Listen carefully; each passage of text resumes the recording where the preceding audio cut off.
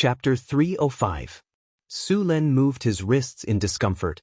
Due to the fact that this form-fitting dress was tailored to fit the body, it was uncomfortable even though he looked dashing in it. Su Len was also dizzy from learning those troublesome aristocratic etiquette. Fortunately, he had gone through some training and could imitate it quite well. However, after seeing the starry eyes of the two half-elf maids, Su Len suddenly felt that this dress was not that unbearable after all. Su Len brought Alex to the door to welcome the messenger of the Florentine kingdom. However, when he saw the graceful figure of the messenger, he was indeed stunned for a moment. What surprised him even more was that the Florentine royal family actually sent a princess as a messenger. They must have prepared a sugar-coated bullet. Beautiful, dignified, noble, and charming. Such a style perfectly interpreted the grace and luxury of a princess.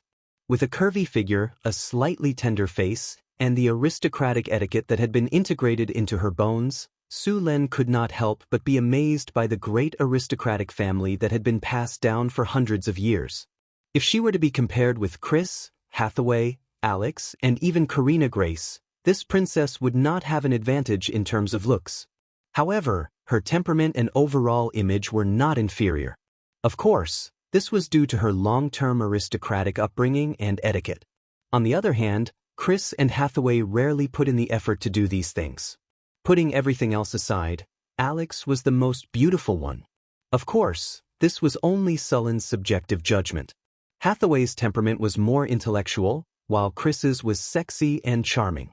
After reciting the aristocratic etiquette in his heart, Su Len stepped forward with a smile and reached out to gently hold Princess Phyllis's delicate little hand. Then, he kissed her hand according to the aristocratic etiquette that he had just learned. "Your Highness, I'm deeply fascinated by your charm." Sullen's elegant and gentlemanly movements were perfect. These etiquette were requested by an etiquette officer he had specially invited. In fact, in Sullen's opinion, these etiquettes were completely superfluous. However, you have no choice but to learn. After all, when the dukedom is officially established, if there are any problems with etiquette, you will become the joke of the entire continent. Country bumpkins and barbarians were already considered good. Su Len didn't want to become a laughingstock, so even if he didn't like it, he could only accept it. Unless one day they were strong enough to ignore these rules, they could only obey. Looking at the maids of the Lord's mansion, they were all looking straight ahead with no expression on their faces. It was all the work of the etiquette officer. Only Hathaway and a few other girls in Northern Town City were not restricted by this. After all, wizards were spellcasters, so they did not need to follow these rules. Wizards were not interested in doing these things. "Mr. Su Len, it's an honor to be welcomed by you," Princess Phyllis said with a smile. "You should know that there are many people in the royal city who idolize you." "Really? That's a great honor." Su Len held Princess Phyllis's little hand and walked into the Lord's mansion together. Bright lights, a spacious hall, elegant crystal chandeliers, delicious food, mellow wine, and beautiful music. Su Len had prepared a grand welcome banquet. The main characters of the banquet were Su Len and Phyllis. Phyllis knew very well why her father sent her to sign the agreement with Su Len. In addition to forming a political alliance, another reason was to form a marriage alliance. An alliance agreement that was as useless as a piece of paper was not enough to make both sides trust each other. The best way to form an alliance, other than sharing common interests, was to form a marriage alliance. At first, Phyllis didn't have much expectations for this political marriage alliance. However, as a princess of the royal family, she had to protect the interests of the royal family. Therefore, although she was very unwilling, she had to obey the arrangement and come to Northtown. In her impression, this remote town in the northern wastelands should be the kind of place where the roads were muddy, there was a foul stench everywhere, the food was coarse and difficult to eat, and the behavior was rough. She could only spend her future in this kind of place. However, to her surprise, after arriving here, she found that Northtown was completely different from what she had imagined. This place was even cleaner and tidier than the capital. Although it wasn't as prosperous as the capital, this place had only been built a year ago. It had only taken a year to develop to such an extent. If it was given a few more years, She felt that it might even surpass the capital. More importantly, her marriage partner was also unexpected. He wasn't the boorish barbarian she had imagined, but rather a handsome gentleman. This made Princess Phyllis, who had been worried that she would be banished, very happy. As a princess, although she could enjoy all kinds of luxurious life that ordinary people couldn't imagine, most of them were used for political marriages. They had no right to choose their own marriage partners. Even if the other party was an old man with one foot in the coffin, they couldn't refuse. Now that she saw Sulen, she felt that she was simply too lucky to have met such a powerful, handsome, and gentlemanly noble. As a princess, she knew her fate. Since she couldn't change it, she would fight for the best conditions. Obviously, she was lucky this time and made the right bet. Such a good resource, she must seize it. If she failed, she would be sent to another place for political marriages. She didn't know what kind of people she would meet. Next time, she wouldn't have such a good opportunity. The lights flickered. Sulen and Phyllis sat in the study and had a simple discussion about the alliance documents. In fact, most of the main conditions had been decided long ago. This time, the discussion was only about some unimportant details. But why was Princess Phyllis's expression so strange? It seemed that she was a little infatuated. Under the light, Phyllis looked at Sulen with stars in her eyes. She also nodded and agreed to the conditions that Sulen had just mentioned. Soon, the agreement was finalized, and Sulen signed it. Phyllis gently put down the file and looked up at Sulen. Her eyes were a little complicated. There was surprise, excitement, and curiosity. On the way here, she had collected a lot of information about the northern wilderness. She had a preliminary estimate about this place. Not everyone could develop the northern wilderness to such an extent. In just over a year, he had developed from nothing to the point where he was about to establish a duchy. It was impossible to predict how far he would go in the future. The agreement is signed. Let's celebrate. While Phyllis was still thinking, Sulen stood up and took out a bottle of top-grade rum from the wine cabinet beside him. He poured it into 2 glasses. The amber liquid swirled back and forth in the glasses. Handing one of the glasses to Phyllis, Sulen raised his slender, white and calloused fingers. He picked up the glass and swirled it a few times under the dim magic light. The rum in the glass was clear and transparent. Under the light, it shone with a mysterious fluorescence. The smell of the wine was strong and fragrant. Then he drank it up. Phyllis picked up the glass with her white, jade-like fingers, but she didn't drink it. She gazed at Sulen with a complicated look.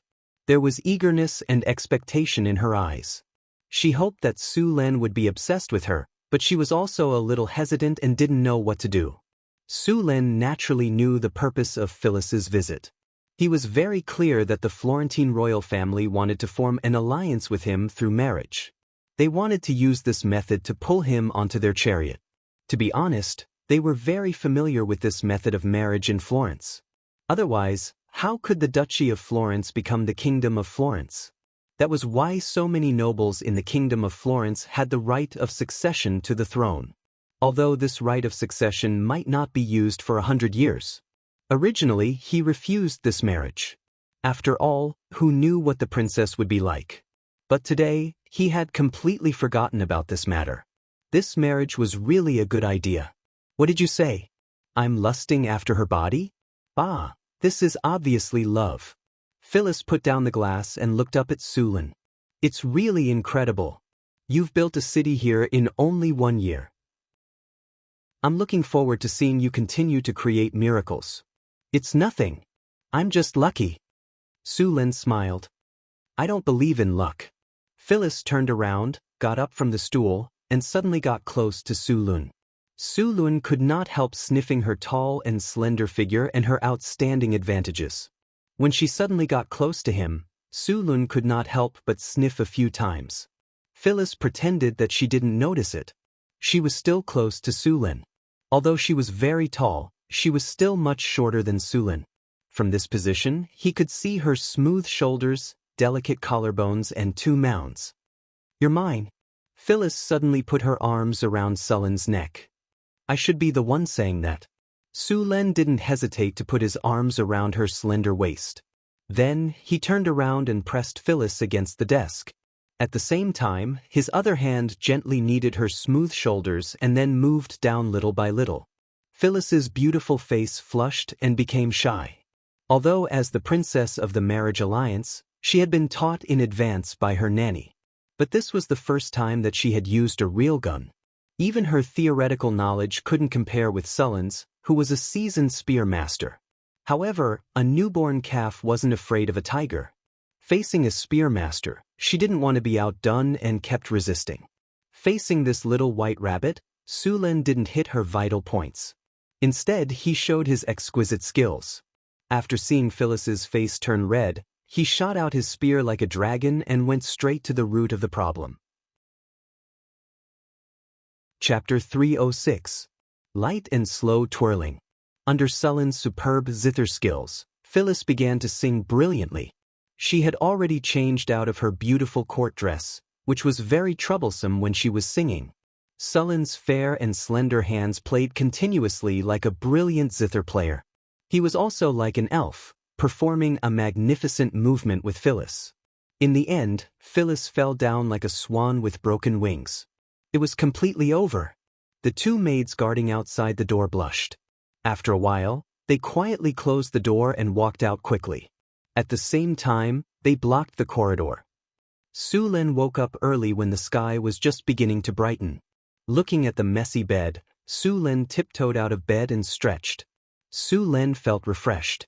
Although he didn't do it, he didn't indulge too much, considering that Phyllis was just an ordinary person. However, Phyllis was different. She was a newborn calf who wanted to challenge the dignity of a tiger. In the end, Sulen whipped her with his spear skills that had already reached the master level. It would take at least 2 days for her to recover. She would just obediently rest on the bed today. As soon as Sulen got out of bed, the bedroom door was pushed open. 2 half-elf maids with dark circles under their eyes walked in resentfully. Angela glanced at Phyllis, who was sleeping soundly on the bed, and then glared at Sulen, looking like a wronged daughter-in-law. As for Anna, she also pouted and didn't say anything. Her expression was obviously saying that she was angry and couldn't be appeased. Looking at the two of them, Sulen smiled in his heart. He then reached out and carried the two of them. "2 little vixens, I'll deal with you tonight." Then he slapped their perky little buttocks and began to wash up and get dressed. After washing up and eating breakfast, Sulen asked the 2 maids to prepare breakfast for Phyllis and wait for her to wake up. Then he directly left the Lord's mansion. After patrolling around the city, Sulen came to Hathaway's lab. At this time, Hathaway's lab had changed a lot. The lab was several times bigger than before.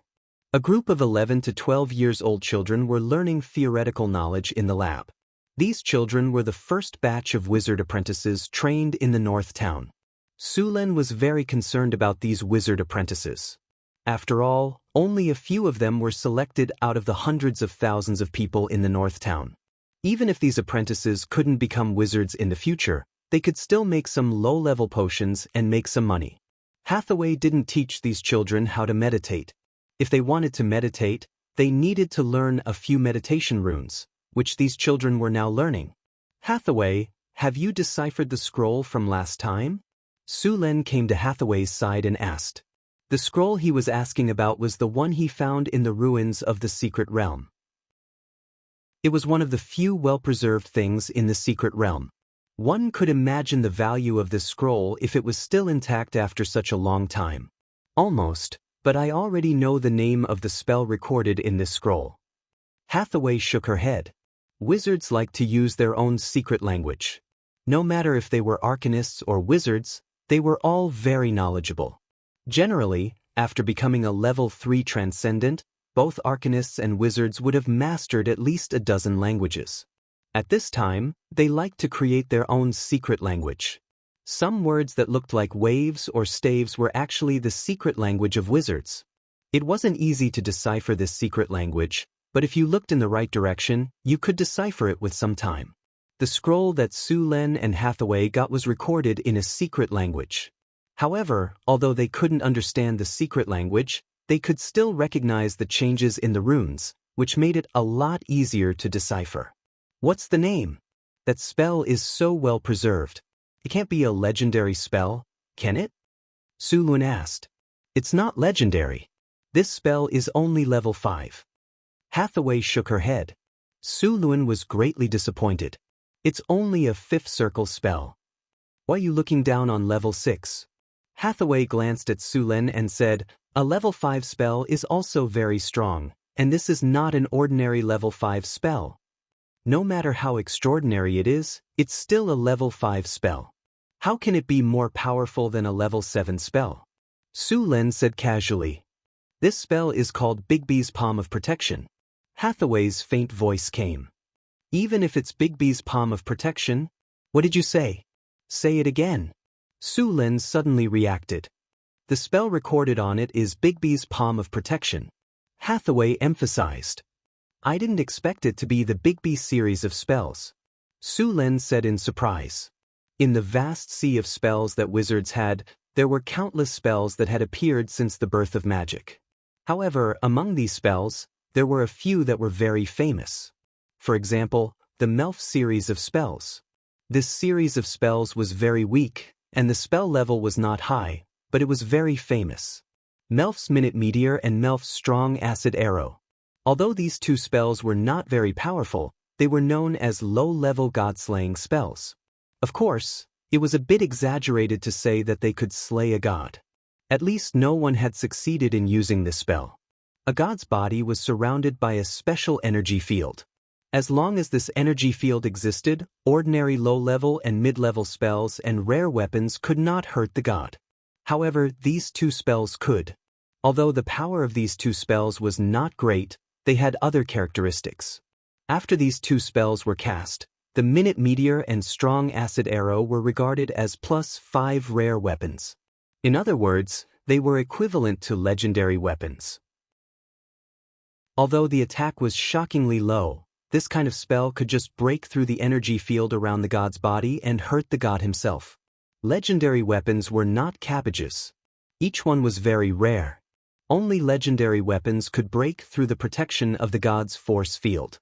In this way, it provided a theoretical possibility that if enough people learned Melf's Minute Meteor, then it was possible to kill the god. Of course, this was only theoretical. After all, it was not easy to find enough people to ambush a god who was alone. Bigby's 5 consecutive palms was also a similar spell, and the Bigby's 5 consecutive palm spells were from the 5th circle to the 9th circle. Bigby's Palm of Protection, Bigby's Flying Palm, Bigby's Capturing Palm, Bigby's Vajra Palm, and Bigby's Crushing Palm. These 5 spells didn't rely on magic resistance when they were judged. Therefore, high magic resistance had no effect in front of these spells. If this set of spells was used well, it could be tried as a close combat mage. Even a legendary warrior would not have any advantage in close combat. When he learned that this spell scroll recorded the Bigby series of spells, Su Lun was overjoyed. This spell was a rare spell, but it was not easy to learn. Su Lun could not learn it at his current wizard level. After a while, Su Lun left here and went to the wizard tower. More than 5,000 workers were working hard at the wizard construction site. After a few months of construction, the underground floors of the wizard tower had been completed. Now they were building the upper floor. Half of the steel and all the obsidian produced in Northern Town during this period of time were invested in the wizard tower. Even Alex, Karina, and Grace were now helping here. A lot of obsidian mined from the underground world needed to be processed. Then these obsidian were fused with stone to mud, and then turned into big blocks with mud to rock. Finally, they needed to cast hardening spells. The whole project was very big. If it were not for the large number of spellcasters in Northern Town, such a wizard tower would take at least a few times more time to build. The steel rods were erected one by one and then wrapped in obsidian. The entire process was done with great familiarity. According to this progress, the main body of the wizard tower would be almost finished by the end of this year to the beginning of next year. However, only the main body was built. It was still far from the completion of the wizard tower. A lot of runes still needed to be engraved in various parts of the wizard tower, and at the same time, energy channels needed to be laid. The most important device of the wizard tower was also the core of the wizard tower, the elemental pool. The operation of the wizard tower was completely dependent on the elemental pool. Only a wizard tower with an elemental pool could be considered a real wizard tower. Those without an elemental pool could only be called a wizard tower at best. In addition to the elemental pool, a wizard tower also needed a tower spirit. Su Lin had already prepared the legendary soul crystal to make a tower spirit, but Hathaway was only a rank 4 wizard. If she wanted to make a legendary tower spirit, only a legendary wizard could do it. Therefore, this soul crystal could only be stored for now. As for asking other legendary wizards to make a tower spirit, this was something very few people would do. This was because if the legendary wizard left a back door when making the tower spirit, he could control the tower spirit at any time. Once the tower spirit was used to control the wizard tower would become someone else's. Therefore, unless it was absolutely necessary, no one would ask others to make a tower spirit. The original owner of the tower spirit in Sullen's secret realm had died thousands of years ago. Even if he left a backdoor program, it would be useless. The tower spirit recorded the soul waves. Everyone's soul waves were different and had a unique frequency. Once a person entered the river Styx or the capital of the death god, their soul would be broken down and only the core of their soul would be left. The soul that had been reassembled was completely different from the previous soul, so this backdoor was completely useless. Even if the original owner's soul was reincarnated, it would not be able to open this backdoor program. Chapter 307. In order to speed up the construction of the wizard tower, Hathaway planned to make some golems to help. She had already learned how to make clay golems, rock golems, and stone golems. She hadn't learned how to make a steel golem because the structure was too complicated.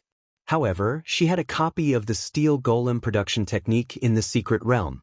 There used to be 5 golem teams in the secret realm, but due to various reasons, they were all destroyed in Sullen's hands. The steel golems in the secret realm were all repaired later. Although Hathaway didn't know how to make steel golems, she could still repair them. That was why there were more than a dozen repaired steel golems in the secret realm. She was planning to craft a rock golem or a gargoyle golem. However, Northern Garrison City didn't have the materials required to craft a golem. Intermediate soul crystals were enough to craft a clay golem, but advanced soul crystals were required to craft a rock golem, obsidian golem, granite golem, and steel golem. Su Lin got a lot of soul crystals from the necromancer he killed last time, but most of them were intermediate soul crystals. They could only be used to make clay golems. He had already used a few advanced soul crystals. If he wanted to get a lot of high-quality soul crystals, the best way was to go to the lower planes. Whether it was the bottomless abyss or the legendary undead world, they all produced high-quality soul crystals. However, they needed to be transported across planes, which Su Lin didn't have the ability to do. If he wanted to get some advanced soul crystals, the best way was to try his luck at trade fairs. Wizards often held secret trade fairs. There were always a lot of good things in these trade fairs. Things that couldn't be sold in normal magic shops would appear in these trade fairs. Su Lin had only heard about them from Hathaway before. Now, he was going to see it for himself. Northern Town City was located in the northern wasteland. This place used to be a gathering place for monsters, so there were no secret trade fairs here. The closest wizard gathering to Northern Town City was near Cult City. Hathaway used to be a wandering wizard. In order to trade for all kinds of magic materials, she had spent some time in these wizard gatherings. Naturally, she knew about these gatherings. Su Lin and Hathaway were going to Cult City to participate in the wizard gathering. Northern Town City also needed to be prepared. After Su Lin and Hathaway left, Su Lin was going to leave Northern Town City to Alex. Karina and Grace would assist him. The army of Northern Town City would all be under Alex's command. If he couldn't make a decision, he would talk to Su Lin or use the communication stone. However, the stone was very expensive and had a limited use, so he had to use it sparingly. It could only be used a limited number of times. After everything was settled, Su Lin and Hathaway left the city in a low-key manner. The two then rode their Pegasus towards Cult City. The Pegasus was not only fast, but it also had the ability to fly. A journey that would normally take a week was completed in a day. The two descended from the sky when they were about 10 miles away from the city. Their target was not the city. Instead, it was a small town outside the city. Most wizards didn't like to live in cities. There were too many people in cities, and they didn't like to be disturbed. There was also the danger of wizards doing experiments. It was not suitable to live in a densely populated area. Therefore, the wizard gathering was held in this small town outside the city. There was a forest outside the town. The whole town was covered in a large concealment circle. From the outside, it looked like this place was shrouded in fog all year round. Normal people would get lost if they went in. If they were lucky, they would find their way out. If they were unlucky, they would be trapped inside and die.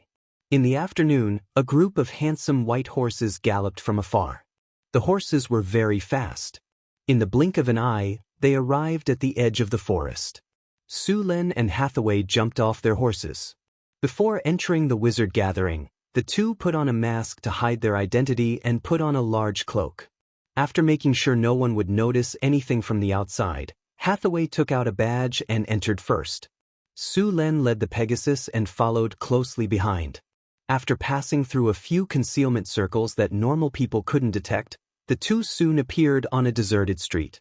Of course, this deserted street was only compared to the bustling city outside. At a glance, there were at least a few hundred wizards on this street. Of course, most of them were wizard apprentices. The width of the street was about 10 meters. There were shops on both sides. Many people wearing wizard robes were going in and out of these shops. There was even a market not far away. It was full of stalls. Sulen followed behind Hathaway. He was now a level 2 wizard, a level 4 wizard. After entering the town, there were some wizards guarding the entrance. After paying some kinnar and telling them the rules of the town, the two entered. Although this town didn't seem to have a large population, the buildings on both sides of the street were 2 to 3 stories high. Not only were there all kinds of shops, but there were also inns and taverns. It could be said that this was a bustling town. First, they found an inn and left the Pegasus there. Then, they began to walk around. The two came to a shop and began to look for things to buy. These shops had a wide range of business. Not only did they sell things, but they also bought all kinds of raw materials.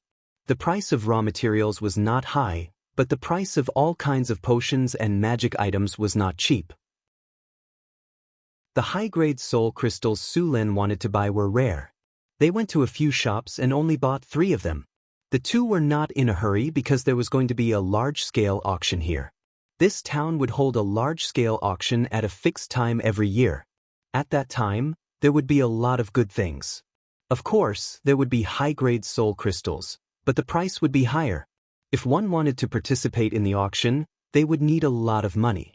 Sulen originally had a lot of kinnar, but now that most of the kinnar had been invested, he didn't have enough kinnar to participate in this large-scale auction. Sulen planned to take out some things to sell. He had a lot of magic crystals in his hands, and these crystals were worth a lot. Soon, the two arrived in front of a shop. This shop was the largest in the area, and there were many wizards coming and going. It seemed to be a good place to sell. They looked up at the sign. The sign said, Blood Rose Alchemy Workshop. Without hesitation, the two walked in. The shop was quite big, about 200 to 300 square meters. There were 4 or 5 wizard apprentices in uniform greeting customers, pointing at the goods on the shelves and introducing them to the customers. As soon as the two walked in, an apprentice came up to them with a big smile and was about to greet them. Stand down. I'll take care of this wizard myself. A wizard was sitting in the corner of the hall, flipping through a scroll. When he heard the noise, he turned his head to look. At first glance, the middle-aged wizard's face changed drastically.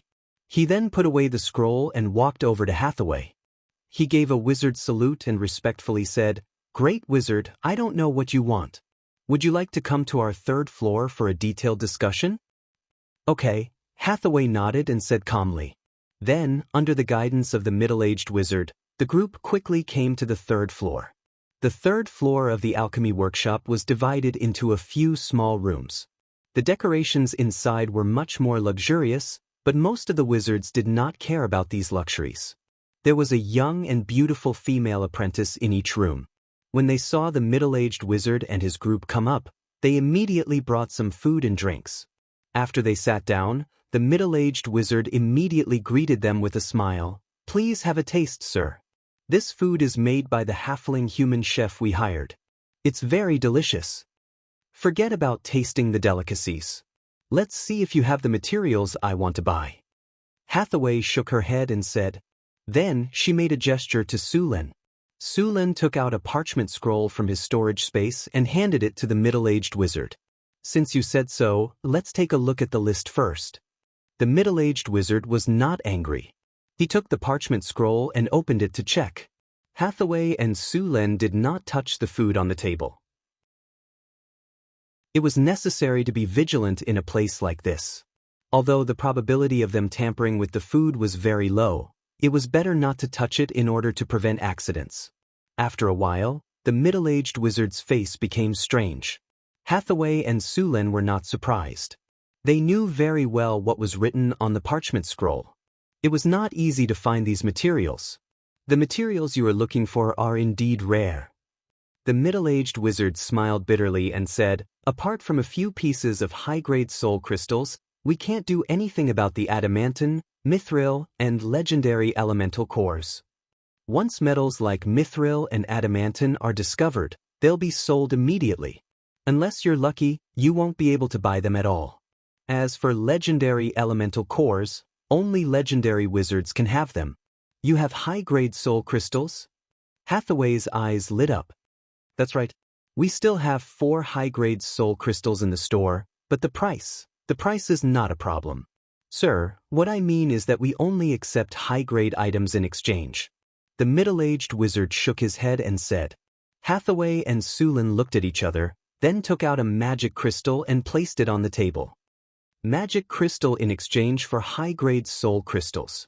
Seeing Hathaway take out the magic crystal, the middle-aged wizard quickly took it and appraised it. After a while, he looked up and said, "Low-grade magic crystal in exchange." Chapter 308. Afterward, the middle-aged wizard put the crystal back and snapped his fingers. A flash of light appeared and disappeared. Moments later, someone knocked on the door of the room.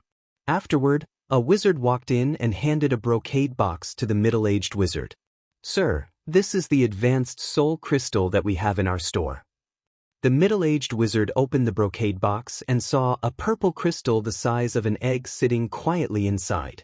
Hathaway reached out and picked up the crystal. Afterward, she began to inspect it.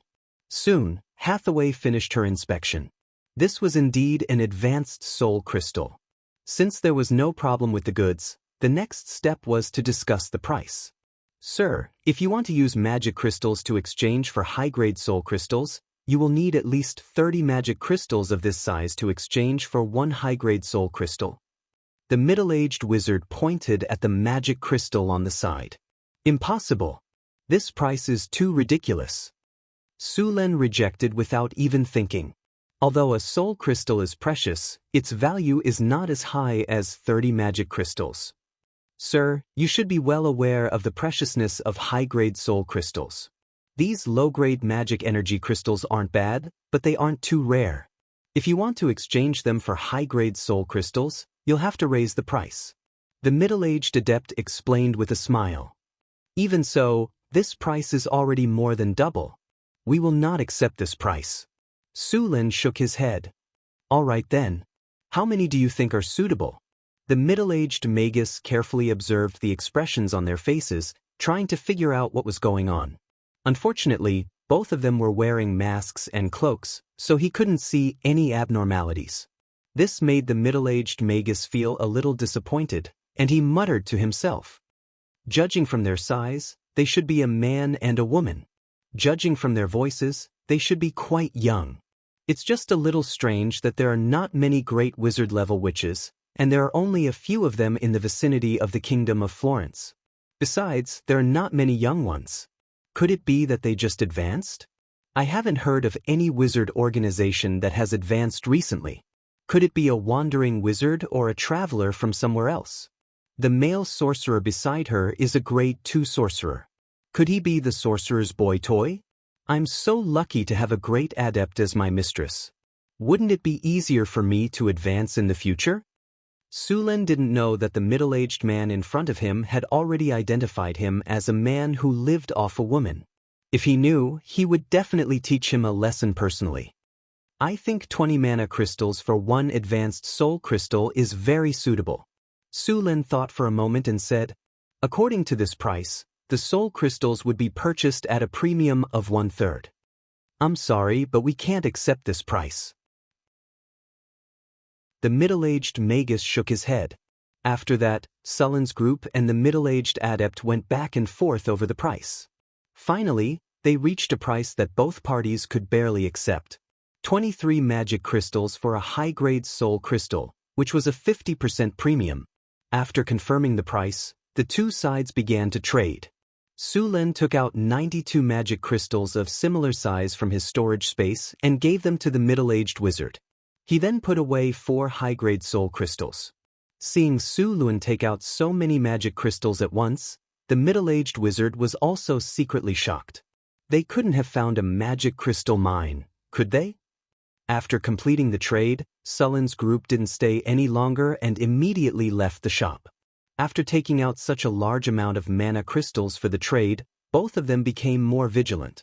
Humans would die in pursuit of wealth, and birds would die in pursuit of food. This was a famous saying in both his previous life and this world. As long as there were enough benefits, he didn't think that no one would dare to do anything to him, a rank 4 great wizard and a rank 2 wizard. Even though the shops here were very trustworthy, if the person who leaked the money was not a member of the nearby Magus organization, it was very likely that he was a wandering Magus or someone who came from another region to explore. He still had to be careful to avoid being tricked. Hence, after completing the trade, the two of them didn't stay any longer. They pretended to continue looking for items while being cautious to see if anyone was spying on them. After making sure that no one was following them, Sulen and Hathaway continued to walk to the other shops. However, what happened next made him very disappointed. After entering a few shops, he couldn't find the materials that Hathaway needed. It wasn't that these shops didn't have anything good. Some of the magic materials that the shops actively recommended were very rare. Hathaway was also tempted, but unfortunately, they didn't have enough to trade. In the Magus world, although Kinnar could be used, many high-grade items couldn't be bought with Kinnar. They could only be exchanged with other materials. Kinnar could only buy some low-grade magic materials and magic items. He still wanted to see if he could exchange the remaining items in his storage space for a legendary elemental core. The most important material in the Arcane Garden was the legendary elemental core. With this, Sulen could start building the Sky Garden. Looks like we can only wait for the auction. After walking around all the shops, the two of them stood at the end of the street and shook their heads helplessly. The auction in the Magus town would be held in 3 days.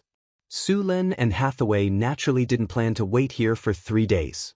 After finding the auction and buying a voucher, Sulen and Hathaway took the Pegasus from the inn and left the Magus town together. The Pegasus' speed was very fast. At about 10 o'clock at night, the two of them would arrive at North Town City.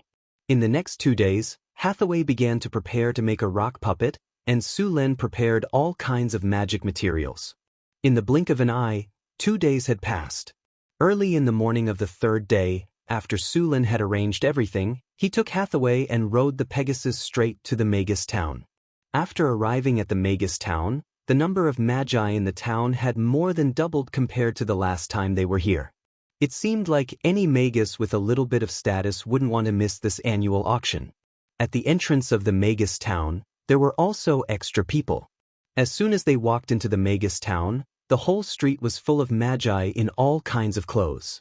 There were many people in strange clothes, and there were even more who wore cloaks like Sulen and Hathaway. The two of them didn't stop outside. After settling the Pegasus in the inn, they directly took the auction voucher and went to the huge castle at the end of the street. In front of the castle's gate, a few magi were buying admission vouchers. There was a layer of water blue light at the gate. Hathaway took out the voucher and injected a little bit of magic into it. A blue light shot out from the voucher, and the water blue light immediately opened up a 2-meter-wide passage. The two of them didn't stop and walked in. As soon as they entered, the energy barrier behind them returned to its original state. After entering the castle, they realized that the castle was bigger than it looked from the outside. The whole hall was more than 1,000 square meters. At the front of the hall, there was a wide platform. At this time, there was nothing on the platform. There were all kinds of tables and chairs neatly arranged in the hall, and there were some magi already sitting on the seats. The magi in this hall were all rank 1 and rank 2 magi. There were about 200 to 300 people in total. On the second floor of the hall, there were individual private rooms. These private rooms were only for advanced magi, and of course, they had to pay more. Under the guidance of a staff member, the two of them came to a private room on the second floor.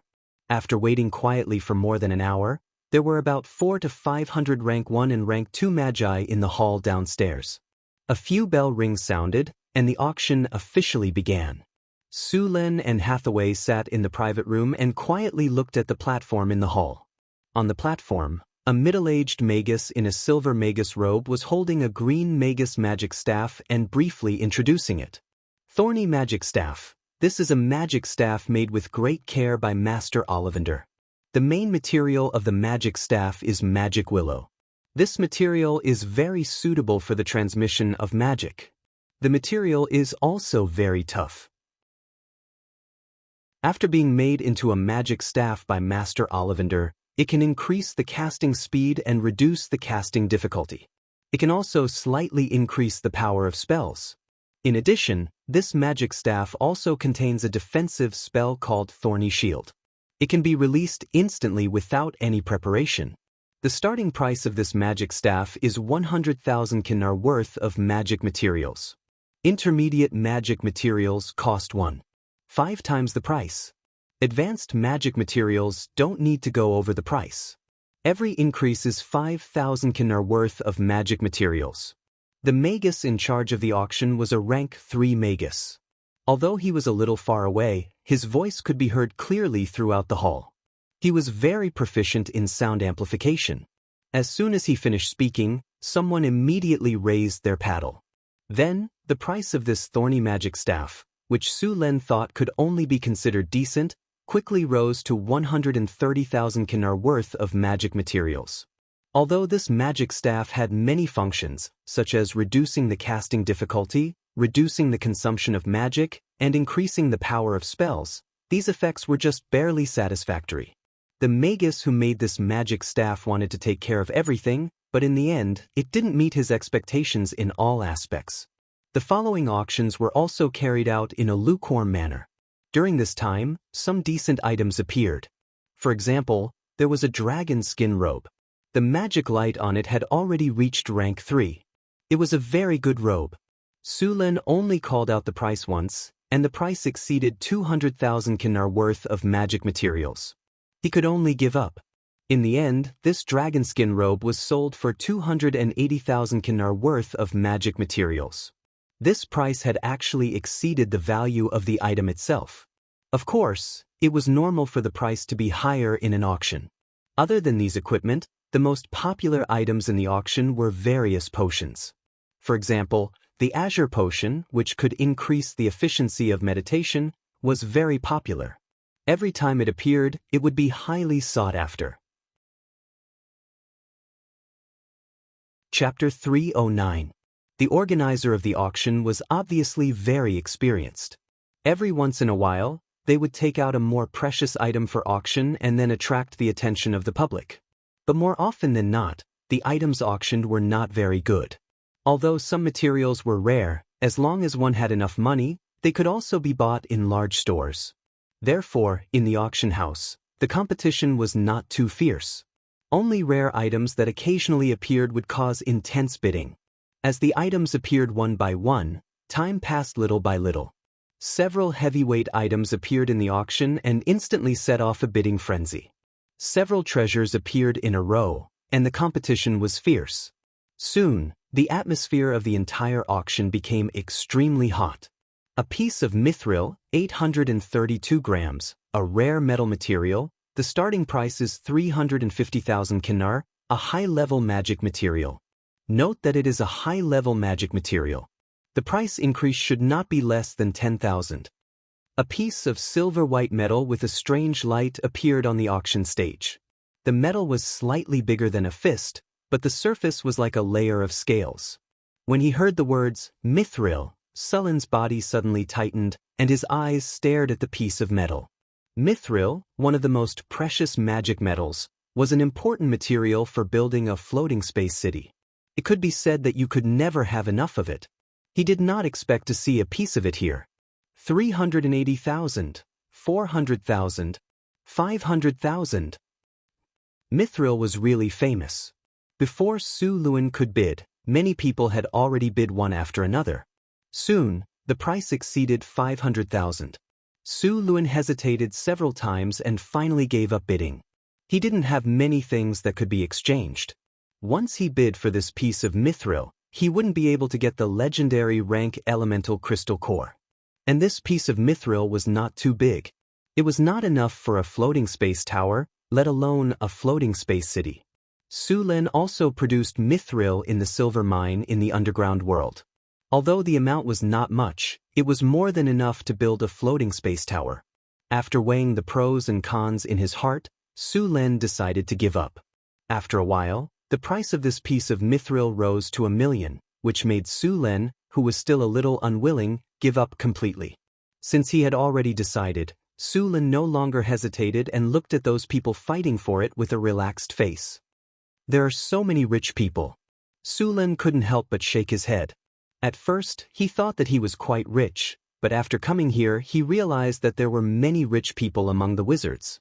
In the end, the price of the mithril rose to 1.23 million kinar worth of high-grade magic material. The auction continued. Except for lunchtime, the auction continued. Finally, at around 4 p.m., the item that Su Luen had been waiting for appeared. A legendary-level earth elemental crystal core in perfect condition. A high-grade magic item or magic material worth 350,000 kinar. Every bid must be increased by at least 10,000. As his voice fell, an earthy yellow elemental core that looked like a crystal ball appeared on the auction stage. 360,000. 380,000. As soon as the voice fell, the crowd couldn't wait to start bidding. This time, Su Luen was not in a hurry to make a bid. He was determined to get this item, so he would let those people fight for it first. When the price was high enough, he would call out a bid. Soon, the price of this elemental crystal core had risen to 950,000. After reaching this price, the number of people participating in the bidding decreased a lot. Finally, when the price reached 1,060,000, several people who were originally following closely behind hesitated and chose to give up. 1,100,000. Su Luen tapped lightly on the crystal mirror in front of him. The mirror flashed a few times and a price was called. 1,120,000. That person seemed to need this item very much, and hesitated for a moment before bidding again.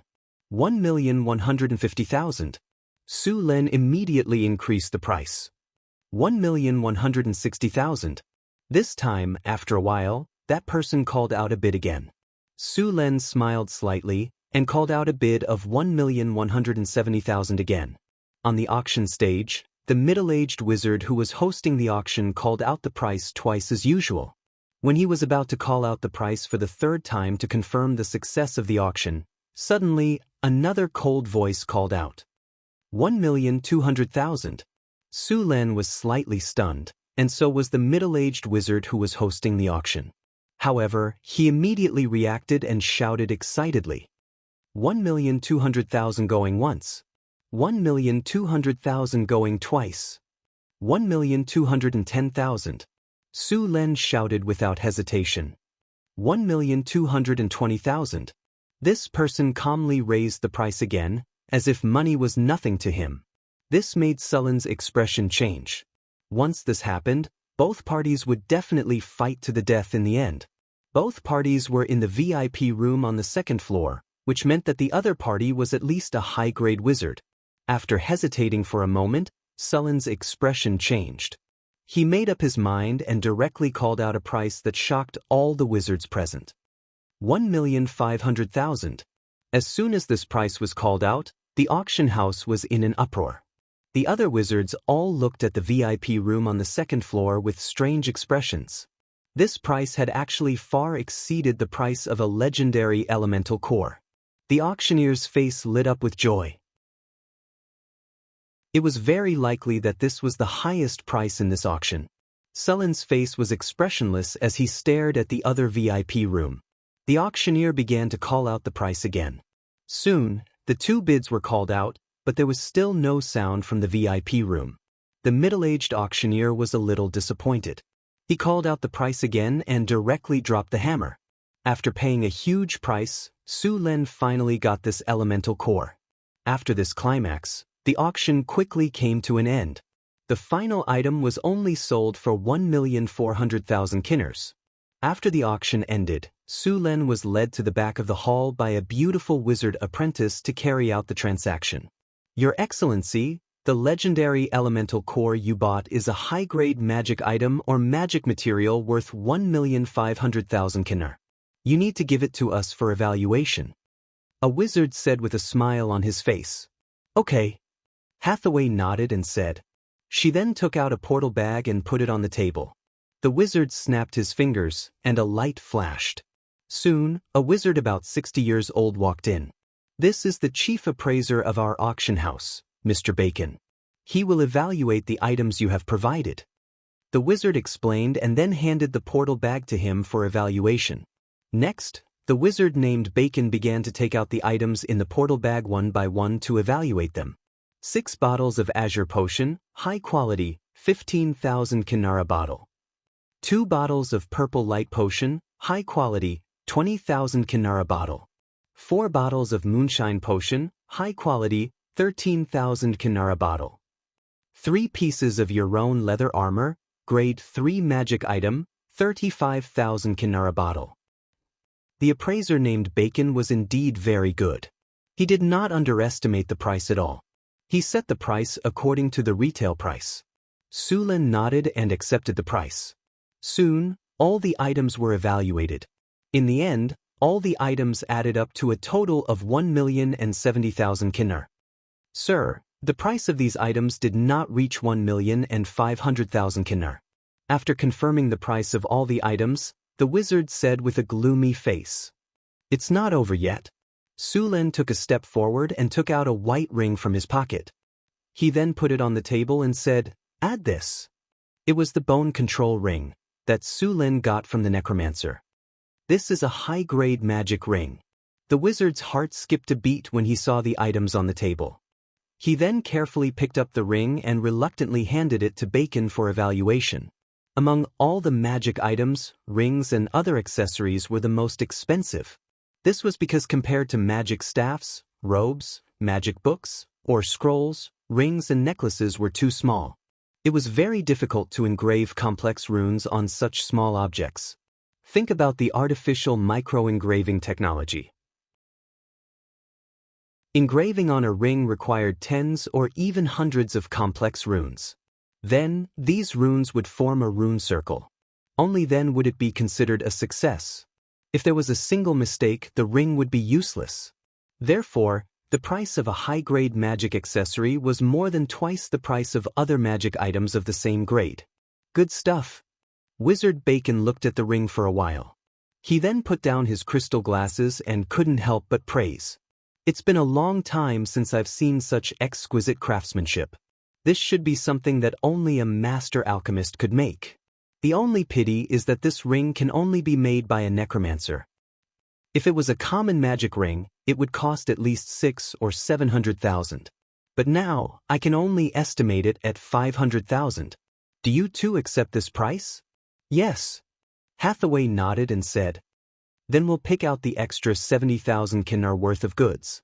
Also, this legendary earth elemental crystal core is yours. The wizard on the side said. You don't have to pick out the stuff. Just exchange it for 70,000 kinar worth of materials. Hathaway said as she took the legendary earth elemental crystal core and inspected it. That works too. What materials do you need? The wizard asked with a face full of joy. It's all on this list. Hathaway handed over a list of materials that were not available in the northern town. The auction had just ended, and they had collected a large amount of magic materials. The materials on the list were not too rare, so it didn't take long for them to collect all of them. After checking all kinds of goods, both sides were very satisfied. Sulen and Hathaway took the things and left the auction house. They didn't stay for long. They went back to the inn and left the wizard town with the Pegasus. Chapter 310. The two left the wizard town and stopped hiding. Sulen got on the horse and carried Hathaway in his arms. He rode the Pegasus and soared into the sky. The Pegasus neighed and galloped forward. Damn it, that's a Pegasus. Why do they have such a thing? Chase them? What's there to chase? Do you think you can catch up with a Pegasus? Just as Sulen and Vivian left quickly on the Pegasus, 3 people in black wizard robes suddenly ran out from the woods below and looked at the figures disappearing into the sky. Sulen didn't know that there were a few wizards ambushing him. Even if he knew, he wouldn't care. According to the speed of the Pegasus, the wizard's flying spells were far from being able to catch up with it. Unless they had flying magic items, such as magic carpets or airships. Flying items were not common in this world because wizards preferred to use teleportation spells instead of flying slowly when traveling long distances. The Pegasus carried the 2 of them across the sky like a shooting star. Finally, 2 hours later, they arrived at the northern town city. Letting the Pegasus rest and play by itself, Sulen excitedly carried Hathaway back to the bedroom in the Lord's castle. Then, he pulled Phyllis and the 2 little maids over to play a Russian roulette game. Early the next morning, Sulen got up feeling refreshed. Although it cost a lot to attend the auction this time, he got all the things he wanted and bought them. In addition to the elemental crystal cores to build the arcane garden, he also got 7 advanced soul crystals. Hathaway planned to build 2 gargoyle magic statues with these soul crystals, and the rest was to build the iron magic statue. The gargoyle magic statue belonged to the advanced rock magic statue. Its craftsmanship was higher than the previous rock magic statue. These gargoyle magic statues could also fly. Although their strength was slightly inferior to the rock magic statue, it was already very exaggerated compared to humans. The gargoyle statue was made entirely of obsidian. Although the cost of manufacturing such a statue was several times higher than that of a rock statue, its physical defense and magical defense were much higher. Whether it was used for combat or carrying bricks, it was a good choice. The wizard tower was over 100 meters tall. With these 2 gargoyles, the speed of transporting materials was much faster. In fact, normal wizard towers didn't need to be this tall, but Sulen wanted to build a floating city. As the control center of the floating city, a wizard tower had to be tall enough. Hathaway picked out 2 batches of the best obsidian and sent them to her laboratory.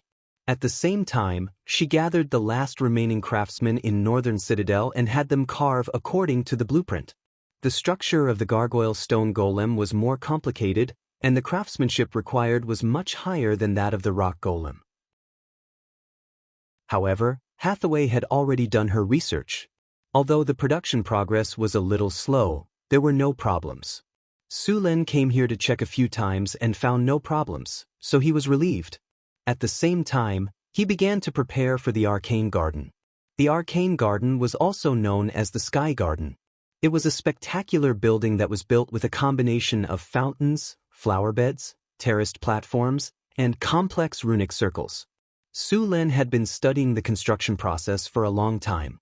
This building required a large amount of pure white marble and granite. Fortunately, there were enough rocks in the Sierra de Lotus. He just had to let the workers dig. In addition to the marble and granite, the arcane garden also required a lot of magic crystals. Magic crystals were used to make energy channels. There were not many magic crystals left in Northern Citadel after the trade between the Arcane Mirror and the Wizard Town. They would have to wait for the Crystal Beast's magic crystals to mature next month. The fountains in the garden were even easier to make. Sullen's Earth Spring was too easy to make. There were a lot of runic circles in the Arcane Garden, and they needed to be made slowly. The only way to build the arcane garden was to use earth elemental crystal cores.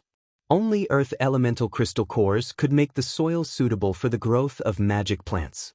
Other fire, water, and wind elements were not suitable.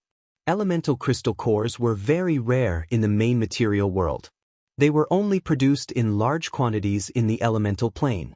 Intermediate and low-level elemental crystal cores could be obtained by killing giant wind elementals. However, not every elemental creature could drop an elemental crystal core. In the 4 major elemental planes, the giant elemental creatures could only be regarded as small fish, and the elemental elders were the mini-bosses. The more powerful ones were the demigod-level elemental jinns like the wind jinn. The wishing spell in the sorcerers was to summon the elemental jinn and then fulfill it. There were also 4 elemental gods living in the depths of the elemental plane. They were the real big bosses. Before the era of the Arcane Empire, the demons of the bottomless abyss wanted to conquer the multiverse. As a result, as soon as they came out of the abyss, they bumped into the oldest elemental gods. Then, these elemental gods brought a large number of elemental creatures and directly smashed the demon army. No one knew how many elemental creatures there were in the elemental plane. It was said that after elemental creatures died in other planes, they would be resurrected in the elemental plane. However, their past memories would certainly not be retained. Unless they were at the level of the elemental elders, they would not have any memories. Sulen took the earth elemental crystal core and studied it. It was a piece of earthy yellow crystal. The core was not circular. Its surface had many flat surfaces, and the overall appearance was close to a circle. This thing had many uses.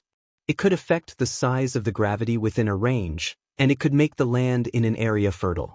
At the same time, the energy consumed in the earth elemental crystal core would slowly be absorbed from the surrounding air. In theory, as long as the consumption was not excessive, the energy of this earth elemental crystal core would not be exhausted. In the future, if he wanted to build a floating space city, he must use earth elemental crystal cores above the legendary level to create gravity for the floating space city. This way, after the floating space city entered the astral plane, the things inside would not float up. In addition to gravity, the floating space city would face many other difficulties, such as air circulation, water circulation, and other basic problems. However, it was still early to study these. After all, even the problem of the floating space city's energy core had not been solved. Even if the other problems were solved, it would be useless. Sulen was not in a hurry to build the arcane garden. The 3rd phase of North Town City's construction was not over yet, and he could not transfer too many people for the time being. Even if he wanted to build the arcane garden, he would have to wait until the 3rd phase of the construction was completed. He could only ask people to prepare the materials in advance while he led people to speed up the construction at the construction site. The 3rd wall of North Town City was a huge project. Sulen was now very envious of the strength of the temples. These churches that came to North Town City each had more than 10 spellcasters. With so many spellcasters casting mud to rock, the construction speed could not be faster.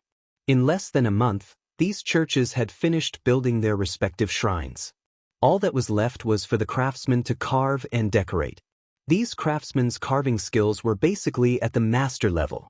Although the shrines had different styles, they all revealed a lofty and dignified aura. As for asking the spellcasters of these churches to help build the city walls, Sulen did not have that much influence. Moreover, this method would easily make the priests angry. Building temples was to serve the gods. This was fine, but what was the point of building a city wall?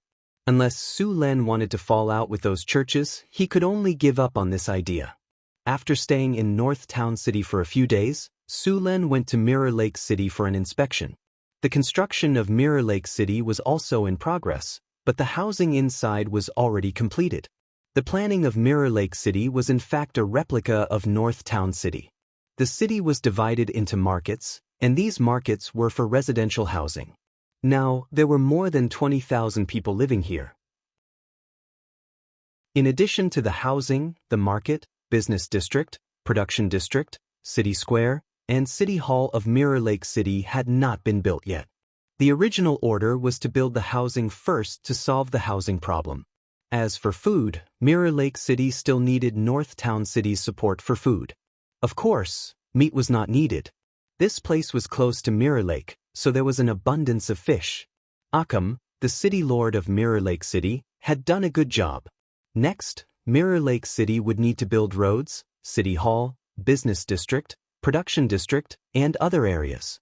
At the same time, they would need to cultivate more land outside the city. Mirror Lake City needed to feed itself as soon as possible. Su Lin did not develop Mirror Lake City to create a burden for himself. There were still many kobolds, gnomes, gnolls, and other monsters around Mirror Lake City, so the army would clear them out every day. At the same time, they would capture the slaves to build the city. Compared to North Town City, Occam was much crueler to the monsters. Some monster slaves died almost every day.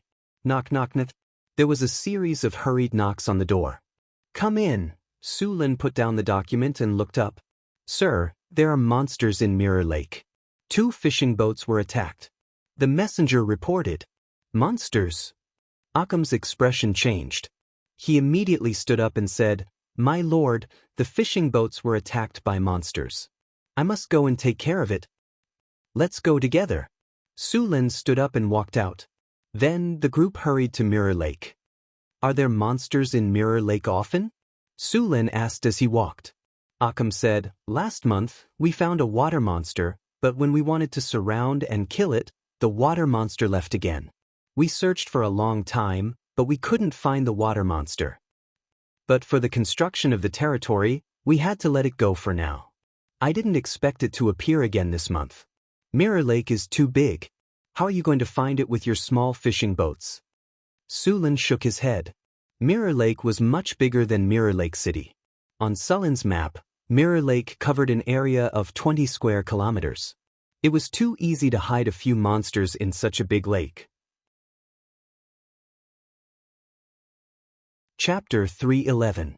Mirror Lake was located in the south of Mirror Lake City. The water was clear and there were plenty of fish. It was one of the most important sources of food for Mirror Lake City. Su Lin and Occam soon arrived at the dock. The dock wasn't big. The ground was wet. Many workers were moving the fish. The air was filled with the smell of fish.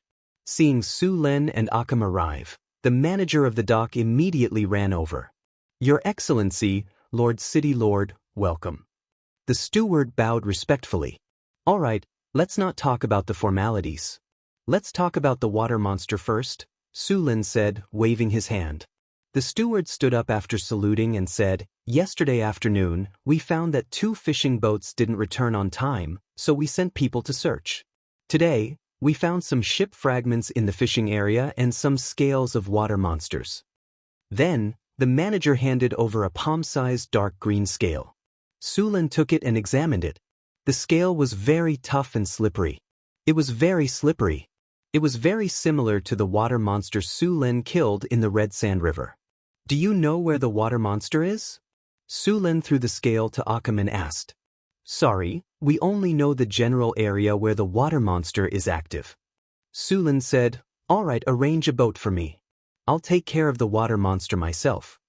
Because the water monster lived in a special environment, it was very difficult to rely on a large number of people to besiege it. If there were too many people, it would directly dive into the water. Judging from the habits of this water monster and its preference for sneak attacks, it would definitely not come out if there were too many people. In the Mirror Lake City, only Su Lin had the confidence to kill the water monster alone. My lord, it's too dangerous. Let me go. Occam stopped Su Lin. All right, it's just a water monster. It's not my match. I haven't been active for a while. Su Lin patted his shoulder and said firmly. Then please let me go with you, Occam said after seeing that he couldn't stop Su Lin. I agree. Hurry up and prepare the ship. Su Lin waved his hand. Occam's strength was at the rank 3 transcendent realm. Even if he encountered a water monster on water, he would still have the strength to protect himself. Furthermore, he would need someone who could sail the boat to help him. Soon, the boat was ready. It was a small sailboat, 6 meters long and 3 meters wide. It only needed 3 to 5 people to operate. It was a fishing boat used by Mirror Lake City to catch and transport fish.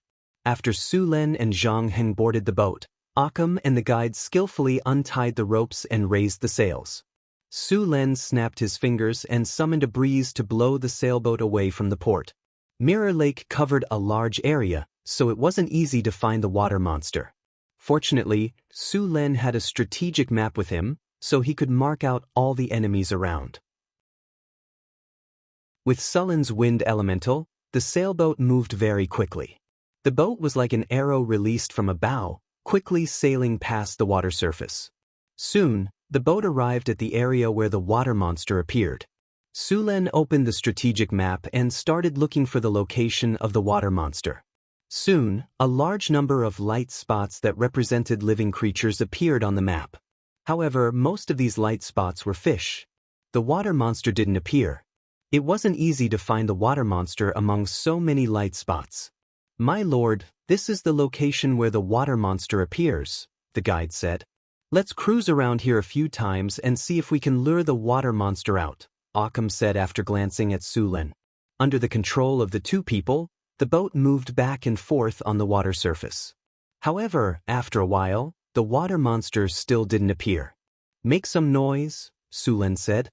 Su Luen said, and Occam nodded. Then he and the guide began to beat the water surface to make sounds.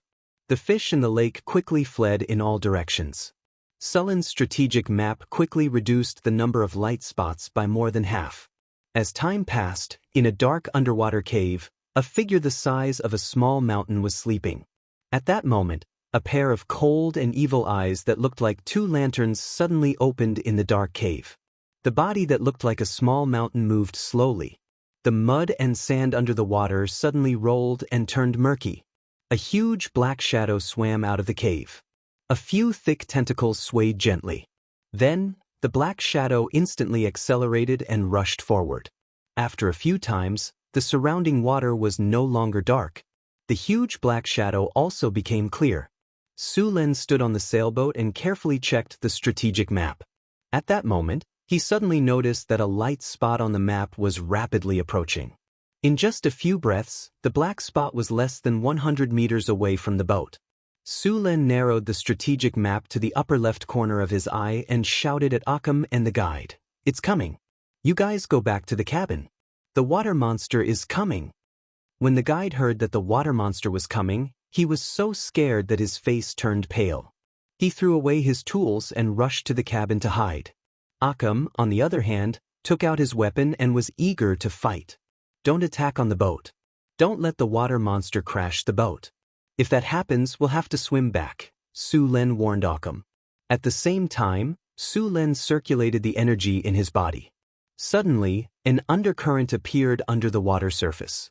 Then, the undercurrent suddenly exploded and pushed the water monster that couldn't dodge in time out of the water surface. A water monster that was more than 10 meters tall, like a small mountain, appeared on the surface of the water. The body of the water monster was similar to a human and had 4 limbs like a human. However, the front of the limbs was something like a fish's fin. There were also 8 octopus-like tentacles on the back of the water monster. Its body was covered in a layer of dark green scales. Roar! A sharp roar was heard. Su Len suddenly felt a wave of soul fluctuation. A soul thorn formed completely by soul power rushed towards Su Len. The soul ring on Sullen's hand flashed with a white light, and an energy barrier appeared in front of him. After the soul thorn hit the barrier, circles of ripples appeared and then disappeared.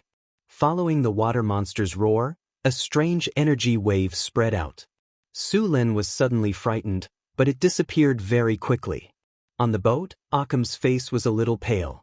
However, his eyes were still firm and fearless when he looked at the water monster.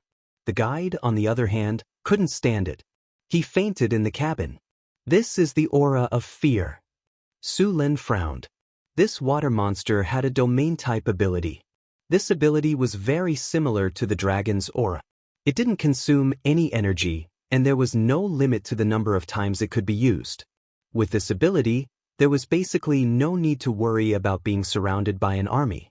As long as the aura of fear was activated, Those who weren't strong enough and didn't have a strong will wouldn't even have the courage to face it. Of course, this water monster's aura of fear was a little weaker than an adult dragon's aura. However, it was enough to deal with ordinary people. A legendary-level water monster.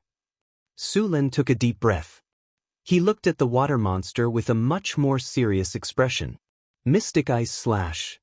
The purple dragon halberd suddenly appeared in his hand. In the next second, 3 cold ice blades flew out from his weapon. Wherever the ice blades passed, the water instantly froze. In the blink of an eye, they were in front of the water monster. The tentacles on the back of the water monster waved. A powerful water column suddenly appeared and hit the 3 ice blades. The ice blades collided with the water column and were frozen into ice pillars. Water walking. Underwater breathing. 2 beams of light flashed past Sulen's body. After using water breathing, Sulen directly jumped off the ship and rushed toward the water monster. Roar. A sharp roar sounded.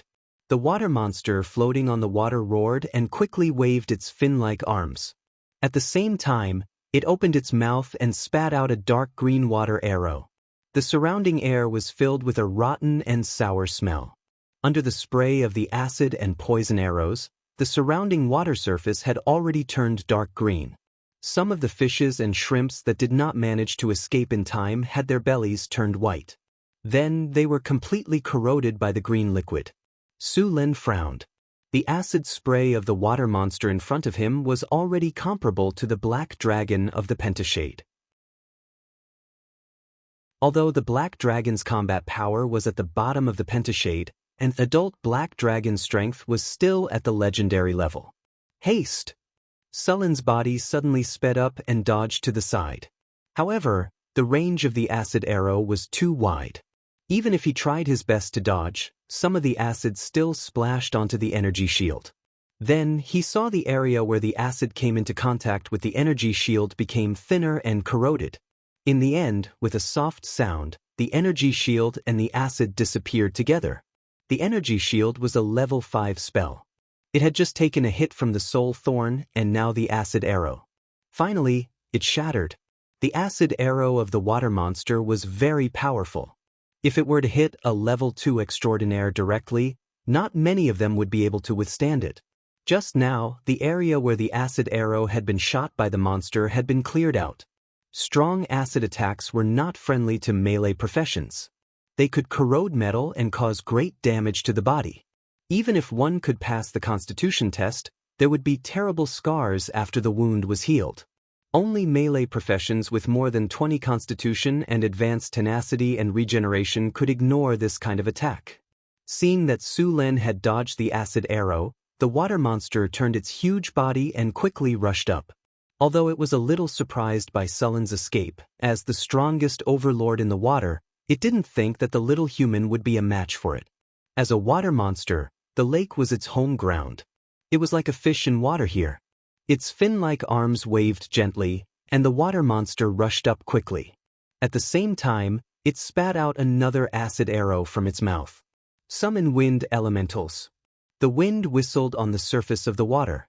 2 large wind elementals that were 5 or 6 meters tall appeared on the surface of the water.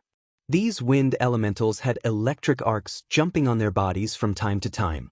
As soon as they appeared, they rushed up under Sulen's command.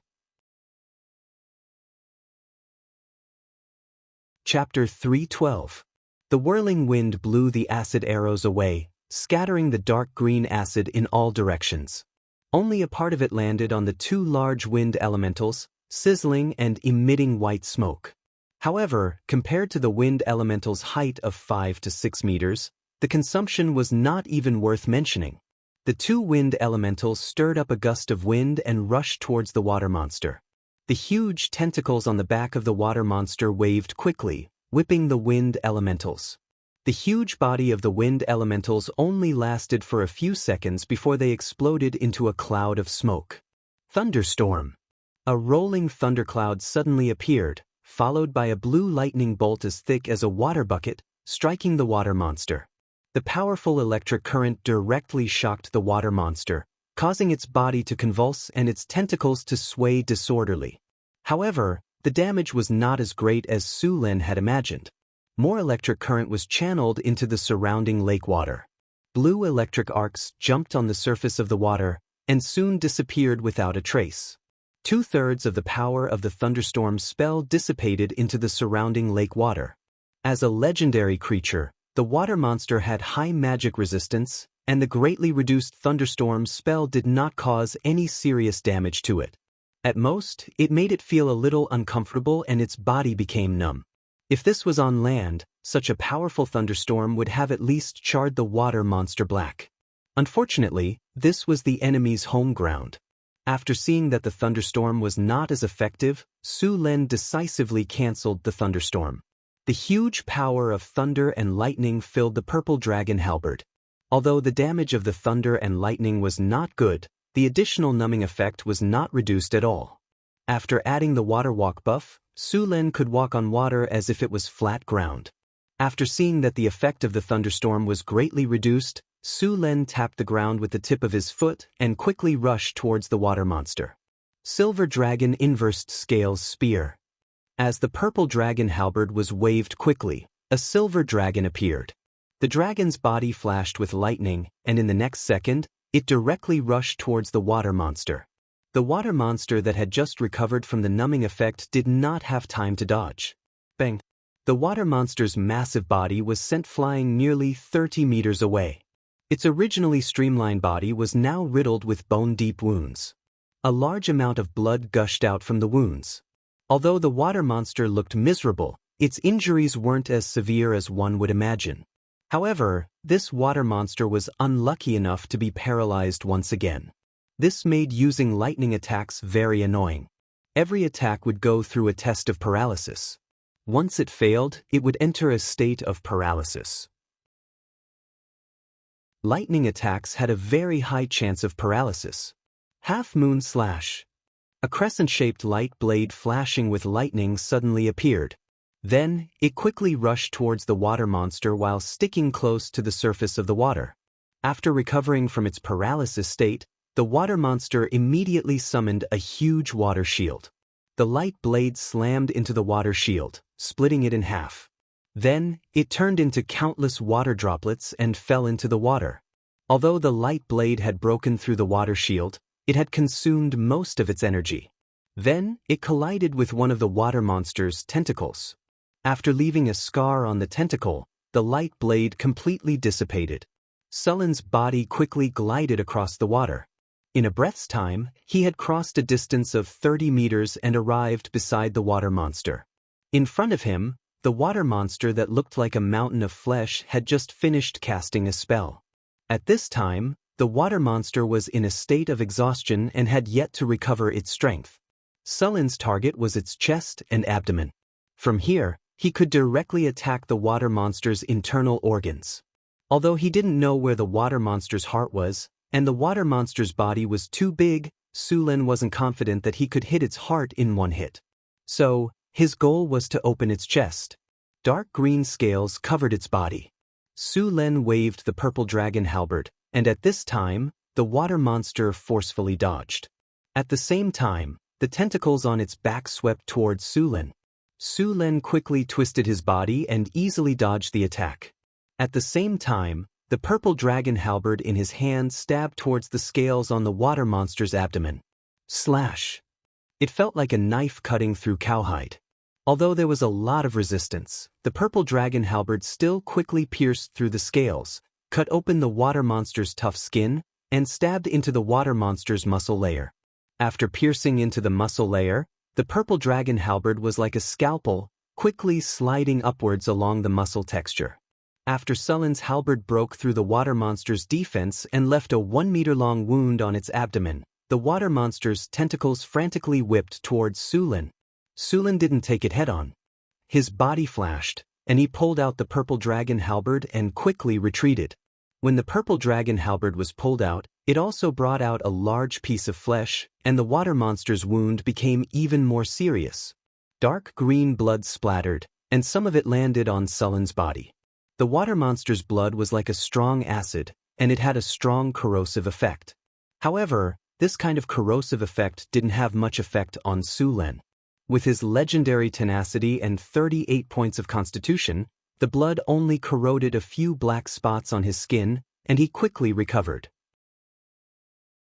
After dodging the water monster's swipe again, Sullen's purple dragon halberd drew an arc in the air, and then swept towards the water monster again. Flurry! The purple dragon halberd instantly split into countless afterimages, and these afterimages all pierced towards the water monster. Dark green flowers bloomed on the water monster's body, and for a moment, the water monster's body was covered in wounds. The intense pain caused the water monster to constantly hiss, and its sharp roars caused Sullen's ears to tingle slightly. It had to be said that the difference in size in a battle was very obvious. Sullen's attack on this water monster was like stabbing an adult with a needle. Although the wounds were bleeding and painful, the damage was not enough to kill it. Faced with the storm-like attacks, the water monster's eyes turned red. The intense pain made it even crazier, and the 8 tentacles behind it attacked wildly. Faced with the water monster's counterattack, Sullen's purple dragon halberd constantly blocked, and his body twisted to dodge, but he was still hit a few times. Fortunately, he reacted quickly, and was not caught by the water monster's tentacles. Faced with the water monster that seemed to have 8 arms, Sullen was also a little tired. Who told him to only have 2 arms? With so many arms attacking at once, this was cheating, ambushing, and not caring about martial arts ethics at all. Thunder Domain. Powerful thunder energy quickly surged out from Sullen's body, and his body was covered in a layer of jumping thunder and lightning. The purple dragon halberd was completely covered in thunder and lightning, as if it was a weapon made of countless thunder and lightning. After activating the thunder domain, a 30-meter area around Sullen was completely covered in thunder and lightning. Within this area, except for Sullen, all the enemies would be attacked by the thunder and lightning in the air every second. Every thunder and lightning attack would cause some damage, and they would also be paralyzed. However, above the water, a lot of the thunder and lightning energy was dispersed into the lake, so Sullen's energy consumption increased by several times. Although the power did not decrease, the duration was reduced by half. After noticing the situation, Sullen did not delay, and rushed toward the water monster again. The water monster, who was already in a rage, did not show any weakness. It roared, and the sharp cry shook the lake, causing ripples to appear everywhere. A powerful soul force appeared again, and then rushed toward Sullen fiercely. Roar! Sullen did not show any weakness. His eyes were red, and the energy in his body flowed, and then quickly gathered at his throat. In the next second, a loud roar came from his mouth, louder than the water monster's. The sound was like thunder, and it instantly exploded in his ears. The water around Sullen was splashed by the sound in an instant. War Roar, as an ability carried by Sullen's divine power, was also very powerful, and it was even faster than Soul Thorn when it was used. The thunderous sound rang in the water monster's ears. At such a close distance, the water monster, who was not mentally prepared, was instantly stunned by the sound. It felt as if there were 500 bees flying in its ears, and its mind turned into a pile of paste at this moment. The soul thorn that it released was also affected, and its power was greatly reduced.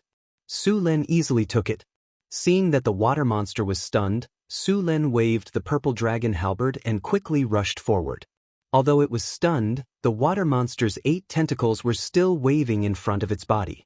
Seeing this, Sullen's purple dragon halberd flashed up and down, and the purple dragon halberd flashed with lightning quickly across the tentacles. The sharp purple dragon halberd continuously slashed across the same spot on the tentacle. In just a few slashes, a tentacle that was 7 to 8 meters long and half a meter thick was cut in half by Sullen. Dark green blood spurted out. The intense pain caused the water monster to recover from the dizziness, and the remaining 7 tentacles swept over from all directions. Thunderstorm. Powerful lightning fell from the sky and fiercely struck the water monster. Although the damage was not high, the additional paralysis effect appeared again. Sullen did not care and madly attacked one of the tentacles. In the blink of an eye, the other tentacle of the water monster was cut in half by Sullen. After 2 tentacles were cut in half, the water monster's attack power was reduced by a level. Facing the attacks of the remaining 6 tentacles, Su Len was not exhausted. Acid spit. Seeing that Su Len was tangling with the tentacles and was beginning to gain the upper hand, the water monster once again spat acid at Su Len. However, Su Len, who had activated his thunder domain, did not dodge this time. The distance was too close, and the water monster's acid had a wide range. The effect of dodging was not good. Dazzling lightning exploded from Sullen's body, and the powerful electric current formed a lightning screen in the air. The dark green acid and the lightning screen collided. Lightning flashed, and the acid churned, and then suddenly exploded. A large amount of lightning power exploded in an instant. Su Len only felt a sense of emptiness in his body. This was an illusion caused by a large amount of energy consumption. Before he could let out a sigh of relief, the 6 tentacles once again swung over. Sullen's purple dragon halberd swept out and directly cut one of the tentacles. Then, his body dodged the tentacle behind it, and the tip of his foot kicked off the tentacle, and his body sped up again. Chapter 3:13. Cold Poison Purgatory. A dark green liquid suddenly appeared in front of Su Len. In the blink of an eye, he was surrounded by the dark green liquid. The venom was highly corrosive and had an extremely low temperature. Su Len was charging forward at this time. He could not leverage himself in midair and was hit in an instant. The cold was followed by pain. Sullen's body was frozen in an instant. The venom and corrosive power were constantly trying to destroy Sullen's body. However, as soon as they entered Sullen's body, they were directly destroyed by the lightning power in his body. The water monster paid a great price and finally killed Su Len. The few remaining tentacles rolled up the dark green ice around Su Len, preparing to kill Su Len completely. Crack! At this moment, the sound of ice breaking came from the ice.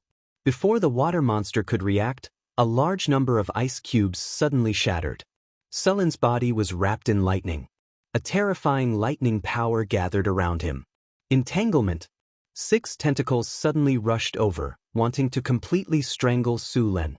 However, as soon as they came within 3 meters of Su Len, the explosive lightning power paralyzed all the tentacles. Lightning flashed all over the sky. Sullen's figure flashed like a bolt of lightning and instantly broke through the encirclement of the 6 tentacles.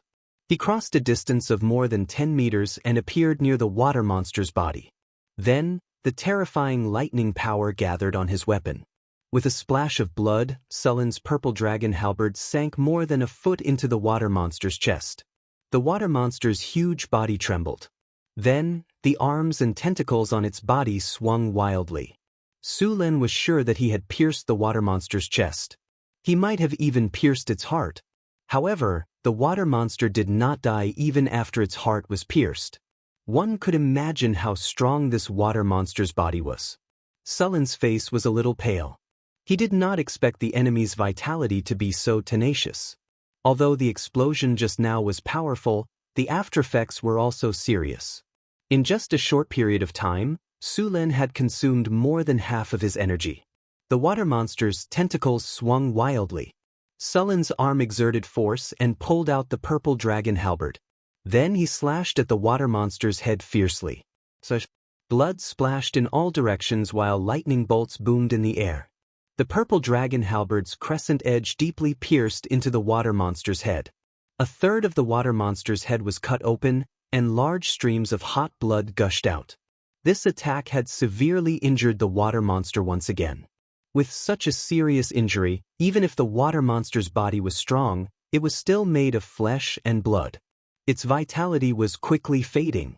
The tentacles that were wrapped around Sullen's body loosened weakly.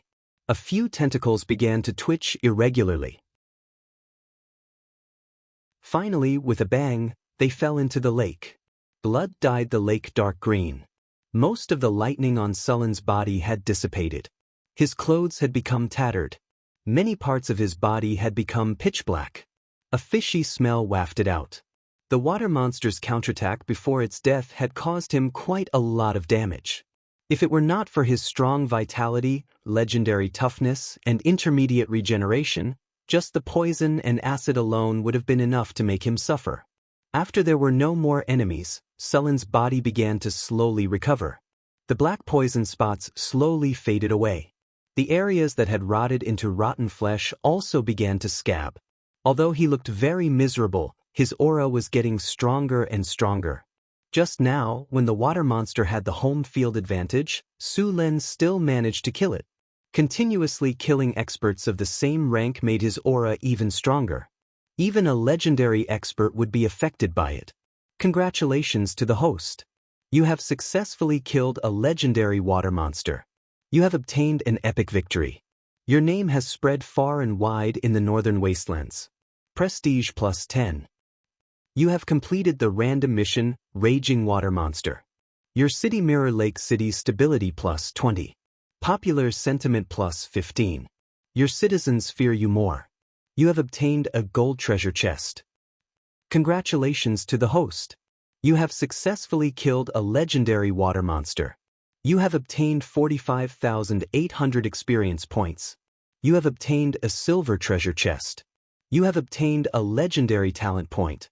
You have obtained the item, Spring of Vitality, *1. Ding! The host has killed 3 legendary experts. Congratulations to the host for obtaining the title, Legendary Slaughterer. Legendary Slaughterer, special title. Acquisition requirements, automatically obtained after killing 3 or more legendary experts. Wearing this title can increase the host's deterrence. During transactions and negotiations, the host can obtain better conditions. Damage to legendary enemies plus 1. There is a chance of enraging the enemy. Ding!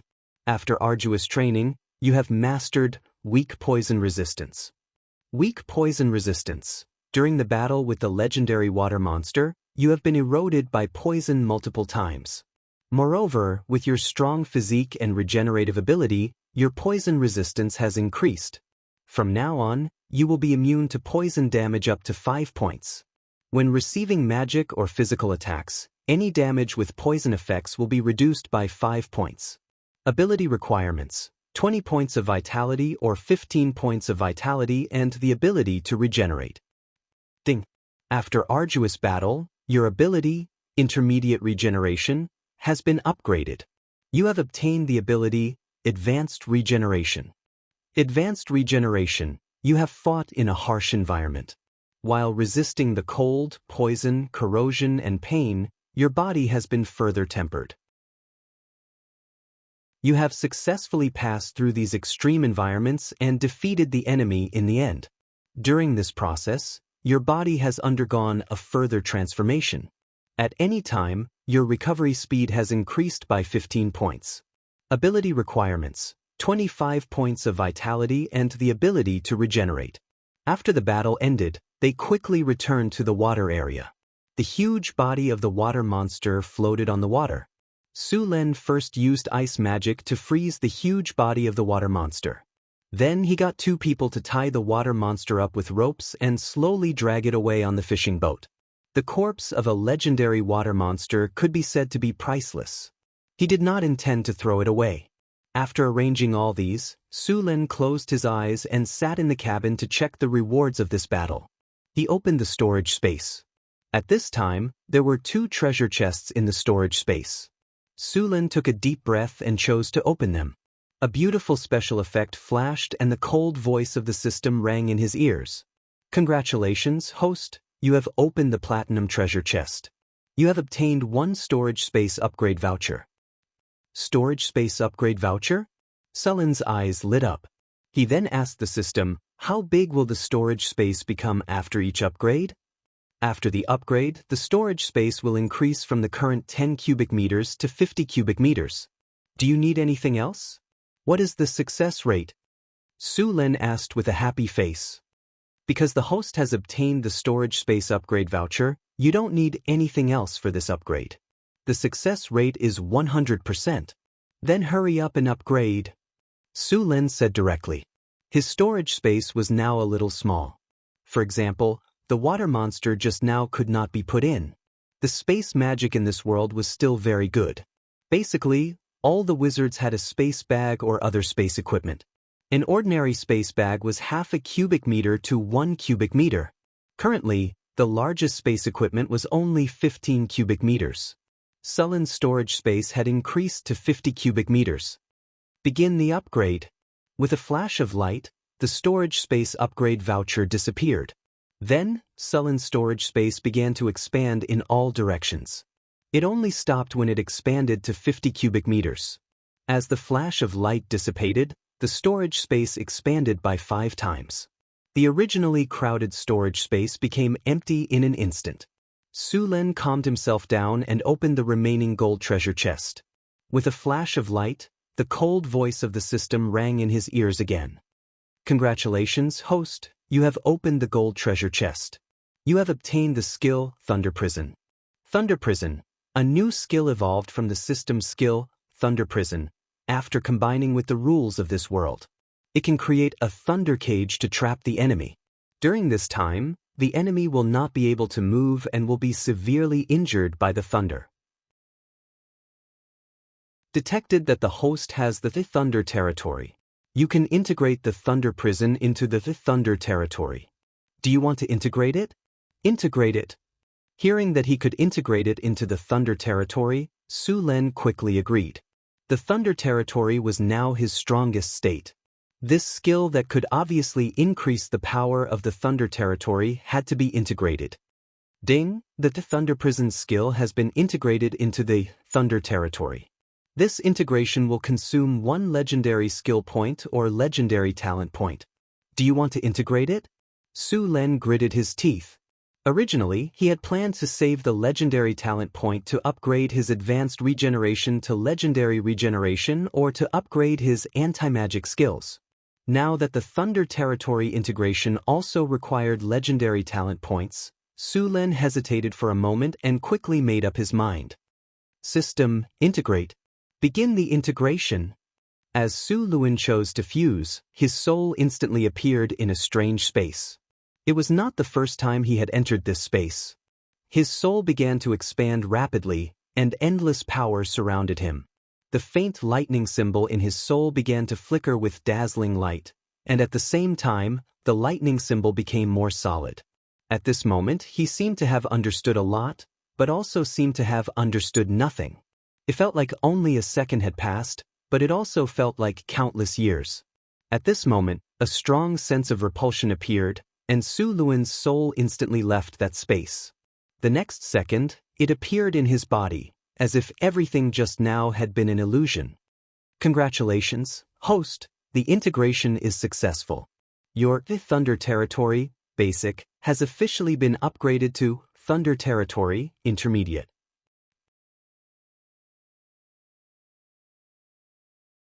Chapter 3:14.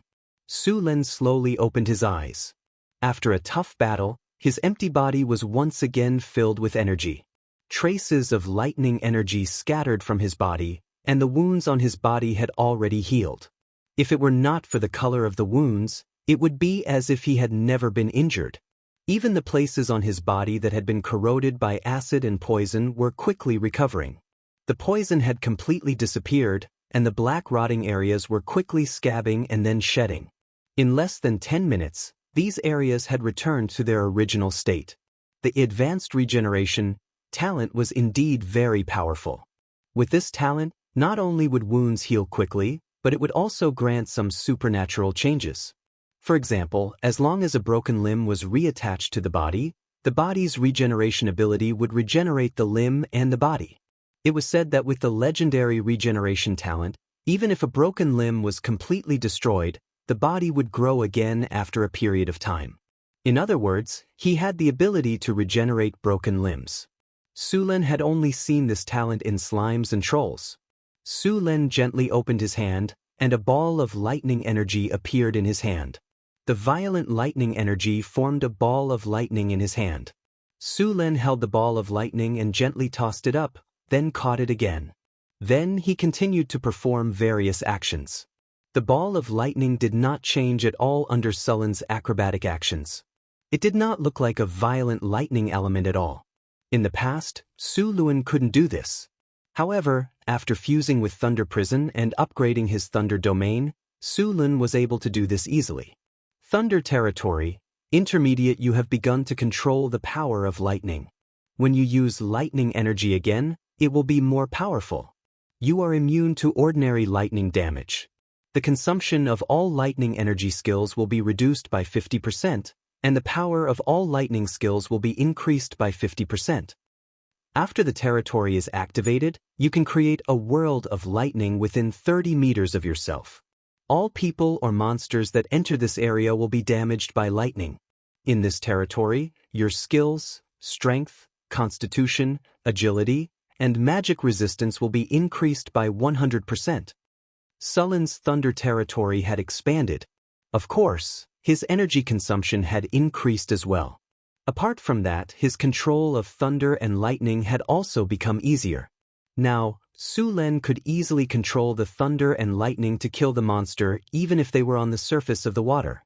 Previously, when he used the thunder domain, although it was very powerful, he couldn't control the thunder and lightning released. Now it was different. As long as he was in the thunder domain, he could control the thunder and lightning released. It wouldn't be like last time, when 2/3 of the power of the thunderstorm spell was channeled into the lake. For example, Su Len could now adjust the plasma cannon according to his needs. If the succubus had high magic resistance, he could increase its power. The Phyllis was weak, he could reduce its power. Although its power did not increase by much, Sullen's combat power had increased by several levels. "Sir, we've arrived." Just as Su Len was thinking about how to train his lightning control, Occam's voice came from outside the cabin. "Got it." Su Len took out a clean and intact set of clothes from the storage space and threw away the beggar's clothes. He found a mirror and simply tidied up his appearance before walking out of the cabin. As soon as he came out, he heard deafening cheers from the port. Su Len was very familiar with such scenes. After calming down these people easily, Su Len looked at the other spoils of war. The corpse of a legendary monster. The corpse of a legendary magical beast was rare. Of course, although the value of this monster was very high, it was still not comparable to that of a giant dragon of the same level. The value of a giant dragon's corpse was shockingly high. The dragon's scales could be used to make high-level enchanted armor. This armor's defensive power was close to that of a giant dragon. Not only did it have strong physical resistance, but it also had high magic resistance. The dragon's skin could be used to make dragon's leather armor or dragon's leather robes. The dragon's horn could be used to make magic wands. The dragon's teeth could be used to make machetes or daggers. The dragon's blood could be used to make dragon's blood potions or hold a dragon's blood baptism ceremony. The dragon's heart was even more precious magic material. The dragon's meat was a precious magic ingredient. Even the dragon's bones could be given to necromancers to make bone dragons. However, if these things were seen by a giant dragon, it would be a big problem. Moreover, it was not easy to hunt a giant dragon. It was not easy to be a dragon slayer. Although this monster was also a legendary magical beast, its value was far less than that of a giant dragon. In order to deal with the corpse as soon as possible, Su Len personally dissected it. At the same time, a few barbarian warriors helped. The monster's blood was all drained and stored in a special crystal container. Although the blood was very toxic and corrosive, it was still a good material. Of course, this blood was very suitable to be used as a casting material for strong acid arrows. As for the monster's meat, Su Len checked it. The meat was poisonous and inedible. He could only freeze it and give it to Hathaway to see what use it had. Although the meat was poisonous, the monster's tendons were very good. They could be used to make crossbow strings. As for the monster's scales and skin, they were all collected. The scales were tough and hard to cut with swords. The surface was smooth and could be used to deflect weapons. It was very good for making armor. Su Len planned to let Hathaway try to make a set of dragon scale armor. The water monster's skin was as tough as a dragon's, and it also had a trace of mana on it. It was a very good magic material, perfect for making wizard robes. As for the water monster's 8 tentacles, they were huge. Each tentacle was more than 10 meters long and 1 meter in diameter. How was he going to make such a big squid leg? Coating it with seasoning and barbecuing it? How big would the barbecue grill be? However, thinking about how delicious the squid leg was, Su-Len decided to bring it back and let Frodo, the head chef of Northern Town City, try it. A huge water monster was quickly cut up. As for the magic core, he couldn't find it even after searching for a long time. The magic core was also very rare, just like the dragon crystal. Not every magical beast or giant dragon could give birth to one. There was only a very small chance of finding such a thing in the body of a magical beast. The rest of the monster's organs and bones were collected and processed. The last monster was dissected into many materials just like that. After solving the problem of the monster, Su-Len checked the work in Mirror Lake City and couldn't wait to return to Northern Town City. First, he ran to Hathaway's lab and handed the materials from the monster to her. Hathaway was the only master alchemist in Northern Town City. It would be a waste to give these legendary materials to someone else. After seeing so many legendary materials, Hathaway was so surprised that she couldn't close her mouth. She put down her work and took the materials directly to the lab to study. Su-Len shook his head and left the lab. The construction of Northern Town City was still progressing steadily. When Su-Len returned to the Lord's castle, he saw a gargoyle golem working on the wizard tower that was under construction not far away. This golem was powerful, tireless, and could fly. It was the best tool. 996 and 007 were nothing compared to this golem. The golem could work 365 days a year. It didn't need to be paid and could work at any time except for charging. It was perfect. The only downside was that it was expensive to build. After killing the monster, Su-Len was still a little tired. After returning to the Lord's castle, he had a simple dinner and found a few ladies to talk about life. In the next few days, Su-Len didn't go out again. He wanted to take a good rest and wander around the city every day. On the fourth day, Su-Len found some craftsmen to make something. After killing the orc chieftain, he got a crossbow talisman, which could be used to recruit crossbowmen. He also learned how to make crossbows. Compared to bows and arrows, crossbows were much better.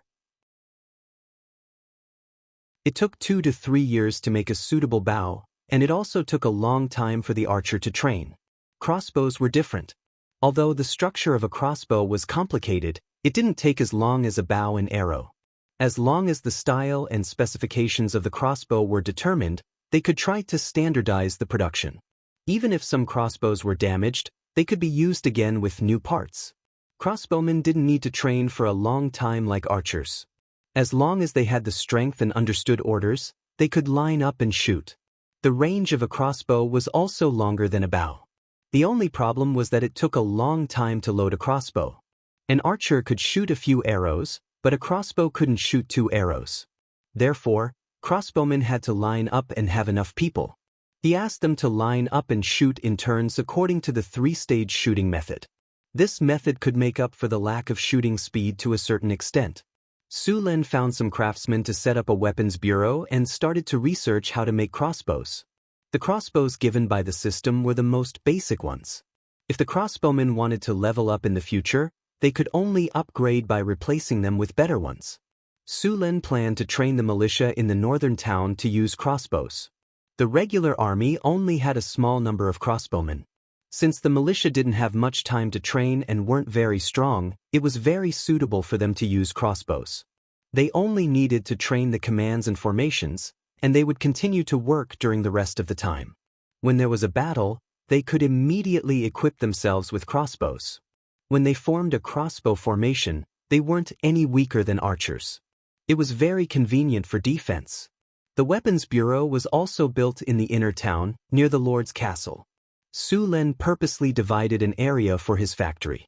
No one was allowed to get close to it. At the same time, he arranged a large number of people to protect it. Weapons like crossbows were also prohibited from being sold.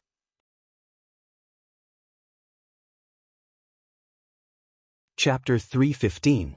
The Weapon Bureau only took 2 days to complete, and the attributes were quite good.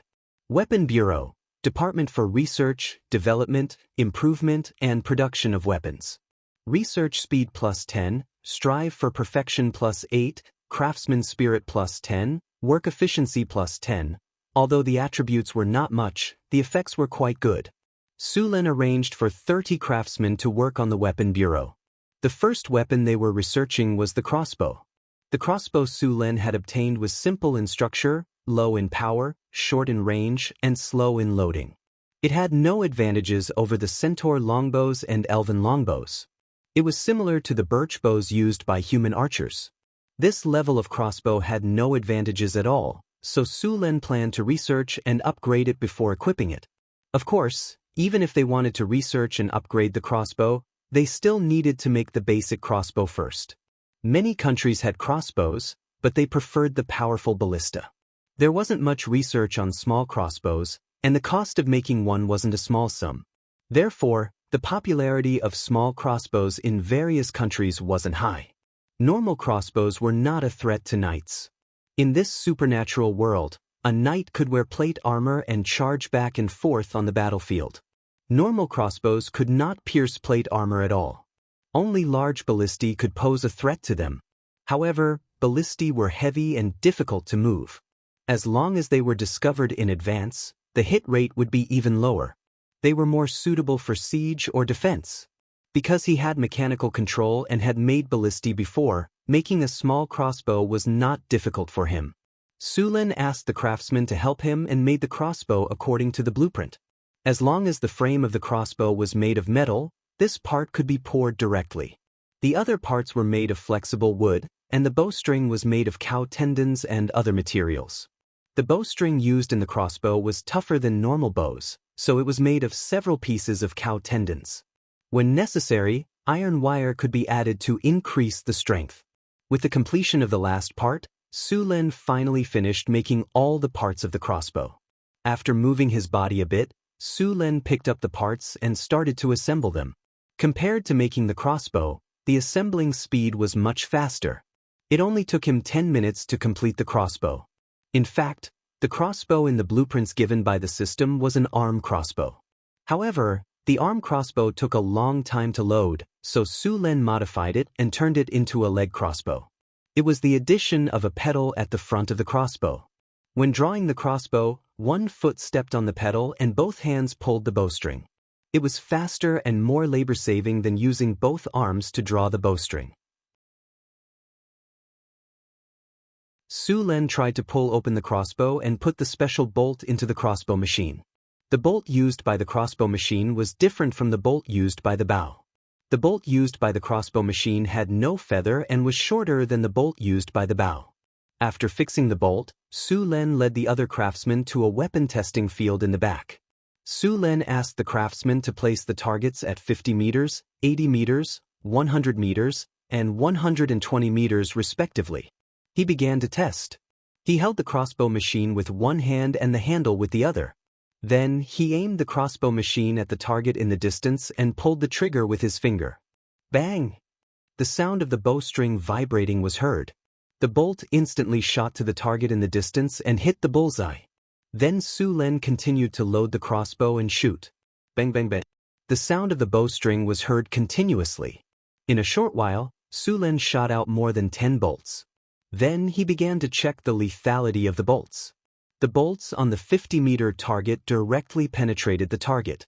These targets were all made of hardwood and were 7 centimeters thick. It was not easy to penetrate them. The bolts on the 80-meter target also penetrated deeply. On the 100-meter target, the bolts on the 100-meter target were very shallow, only about 1 centimeter deep. On the 100-meter target, the bolts on the 100-meter target could be easily pulled out. Basically, the bolts on the 100-meter target had no lethality. Sulen used a force of 30 kilograms to load the crossbow. An adult could easily pull it open. The power was also SOS. The lethality was very strong within 80 meters. At 50 meters, it could penetrate armor. Beyond 100 meters, the power would plummet. The bolts were different from bows because they did not have feathers and were very unstable.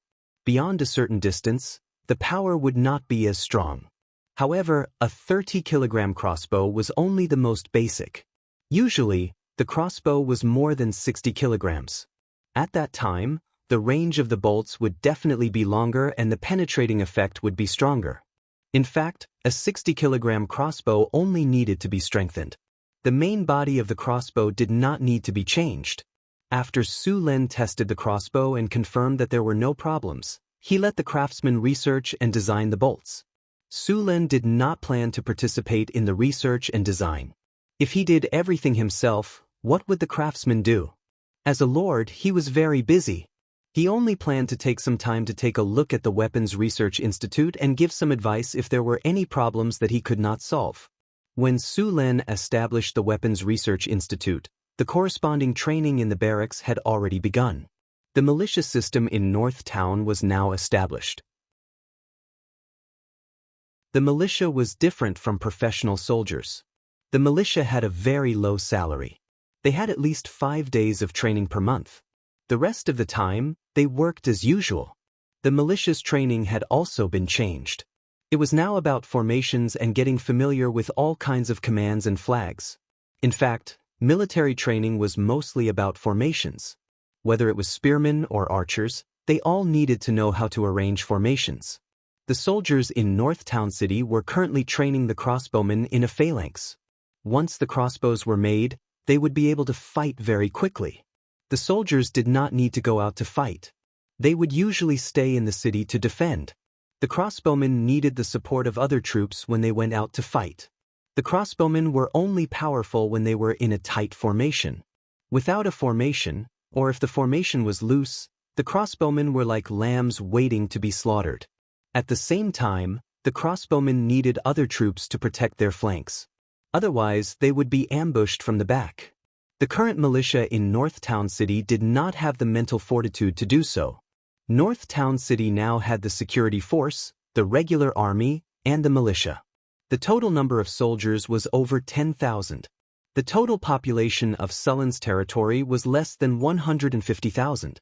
Of course, this did not include the goblins, kobolds, and other slaves. This ratio was already very high compared to the surrounding countries. The salary of the North Town City Army was also higher than that of the surrounding countries. The finances of North Town City were a little tight. Originally, the income of North Town City was enough to support so many soldiers, but there was too much work to do in North Town City. The most expensive thing in North Town City was all kinds of projects. Although many materials could be produced in North Town City to reduce the cost, many magic materials could only be bought from merchant caravans. For example, the magic materials shipped from the Roland via City Alliance would cost at least twice as much here. Moreover, many magic experiments required the consumption of gold. Gold was a commonly used material in alchemy, and Hathaway was also a huge consumer of gold. According to the statistics of some wizards, a legendary wizard could consume several tons to a dozen tons of gold in their lifetime. For example, the magic gold that wizards made was a substitute for fine gold. It required a lot of gold to make. Thorium, which was used to replace mithril, was also made with silver. Building a wizard tower would cost at least a few million kinar. By now, most of the wealth in Sullen's treasury had been used up. Luckily, there were still gold and silver mines that were still being excavated. Every month, there would be a large amount of gold and silver coming into the treasury. The restoration of the secret realm had slowed down, so Su Lin decided to build the wizard tower first.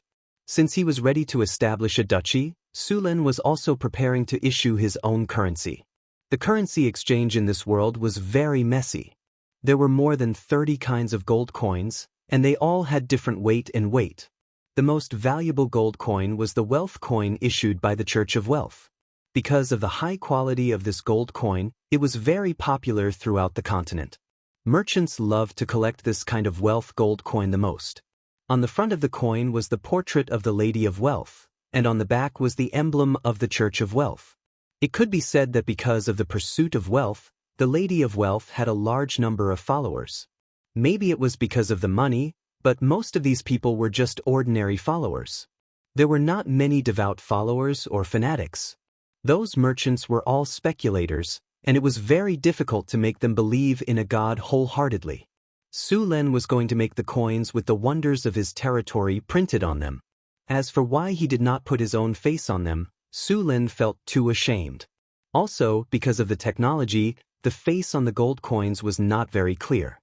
Of course, because the Church of Wealth was rich, they used divine spells to help. However, Sulen did not have that many wizards to help him make the coins. He was going to print the image of the Arc de Triomphe on the gold coins, and the face value of the gold coins on the front of the coins. At the same time, he was going to simplify the exchange rate of the gold coins. 1 gold coin for 18 silver coins, 1 gold coin for 36 silver coins. These stupid exchange rates would all be eliminated. He was going to exchange the coins at a rate of 1 to 10, but the weight of the gold coins had to be controlled. He could not lose money. Unifying the exchange rate would make it very convenient for ordinary people to trade. The Northern Citadel was definitely going to develop its business. Sulen would not purposely make things difficult for him. The Northern Citadel already had experience in making coins. Now, they were just changing the coins of the Kingdom of Florence into the Northern Citadel's coins. In fact, gold coins were rarely made of pure gold. Pure gold was too soft and easily deformed. Therefore, some other metals were mixed in to increase the hardness. P.S. Sulen is going to establish a duchy. Asking for the name of the duchy. The Northern Citadel is too out of character.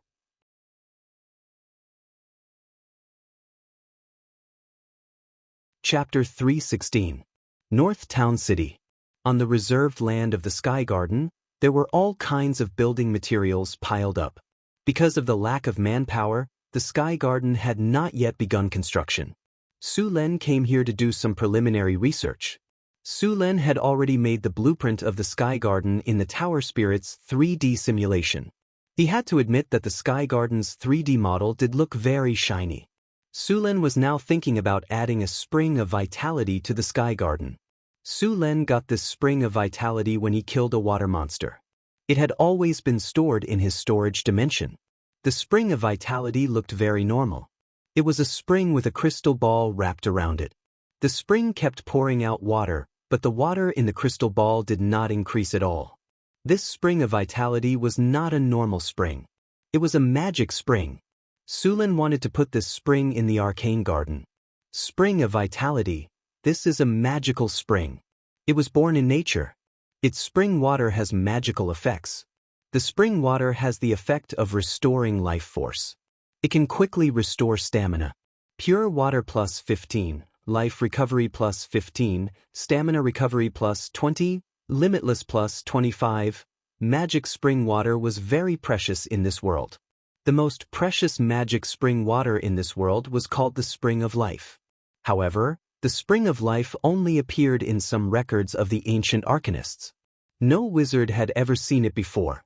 Many wizards doubted if the spring water really existed. The effect of the Spring of Life was very simple. After using it, it could heal all the injuries on the body and restore the body to its best condition. At the same time, it could also increase the user's lifespan by 1,000 years. Of course, each person could only use it once. The Fountain of Youth was actually the initial stage of the Spring of Life. It could heal all the injuries on the body and increase the user's lifespan by 200 years. Again, each person could only use it once. There were a few records of the Fountain of Youth on the continent. The most famous one was the legendary pirate king, Bartholomew Roberts. This pirate king was born in a noble family. He was a baron. Once again, he was captured by pirates during a sea trade. He joined the pirates and quickly became the leader of the pirates. This pirate king liked to wear a gorgeous black suit and jewelry. He looked gentle, but in fact he was ruthless. He never left anyone alive when he robbed merchant ships.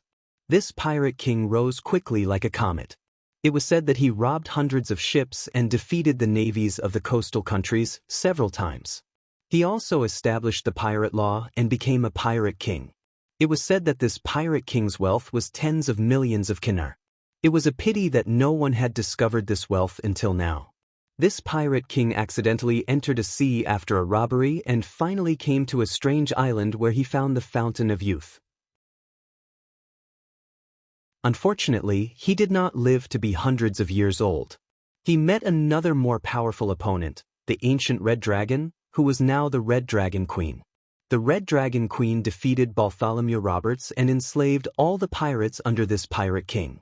Then, in a few years, she established the Red Dragon Kingdom in the Southern Sea and completely monopolized the sea trade in the Southern Sea. However, she was different from Bartholomew Roberts. The Red Dragon Queen encouraged trade and she collected taxes on every ship. As long as you paid the taxes, you could pass through the Southern Sea unimpeded. These ships would fly the Red Dragon Queen's flag, and the Red Dragon Queen would attack the pirates who attacked the ships flying the Red Dragon flag. Legend has it that Bartholomew Roberts used the Fountain of Youth to stimulate his life energy and successfully advanced to the legendary level. Then, his rise began. Some people speculated that Bartholomew Roberts hid all the gold, silver, and jewelry he robbed on the island where the Fountain of Youth was found. As long as one could find that path, not only could they obtain a huge amount of wealth, but they could also obtain a long life. Because of this, there was a period of time when a large number of adventurers rushed into the Southern Sea to find the legendary island. However, until now, no one had found it. Nature bred many treasures. The Fountain of Youth and the Fountain of Life were all bred by nature. Legend has it that when the world was born, there would be a world tree. The ancient elves used to serve the world tree. It was also because of the power of the world tree that the ancient elves had a lifespan of thousands of years and powerful strength. Of course, the ancient elves never admitted this because it was too long ago and there were no records left. It was a time when the ancient gods were active. Perhaps only the ancient gods hiding in some corner of the multiverse would know whether this was true or not. In addition to the Fountain of Youth, there were also petrifying springs and lucky springs. The petrifying springs could turn all kinds of objects into stone, so some people called it Medusa Springs. The lucky springs could increase luck. Although these springs were not as powerful as the Fountain of Youth, they were still precious. The Fountain of Vitality that Su Len obtained could increase the recovery speed of his HP and stamina. It could also be used to make magic potions. The success rate of making magic potions with this Fountain of Vitality was also high. Although in theory, the Fountain of Vitality could be placed anywhere, Su Len decided to place it in the Arcane Garden after asking the system. This was because the natural treasures were usually born at the central point where the elemental energy of nature gathered. Only in these places would there be a very low chance of being born. If someone wanted to move it, it would be very easy to destroy it. Of course, the Arcanists had found a way to transplant it. However, after the transplant, they still had to find a suitable place to place it. Once the elemental energy of the place was insufficient, the production of the Fountain of Vitality would decrease, and the Fountain of Vitality would gradually dry up. There was even a phenomenon where the Fountain of Vitality would be downgraded to a normal Fountain of Vitality. On the other hand, if the Fountain of Vitality was placed in a suitable place, there was a chance that the Fountain of Vitality would continue to grow. It was even possible that it could even level up. Of course, this possibility would take at least a few decades or even centuries. Su Len didn't want to level up the Fountain of Vitality, but he couldn't let it be downgraded again. Therefore, he planned to place the Fountain of Vitality in the Arcane Garden. The Arcane Garden was actually an artificially created treasure land. Through runic matrices, legendary elemental cores, and a special layout, a central point where the elemental energy gathered was created. It couldn't be more suitable to place the Fountain of Vitality here. Hathaway was a little busy during this period. In addition to making obsidian golems, she was also making materials from the legendary water monster. The scales on the water monster's body had been processed. These scales were originally excellent magic materials. After some simple processing, these scales were handed over to the Grey Dwarf blacksmith for processing. The Grey Dwarf blacksmith would use these scales to make a set of dragon scale armor. In fact, it should be called fish scale armor. After all, these scales came from the water monster and not a dragon. The production of the dragon scale armor had already begun. The one who did it was the most skilled blacksmith master among the Grey Dwarves. After some research, Hathaway found that the meat cut off from the water monster was still edible. It also had some special effects. It could slightly increase attributes by about 1 or 2 points. Of course, this meat was not for ordinary people to eat. It was so poisonous that ordinary people would be poisoned to death in one bite. If the poison was removed, Although the meat of the water monster could be eaten, the effect inside would disappear. Only Cryopteris could eat the meat of the water monster, so Su Len fed all the meat to Cryopteris. Cryopteris inherited part of the dragon's blood and had a high resistance to poison. Although the toxins in the meat of the water monster were high, they didn't feel any discomfort eating it. The meat of the water monster was about a dozen tons, and the one that ate the most was Sullen's ice Quetzalcoatlus. After eating the water monster meat, the Cryopteris grew stronger and their bodies grew a lot. The meat of the water monster also had the effect of accelerating growth. The blood and heart of the water monster were purified by Hathaway into a kind of bloodline potion. After this bloodline potion was integrated, one could become a bloodline warlock. However, because of the level of the water monster's bloodline, it was difficult to advance to the legendary rank after using this bloodline potion. Even so, it was very precious. It was not easy to integrate the water monster's bloodline because it was very poisonous and corrosive. The integrator needed a high enough compatibility. Only when the compatibility was more than 70% would the success rate be more than 50%. When the compatibility was more than 80%, the success rate would reach 70%. When the compatibility was more than 90%, there was basically no possibility of failure. Su Len didn't plan to integrate the water monster's bloodline. The water monster was no match for him when it was alive, let alone someone who integrated its bloodline. However, although Su Len didn't like it, it didn't mean it was trash. A bottle of water monster's bloodline like this could create a warlock family. As long as Su Len was willing to sell it, there were still many people who were willing to buy it. Not all wizards had the chance to advance to the legendary rank. In fact, 90% of wizards would never cross the threshold of the legendary rank in their lifetime. Therefore, it was acceptable to be called a bloodline wizard. If this bottle of bloodline potion was done well, it could be sold for at least a few million kinar. Su Len planned to put this bottle of bloodline potion up for auction when he had time. The legendary water monster's skin had been cut up. This legendary water monster was more than 10 meters long, and there were a lot of skin that was suitable for making wizard robes. Hathaway, Alex, Karina, and Grace each got a piece. As for the rest of the skin that wasn't suitable for making wizard robes, it would be made into leather armor. The skin of the water monster was much better than that of the ice Quetzalcoatlus. The remaining leather could be used to make about a dozen half-body leather armors. Some parts could be used to make belts, leg guards, wrist guards, and so on. Nothing was wasted.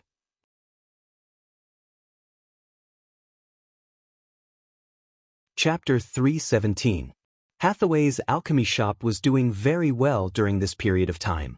With the wizard apprentices as free labor and the magic plants in the secret realm beginning to mature, the alchemy shop had a large number of low-level potions. Many merchants saw that the price of the potions was not too high, so they would buy a batch. After the orc invasion, several surrounding countries paid a heavy price and finally drove the orcs back to their hometown. The trade in the North City began to recover. However, in addition to these caravans, Su Len also found that many adventurer teams had also come to the North City. These adventurer teams were preparing to go to the northern wilderness through the city. The northern wilderness was vast, and there were countless monsters and various tribes scattered all over the place. Although it was desolate, barren, and cold, there were still some precious magic plants and high-value magic beasts in many unknown corners.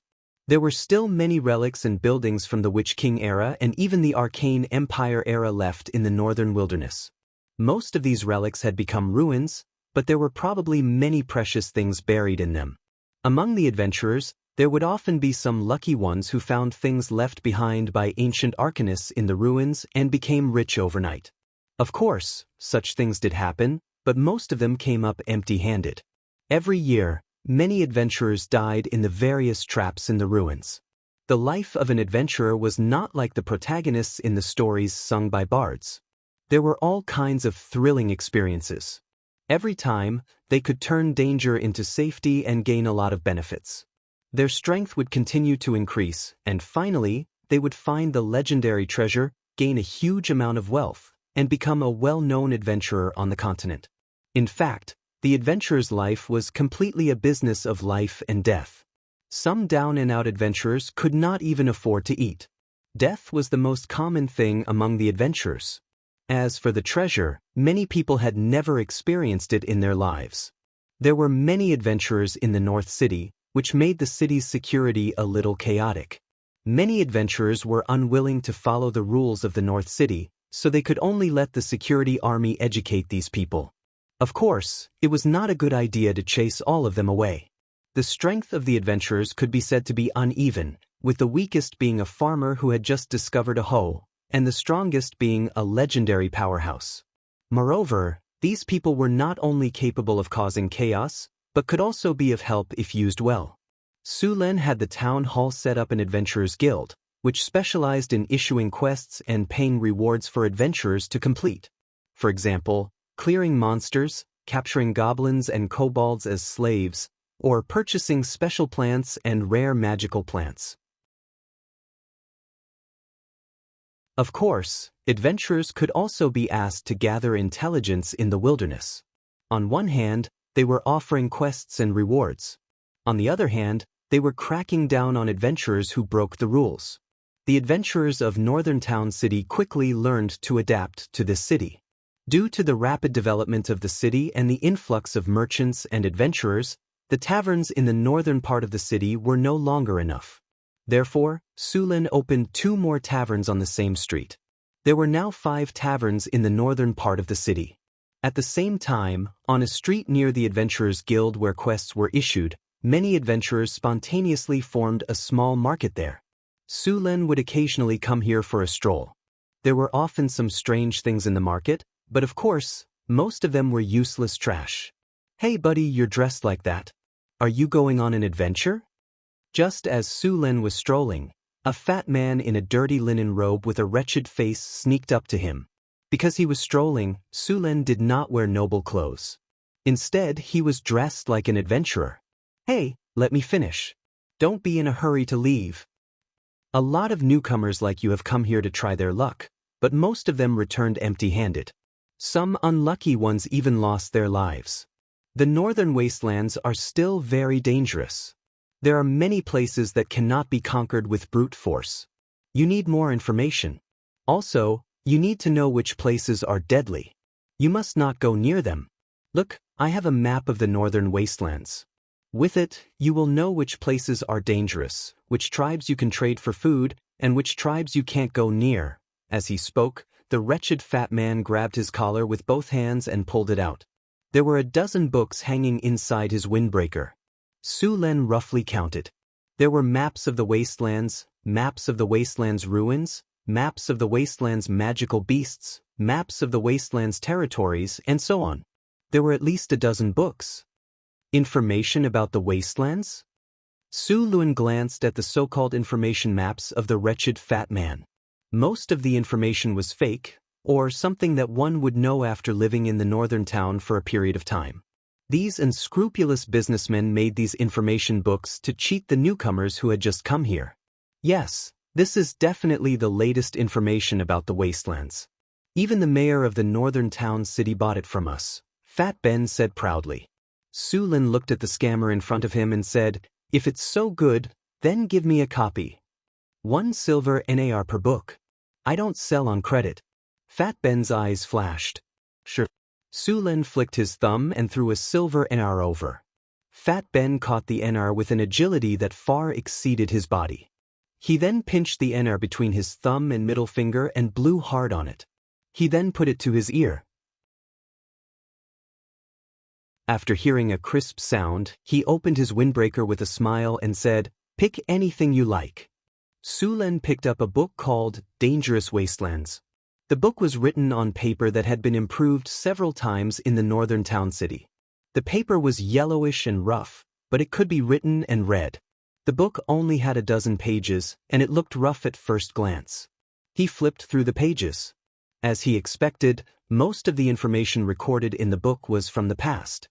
Su-Len curled his lips and waved at a few security guards not far away. Fat Ben was still talking to Su-Len about the rest of his books. "Sir, what can I do for you?" Just as Ben was trying to sell his books to Su-Len, 2 security guards had already arrived behind him. Fat Ben looked behind him in confusion.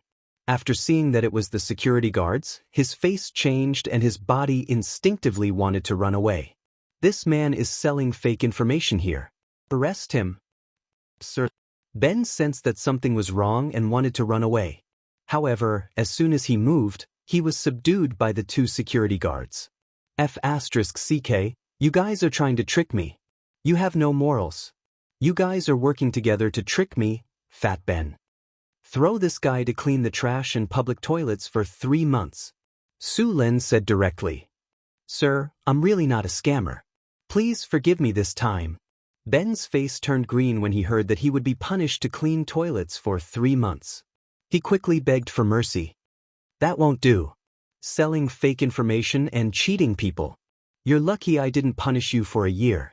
Su Len waved his hand and signaled the security guards to take him away. Sir, I'm not lying to you. It's true.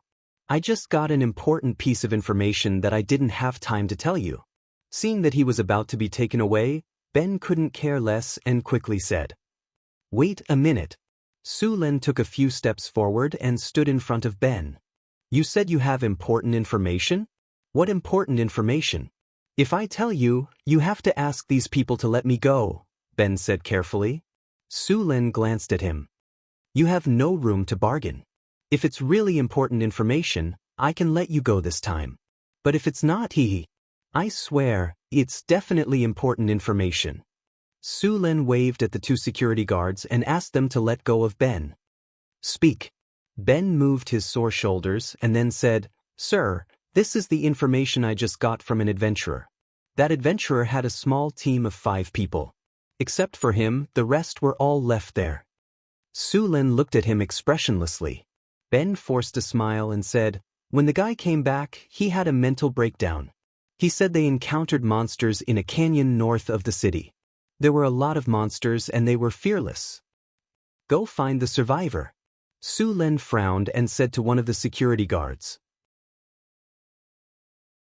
Soon, according to Ben's description, the security guards found the survivor in a tavern. However, the survivor was just as Ben said. He was mentally traumatized and almost went crazy. Monsters. So many monsters. Run. Where is the canyon? Su Len asked Ben, who was next to him. It's northeast of the city, in the Sierra de Lotus. I named it the Canyon of Despair. There's a map in that book, Ben said quickly. Su Len opened the book in his hand and found the description of the Canyon of Despair. There was a simple map at the bottom. The Canyon of Despair was marked with red paint, and the words, extremely dangerous, were written next to it. Okay, if this information is correct, then you've done a good deed. Your sentence will be reduced to 1 month. You'll only have to clean the streets, not the toilets, Su Len said as he put away the book. Then, as Ben wailed, he signaled the security guards to take him away. Su Len then waved his hand again, and another security guard came forward to greet him. Sir, what are your orders? Go and inform the people in the council hall to gather the basic information about Northern Battlefront City. Let the newcomers know more about Northern Battlefront City so that they won't be tricked. Yes, sir.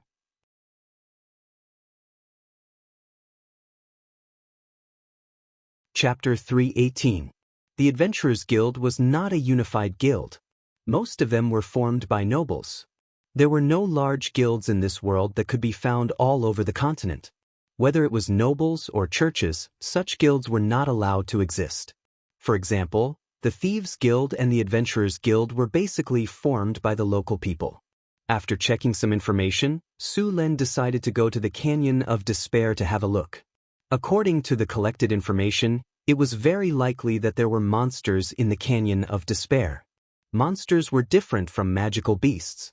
They were a kind of mutated and distorted monster that had been contaminated by radiation. They had strong vitality and were very polluting. If they were given time, these monsters would evolve into evil creatures. It was said that the ancestors of these monsters were some ancient evil creatures. The wizard world did not have a conclusion about how these things came to be, but their danger level was on the same level as abominations and hatred. Ancient evil creatures were very difficult to kill. Their bodies were very strong and they were very polluting. Many times, when they couldn't kill these ancient evil creatures, they would choose to seal them. For example, the rune-sealing magic array of the sorcerers was specially prepared to deal with these ancient evil creatures. There were also many legendary monks in the monasteries, which also suppressed some ancient evil creatures. What Su Lun was worried about was whether the things that appeared in the Canyon of Despair were monsters. Many ancient ruins did not contain treasures. Some ancient ruins were used by the ancient arcanists to seal powerful creatures. Some evil creatures would gradually weaken under the seal of the arcanists and eventually die. There were also some monsters that had been sealed for a long time. Once the seal lost its effect, those monsters might break out of the seal. When that time came, these monsters that had been sealed for thousands of years would definitely make a big fuss. After putting on his cloak, Su Lin whistled. The Pegasus quickly galloped over.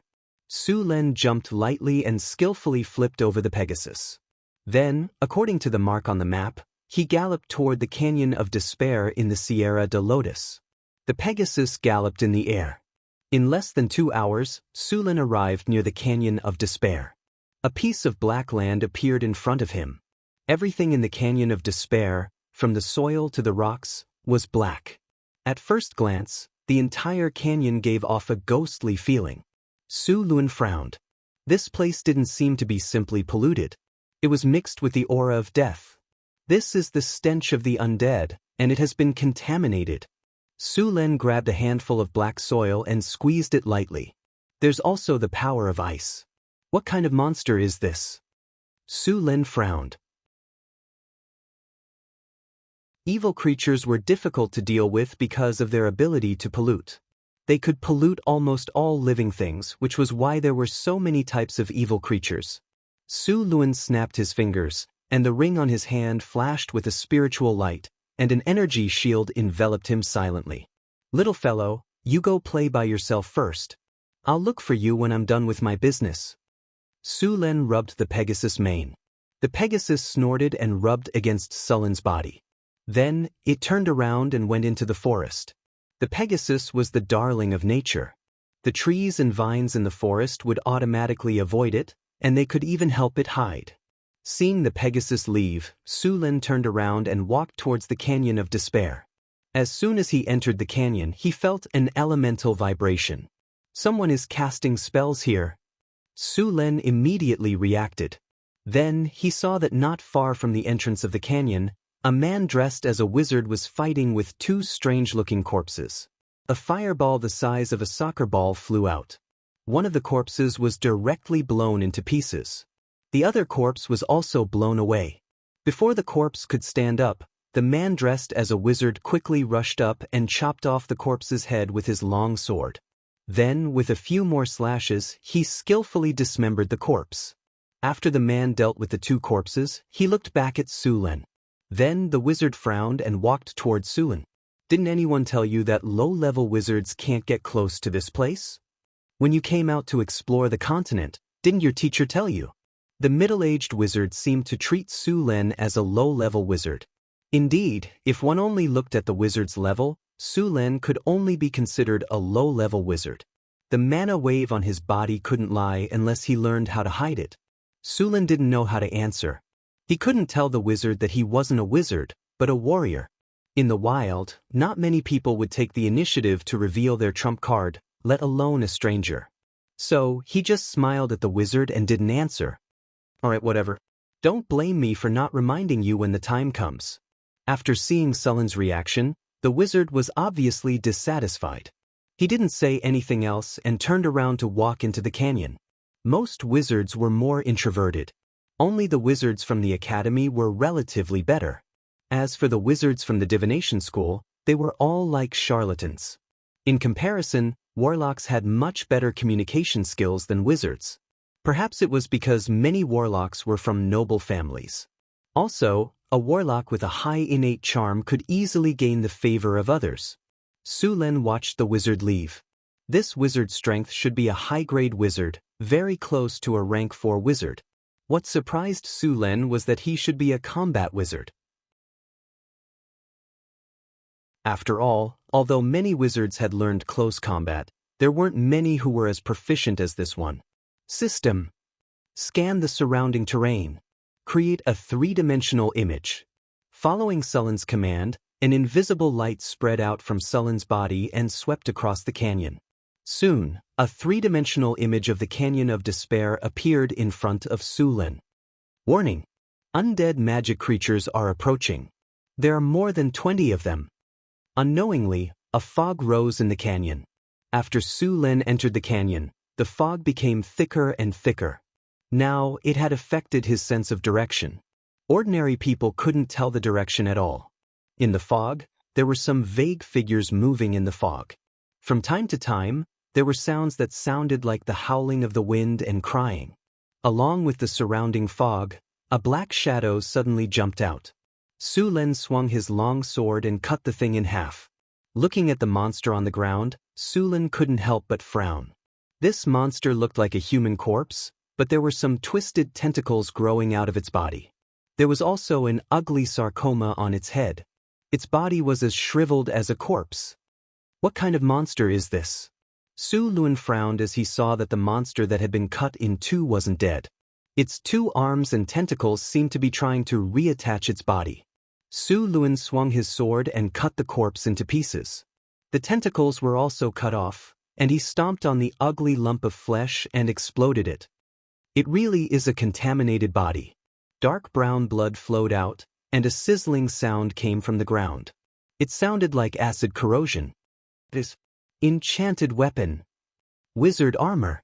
Sullen quickly cast a spell and buffed himself.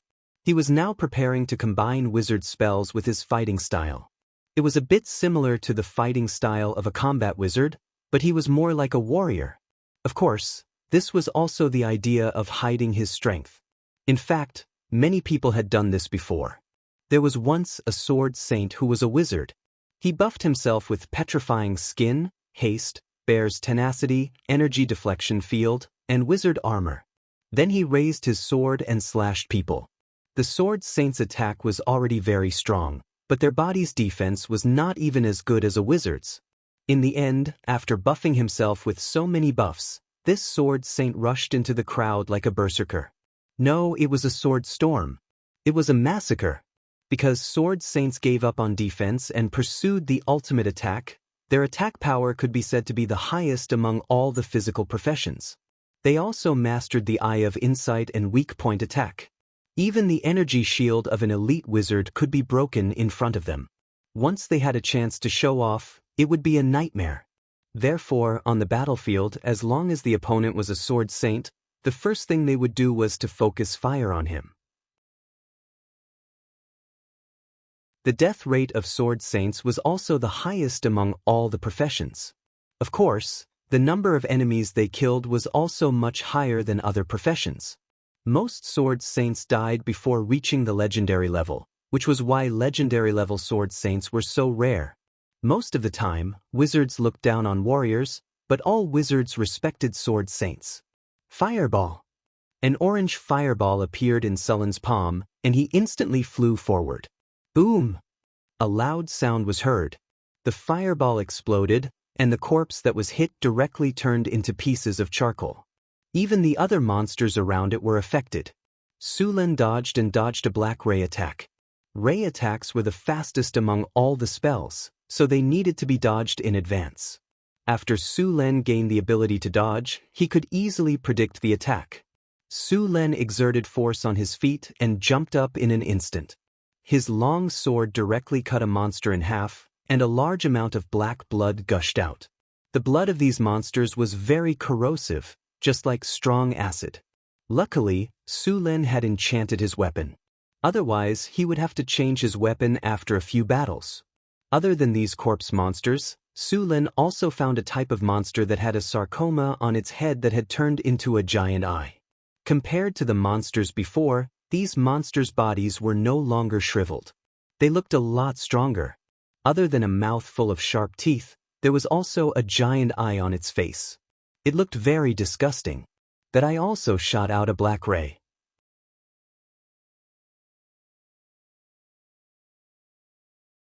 Chapter 319.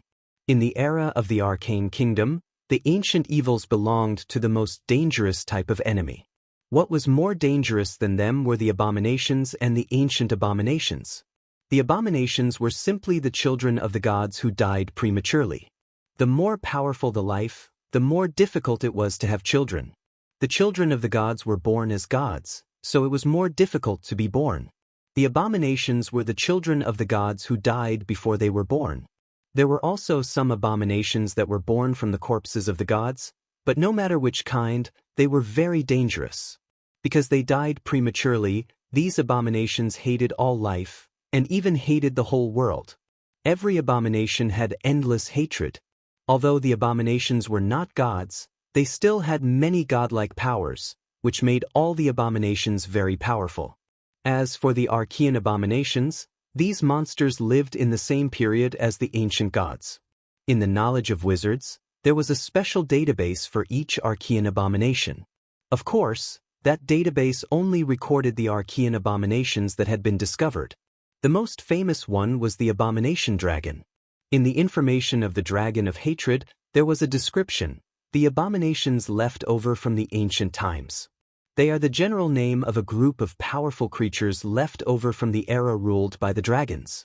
The dragon of hatred is the strongest among them. The oldest dragon of hatred can easily destroy everything, including the gods. Even other creatures of hatred are afraid of them. At present, the known dragons of hatred were the illusionary dragon of the color dragons, the Hui dragon of the metal dragons, the blue diamond dragon of the gem dragons, the stardust dragon of the spirit dragons, and the 38 pterosaur of the iguana dragons. In fact, the difference between the legendary dragons and the dragon of hatred was not big. The legendary dragons of the ancient dragon era were not weaker than the dragon of hatred, such as the time dragon of the ancient dragon era. In addition to the dragon of hatred, there were also centimanes, hydra, typhon, and so on. None of these monsters were easy to deal with. Since entering the era of the new gods, the abominations and the ancient abominations rarely appeared. Occasionally, some of the ancient abominations that appeared were sealed or exiled after paying a huge price. Su Lin killed the last demonic eye monster that had surrounded him. He shook his sword lightly to get rid of the dark brown blood on it. These monsters were not very powerful. The only troublesome thing was that the demonic eyes that had grown to maturity could use energy rays to attack. It was a kind of ray filled with corrosive and death energy. Su Lin guessed that these energy rays were likely to have the property of instant death. Instant death spells had a very disgusting ability, which was that they had a certain chance of directly killing the enemy. Among them, the most representative was the Angel of Death. This kind of monster that lived in the bottomless abyss was born with the ability to cast the gaze of death. In other words, it was the legendary ability to impregnate anyone it glared at. Of course, the instant death rate of this kind of spell was very low, about 1 in 1,000. Of course, if the level difference between the caster and the target was too big, the success rate would also increase. In addition, there were many factors such as divinity, the opponent's physique, and so on. The wizard's Finger of Death spell was said to be a spell that imitated the gaze of death. These demonic eye monsters in front of him had a similar disgusting ability. Although the probability was very low, when there were enough of them, the quantitative change would lead to a qualitative change. If Su Lin was unlucky and really bumped into them, he would not even be able to cry. A missile. By Yubiubiu. A series of arcane missiles shot out, directly turning the demonic eye monster that dared to sneak attack into a sieve. Su Lin piled the bodies of these monsters together, then took out a special die used to assist in the release of fireball and directly ignited the bodies of these monsters. Although these monsters' bodies were already dead, they were still very polluting. The simplest way to deal with them was to burn them. After cleaning up these monsters, Su Lin continued to move deeper into the canyon. Soon he found a lot of human remains. These corpses were badly damaged, and there were many badly damaged swords and equipment scattered around. According to the information Su Lin had obtained, these people had died at most a week ago. It was very likely that the surrounding fog had caused them to become like this. Damn it, why is there a monster here? Fortunately, I found it early. If I had waited for it to grow slowly, it might have become an evil creature, and then it would be even harder to clean up. Su Len pursed his lips. The most disgusting thing about monsters was their corruption, pollution, and rapid evolution. As long as there was enough flesh and blood, it wouldn't take long for an ordinary monster to transform into an evil creature. Of course, it was still very difficult for an evil creature to transform into an ancient evil creature, but it was still very fast compared to other creatures. It seems that I still need to send more people to investigate the surrounding area in the future. This time I was lucky to find it. If I hadn't found it and given them enough time to grow, the losses would have been great. Su Len calculated in his heart. Bang! There was a loud noise. Sullen's figure flashed, and he ran toward the place where the sound came from. After passing through the mist, he immediately saw the figure of the magus from before. However, the magus seemed to be in a sorry state. There were a few corpses of demon-eyed corpses scattered on the ground. There were also 2 monsters that looked like mountains of flesh. There were more than 20 eyes of various sizes on the mountains of flesh. These monsters could make a person's sanity level drop by just looking at them. However, at this time, the 2 monsters had become a pile of mud, and the wizard's face had become a little pale. Obviously, this guy was not doing well. Su Len looked at him and said, "You're not in a good condition now. It's better to leave this place as soon as possible." The wizard did not answer. Instead, he took out a bottle of potion and raised his head to drink it. "Can you solve the problem here? You should have seen those monsters. They're monsters. If we don't get rid of them as soon as possible, they will grow into evil creatures, and we will be in big trouble." Su Len looked at the wizard with a little surprise. He never thought that as a selfish wizard, there would be someone who would sacrifice himself to save the world. "Don't look at me like that. The monsters in this canyon were originally sealed by the wizard school I belong to. Since the day the school was established, we have made an oath to seal this monster forever. Although thousands of years have passed, and the school I belong to has withered to this point, the responsibility on our shoulders does not allow us to retreat. For some people, an oath was more important than their lives. It was very sacred, and many oaths had magical powers. The most typical example was the monk. The commandments they followed were actually a kind of oath. This wizard in front of him had made an oath to seal the monsters in this canyon. Su Len put away his long sword and said slowly, "Can you still fight? Let's work together to clear out the monsters here." The wizard looked at Su Len suspiciously. Su Len did not mind. "Let me introduce myself. My name is Su Len, the Lord of the Northern Town." "You are the Lord of the Northern Town?" the wizard said with a surprised face. "Let's go." Su Len did not answer. He took the lead and walked into the canyon. "Right. What's your name?" "Lorraine Anders." Su Len chose to go with Lorraine not only because he wanted to help her, but more importantly, Lorraine knew about the monsters sealed in this canyon.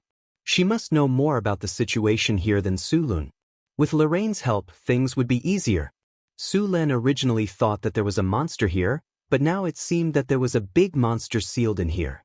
The monster was at most a small boss. The monster was sealed in the deepest part of the canyon. As they continued to move forward, they encountered more and more monsters. However, these monsters could not resist Su Len at all. The lightning wrapped around Sullen's weapon easily electrocuted all the monsters into ashes. Even the Flesh Mountain monster eyes were hit by Sullen's lightning spear as soon as they appeared. In the deepest part of the canyon, there were many traces of corrosion on the ground. This was the sign that the sealed monster's power was corroding outwards. Screech! A sharp sound was heard. The energy barrier in front of Su Len flickered a few times, and then with a bang, it shattered like glass. Su Len felt a sharp pain in his brain. Soul Howl! At this moment, sharp spikes suddenly shot out from the ground, trying to pierce through Su Len. Su Len suddenly felt a sense of danger. Although his brain was in pain, his body instinctively dodged, and he just happened to dodge the spikes. At the same time, he summoned a lightning spear and threw it at the ground. The ground shook, and then a large amount of black blood gushed out. "Be careful," This is a corrupted prowler. Sulen's brain quickly recovered from the pain, and he did not stop. He quickly threw out a few lightning spears. Seeing that Sulen was fine, Lorraine breathed a sigh of relief and said, "The soul howl just now must have been caused by that evil creature. We made a mistake in our judgment. That monster has transformed into an evil creature."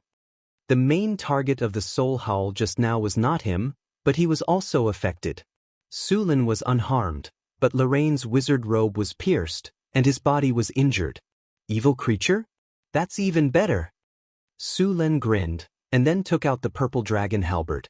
In the depths of the canyon was a huge crypt, filled with chaotic, corrupt energy.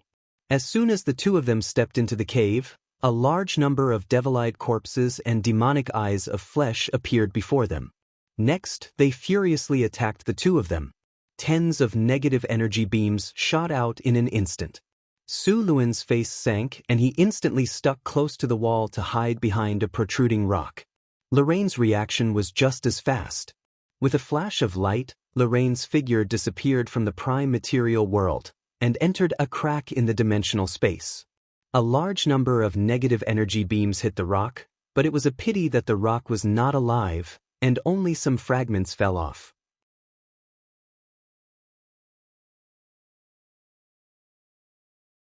Chapter 320. Sulen didn't dare to take the risk of being killed by dozens of negative energy rays. He could only dodge for a while, but he soon came up with a solution. Roar! Or roar! A loud sound came from Suluen's mouth in an instant. This kind of sonic attack exploded in the narrow cave, and its power was even stronger. The sound waves reverberated throughout the cave, and the sound was deafening. A wave of sonic attack was like a tidal wave. The demon-eyed corpses and demon-eyed corpses that were originally gathered together were cut down in rows by this sonic attack as if they were grass.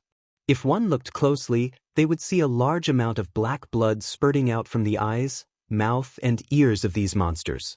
In fact, their brains had been shattered into paste by the sound wave attack just now. A wave of clearing. Sulen was relieved. He felt a little uncomfortable from the wave of attack just now. After all, sound waves couldn't distinguish between friend and foe. Did you do this? Lorraine came out of the dimensional crevice and looked at Suluen in shock. Not far away, there were hundreds of monster corpses lying on the ground in disarray. Who else could it be other than me? Sulen glared at this guy. He wasn't very powerful, but his ability to escape was top-notch. That spell just now, even if there was a nuclear explosion here, it wouldn't affect him at all. Of course, this kind of spell had a counter, such as space-time shield and dimensional anchor, which were specially designed to deal with this kind of escape spell. Lorraine pretended not to see and pointed at the depths of the cave. Let's go. Let's quickly get rid of the thing inside and then seal it. If we delay too long, that monster will break out of the seal and we'll all be in trouble. A large number of strange sarcomas appeared on the ground in front of them. These sarcomas looked like hearts, beating very rhythmically. There was also a slippery carpet on the ground around them, which looked very disgusting. Seeing this, Lorraine said with a serious expression, "This is an evil creature hatching monsters." Chain of fireballs. Bursting flames. Lorraine waved the staff in his hand, and in the next second, a dazzling light appeared. Fireballs flew past one after another, and a dull explosion sounded. Scorching flames rose up, and the air was filled with a burning smell. The carpet on the ground quickly withered and died. The sarcomas were burned into charcoal by the flames, and there were traces of melting on the ground. "Be careful. Do you want to be buried alive?" Sulen said as he patted the falling stones. Using an explosive spell like fireball in this kind of underground environment was a test of the cave's structure. If they weren't careful, the cave wouldn't be able to withstand it and would collapse. At that time, the two of them would be buried alive. It's too late. That evil creature is mass-producing monsters. "We don't have time to waste," Lorraine said anxiously. "Let me know the next time you cast a spell, so I can dodge it first." Sulen glanced at him, and quickly rushed through the cave where the ground was still hot. A thick smell of blood came from the cave, and a huge blood pool appeared in front of them. It was about the size of a basketball court, filled with a viscous liquid that looked like fresh blood. In the middle of the blood pool, a huge meatball with a diameter of 3 meters was beating rhythmically. Tentacles like blood vessels went deep into the blood pool, transferring all kinds of energy to the meatball. Purple veins bulged on the meatball, and in the middle of the meatball, a humanoid creature was rapidly growing. This was an evil creature that was evolving. This kind of evil creature would create all kinds of monsters, and then use these monsters to collect all kinds of nutrients for itself. Finally, after receiving a lot of nutrients, the evil creature would continue to evolve into an ancient evil creature. Of course, the evil creature in front of them wasn't evolving into an ancient evil creature. There weren't enough animals and humans around for it to devour. If it wanted to evolve from an evil creature to an ancient evil creature, it would need at least a few 100,000 people. There weren't enough animals around the Sierra de Lotus for it to evolve. The evil creature in front of them sensed danger and changed from its incubation state to its combat state. However, it changed a little too late, and the two just happened to bump into it. Lightning spear. Su Lin reached out his hand, and dazzling lightning appeared in his hand. A spear made completely of lightning energy appeared in his hand. Compared to the lightning spear before, Su Lin's was more powerful this time. A huge amount of lightning energy was compressed into the spear. The spear emitted a violent aura, as if it was going to explode in the next second. Even the meatball in the middle of the blood pool sensed danger. A large amount of energy was quickly extracted from the blood pool, and the meatball shook even more violently. Go! The lightning spear turned into a ray of light, and instantly hit the meatball in the middle of the blood pool. Boom! Dazzling lightning instantly exploded, and the entire blood pool was shrouded in lightning energy. The flesh and blood turned into charcoal in an instant, and a large amount of blood evaporated. The original meatball exploded under this attack. However, such a serious attack didn't kill the transforming evil creature. After the meatball exploded, the half-transformed evil creature gave up on its perfect state and ended its evolution prematurely. The lightning energy wreaked havoc on its body, and the evil creature's body was charred black. However, the charred areas were quickly covered by new flesh and blood, and the evil creature's injuries began to recover quickly. What tenacious vitality! Seeing this, Su Lin flipped his hand, and the purple dragon halberd appeared. In the next second, his body was shrouded in dazzling lightning, and countless lightning energy appeared around him. Su Lin was like the god of thunder, and directly rushed toward the evil creature. The flesh and blood around the evil creature was quickly withering, and its body was quickly recovering. Su Lin's body was like lightning, and he instantly passed through the blood pool. The purple dragon halberd stabbed out with endless lightning. A dull sound was heard, as if a balloon had been pierced. The purple dragon halberd and the crescent halberd next to it stabbed into the evil creature's body. A large amount of lightning energy instantly poured into the evil creature's body. After a short moment of silence, there was an explosion. The whole body of the evil creature burst open in an instant. A large amount of purple-black liquid burst out in all directions, and the surrounding flesh and blood quickly withered at this moment. With a flash of lightning, Su Lin's figure appeared on the edge of the blood pool. His body was surrounded by lightning, and all the flesh and blood near him were electrocuted into a mass of charcoal. In Su Lin's hand, there was a huge head, and in the middle of the head was a terrifying eyeball. It was the evil creature's head, and its body had been completely turned into nothingness by Su Lin's attack. Soul extraction. Soul-sucking technique. After seeing the evil creature, Lorraine's staff shot out a purple light. A mournful scream was heard, and the sound seemed to be able to penetrate the soul. In reality, this was an illusion. The evil creature was already in a soul state, so it couldn't make a sound. However, this evil creature's soul was very powerful, and it had reached a level where it could interfere with reality. The evil creature's soul was pulled out without any resistance. It was a huge mountain of flesh, and its body was covered with tentacles and eyes. Looking at it made one's scalp tingle. A large amount of souls rushed out of the mountain of flesh, and in the blink of an eye, the mountain of flesh shrank at a speed visible to the naked eye. Finally, A strange ball of flesh with a dense evil aura appeared in front of them, and in the next second, it was sealed in a gem by a ray of light. The souls that regained their freedom instantly woke up. They calmly said something to the two of them, and then under the guidance of a strange force, they turned into countless fluorescent lights and disappeared. Ding ding dang dang. A messy sound was heard, and gray soul crystals fell to the ground. Although they couldn't hear the voices of the souls, from the shape of their mouths, it seemed like they were saying thank you. These souls were lucky. They hadn't been digested by the evil creature yet.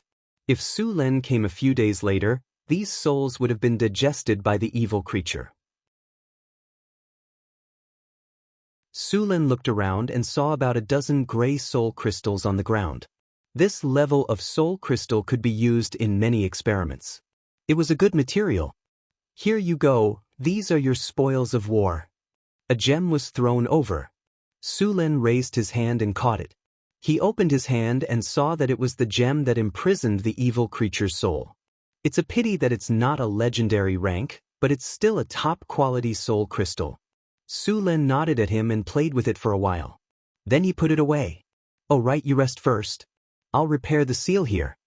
He didn't even need to do anything in the battle just now. Su Len had taken care of the evil creature. This evil creature was very difficult to deal with for wizards below the legendary rank. It had powerful recovery abilities and many attacks. It would take a long time to kill it.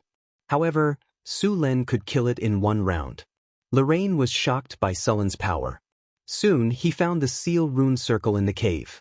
At this point, many of the runes on the circle were damaged. Many places were corroded by the corrosive energy, and a powerful polluting energy kept leaking out. On the rune circle, a pale golden light was fighting against the corrosive energy. It was because of this energy that the polluting evil energy didn't continue to expand. This energy was absorbed by the fungus and transferred to the evil creature. It was because of this that the evil creature was able to transform into an evil creature so quickly. Lorraine took out some silver metal and summoned a flame to melt it. He then added some other materials. Finally, a silver liquid with a strange glow began to flow down the rune circle. The damaged area was quickly repaired. The corroded area once again flashed with a golden spirit light. The golden spirit light quickly expanded, completely dispelling and suppressing the corrosive energy in the surroundings. Done. Where are you going next? You still haven't decided? Do you want to come to North Town City? I'm going to build. Sure.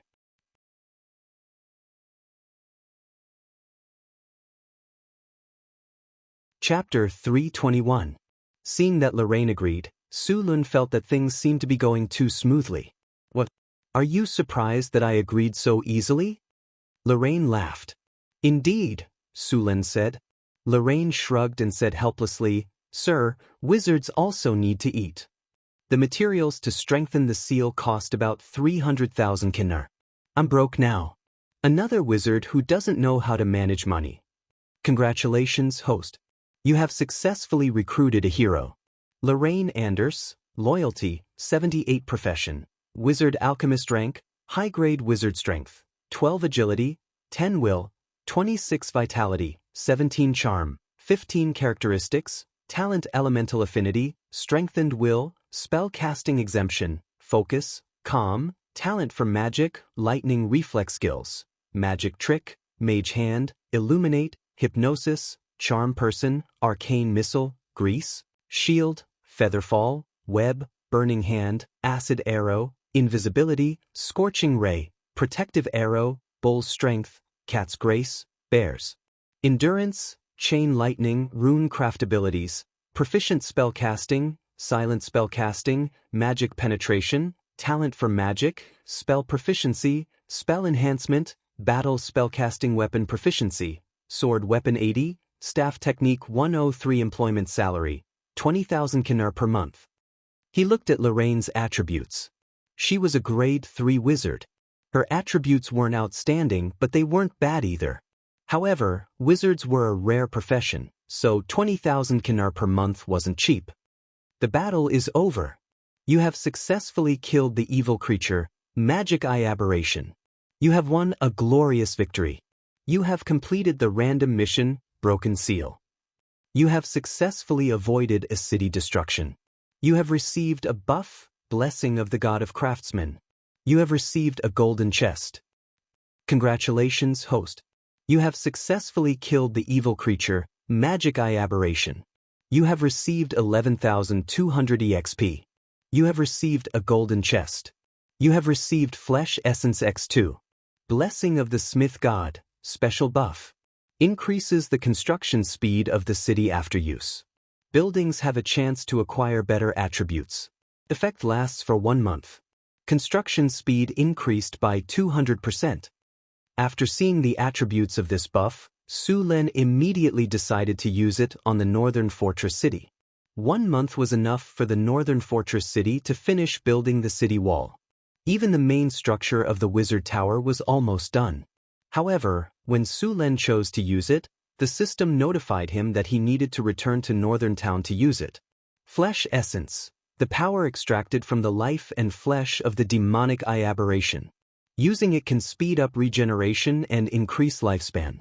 However, because it is made of evil, it will increase the chances of bloodline aberration and cause slight contamination to the body.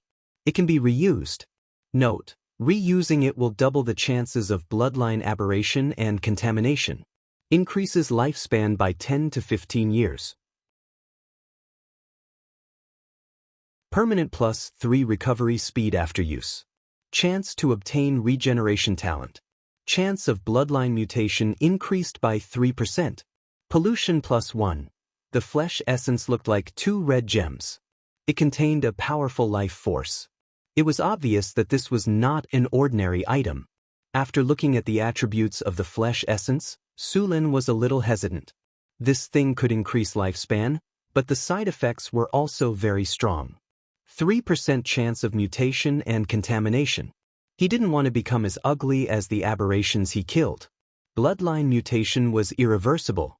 However, he could ask Hathaway to try and see if it could be made into a potion to reduce or eliminate the side effects. In fact, the best thing to increase lifespan was the Fountain of Life. It had no side effects and increased lifespan by a lot. It also had other benefits. Unfortunately, Su Len couldn't even find the Fountain of Youth, let alone the Fountain of Life.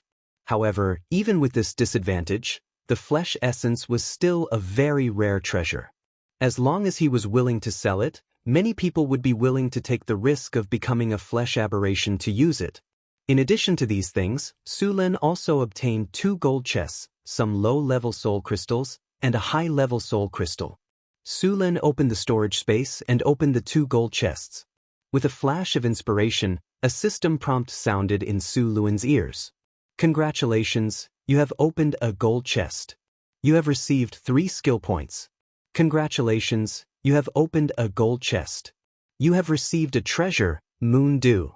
Moon Dew, dew condensed from absorbing moonlight energy. It has a magical effect. It can purify the energy in the body and slightly increase elemental affinity. The moon dew was stored in a palm-sized crystal bottle. Through the crystal bottle, one could clearly see the silver-white liquid shining with moonlight. There was about 50 milliliters inside. After opening the chests, Su Len and Lorraine checked the surroundings. After making sure there were no more survivors, they burned all the corpses and used mud to rock to seal the cave. Only then did they walk out of the canyon. At this time, the fog in the canyon had dispersed. However, the black rocks in the ground didn't change at all. Su Len didn't change much either. He could only wait for nature to slowly adjust itself. Other than the druids, only the priests of the goddess of nature could deal with this kind of pollution. However, it would still take a lot of time and effort. Moreover, there were some places that were so polluted that even the druids and priests couldn't evolve. On the way back, Su Len didn't let the Pegasus fly. After all, Lorraine's flying spell was too slow and he didn't have any magic items that could help him fly. He couldn't keep up with the Pegasus' speed at all. Su Len didn't have a special hobby of sleeping with men. Naturally, he wouldn't bring him along. Therefore, they could only walk slowly.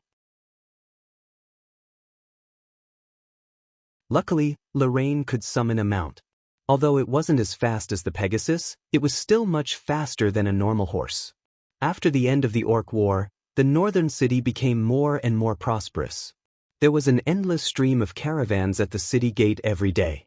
A melodious camel bell rang. A caravan from the desert kingdom was entering the city. The northern city didn't collect entrance taxes now. However, the caravans that came to trade had to pay taxes in the market before they could trade.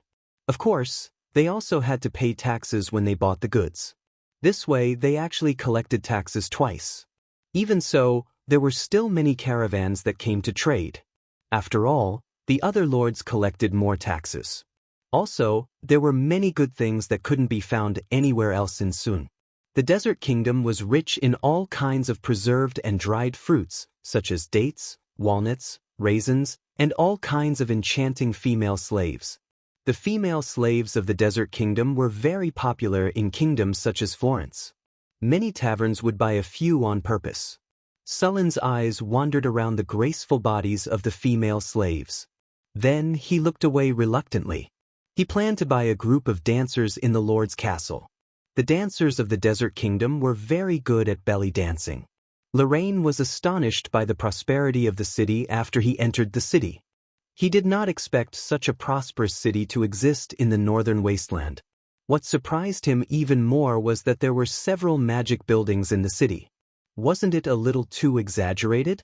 There was also the wizard tower that was under construction. Was this a wizard tower? That was the extent of the floating space tower.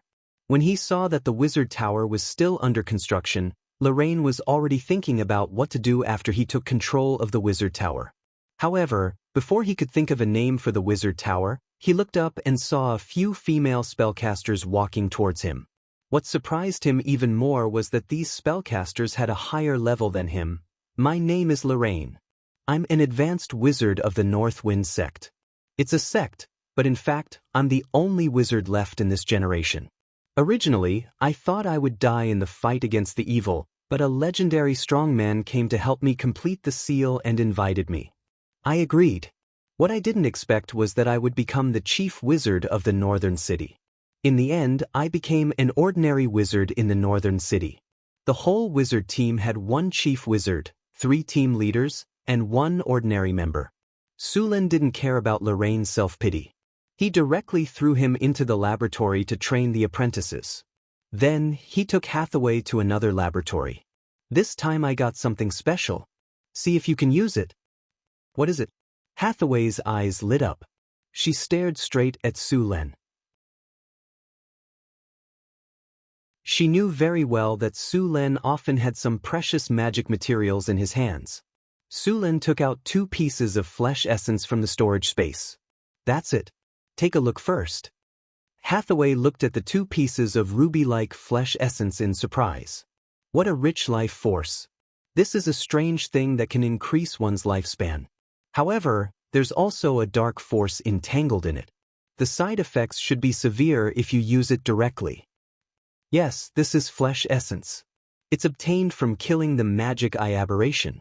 It can increase one's lifespan by 10 to 15 years.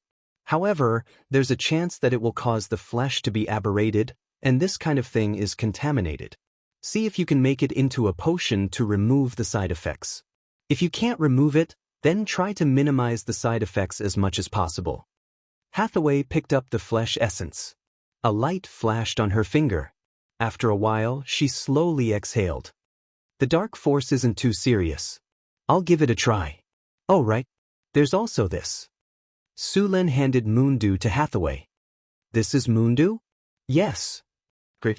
Hathaway took the crystal bottle and said, if I only had a 30% chance of success before, now I have at least a 70% chance. Moondew has such a great effect? Moondew is said to be a gift from the Silver Moon Lady. It's a rare material specially used to purify the dark force. Hathaway shook the crystal bottle and said, the Silver Moon Lady and the Dark Lady are sworn enemies. The power of the Silver Moon can purify the dark force.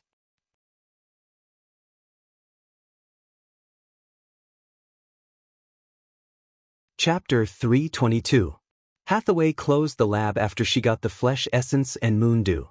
It was very difficult to make such high-level magic potions. She needed a better environment.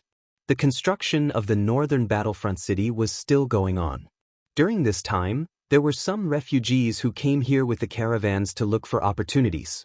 The population of the northern battlefront city had been slowly increasing. Since the army often went out for training and captured many monsters as slaves, the labor shortage in the northern battlefront city was slightly filled. After arriving at the northern battlefront city, Su Lin inspected the various construction sites. The fastest progress was the third phase of the northern battlefront city. The residential area and the city wall were mostly completed.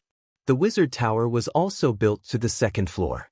It would take some time to complete it. If the city and the city wall were completed, the wizard tower would be built much faster. As for the mathematical Olympiad garden, the materials were almost ready.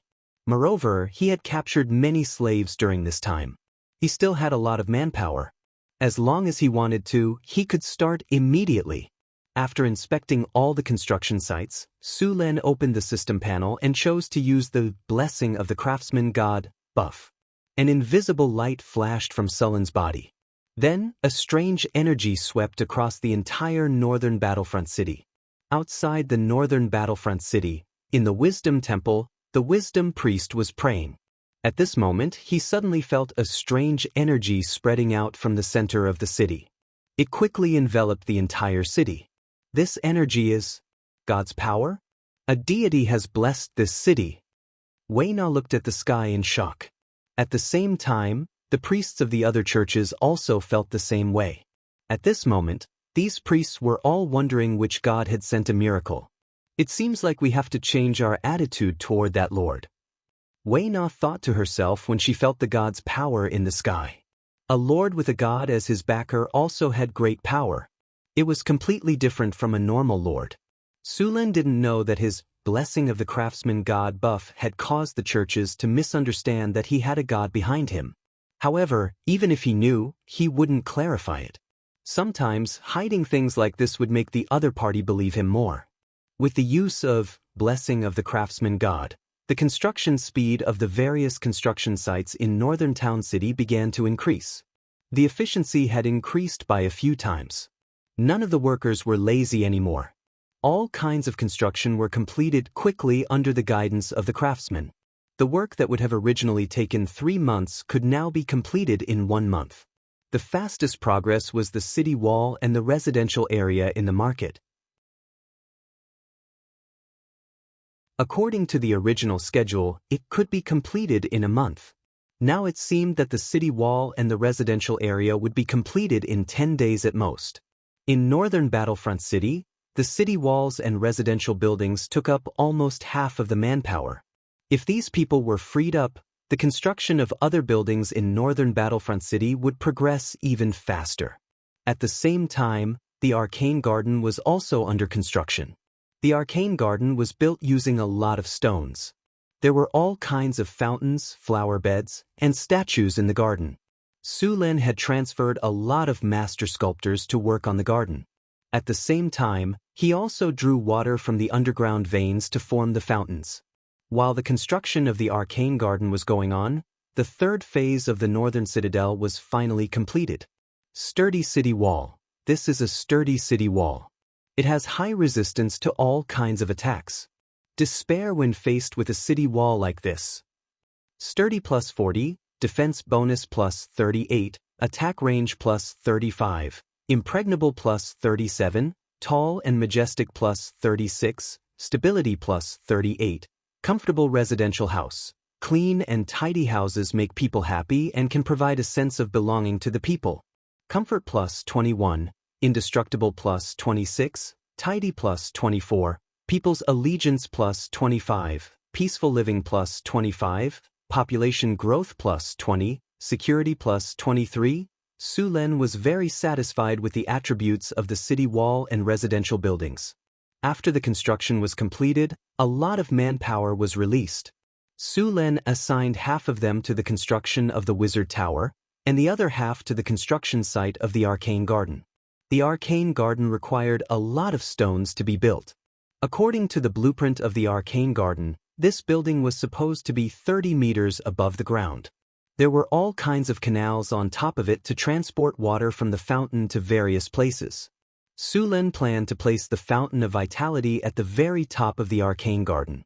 It had not been built yet. All kinds of materials were quickly transported over from the northern citadel. The foundation of the garden was completed in just a few days. Apart from the foundation, the arcane garden also needed to bury many energy channels. Fortunately, the crystals on the crystal beasts in the arcane garden had matured. These magic crystals would all be used to create energy channels. At the same time, a large runic array was also being constructed. Apart from Hathaway, the other adepts came to the arcane garden to help with the construction. Fortunately, the arcane garden's runic array was not very difficult to construct. The most important part of this runic array was the elementium core. After the runic array was completed, the arcane garden began to build all kinds of platforms and stairs. This step required a lot of stone. It was also the most arduous part of the entire project. After all, the development of civilization in this world was still in the middle world. Piling up large amounts of stone could only be done with crude tools and manpower. Fortunately, there were a dozen large hunchbacked beasts in the northern citadel. These hunchbacked beasts were very suitable for moving large amounts of stone. The construction of the arcane garden went very smoothly because all the materials had been prepared beforehand. Sulen could finally breathe a sigh of relief during this period of time. The arcane garden's construction time was tight. Sulen planned to complete it in a month.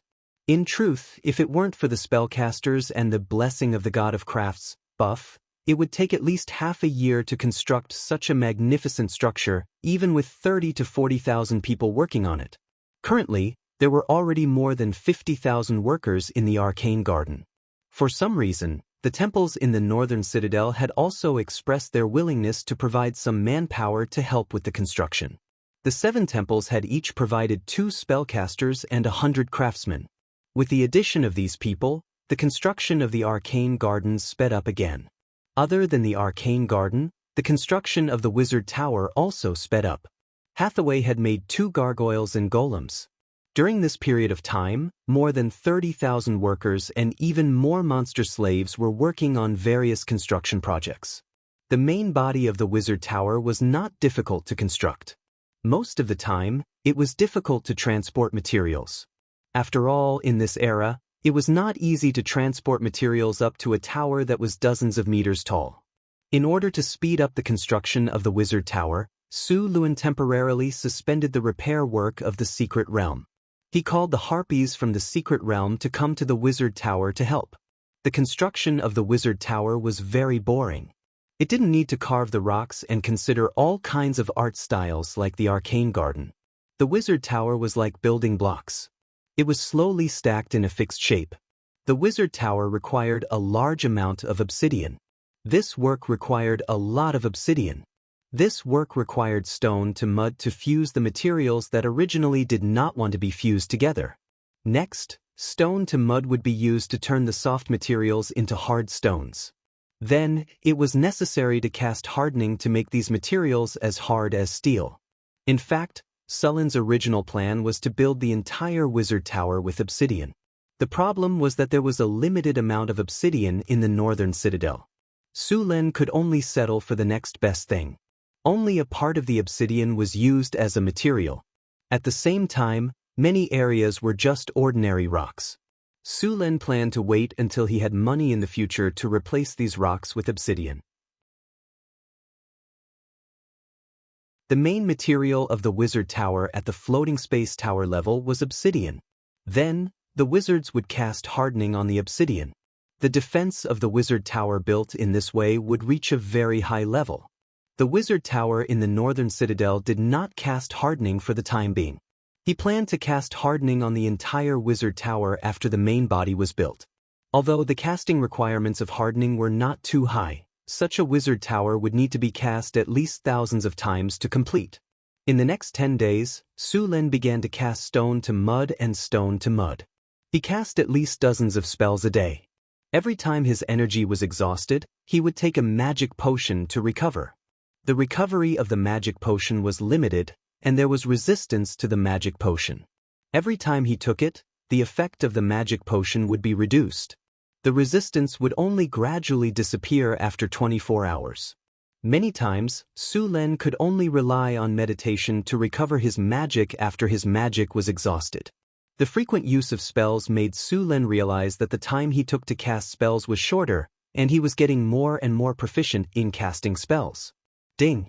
Congratulations to the host! You have cast a lot of spells, and after in-depth study and research, you have finally mastered the talent of instant casting. Currently, the spells that can be used for instant casting are Stone to Mud and Stone to Mud. Just after Su Lin cast Stone to Mud again, the system prompt sounded in his ears, reminding him that he had acquired the talent of instant casting. The difficulty of instant casting was very high, and Su Lin had only mastered 2 of the spells. If he wanted to learn other spells and achieve instant casting, he would need to train for a long time. I'm so tired. It almost killed me. Those wizard apprentices must finish their studies as soon as possible. And I need to recruit more spellcasters. It's too difficult to build a wizard academy with so few people. Su Lin was lying on the sofa in the Lord's castle, looking exhausted. Ankara and Annie were giving him a full-body massage. Ankara and Annie had also mastered some low-level spells. Combined with grease and various massage techniques, it was absolutely wonderful.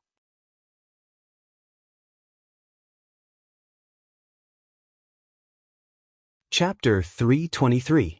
The construction of the arcane garden progressed quickly. Tens of thousands of people were busy but not in a mess. Under the effect of the blessing of the god of crafts, Buff, the workers, slaves, and the management system of the entire northern town seemed to have become more efficient.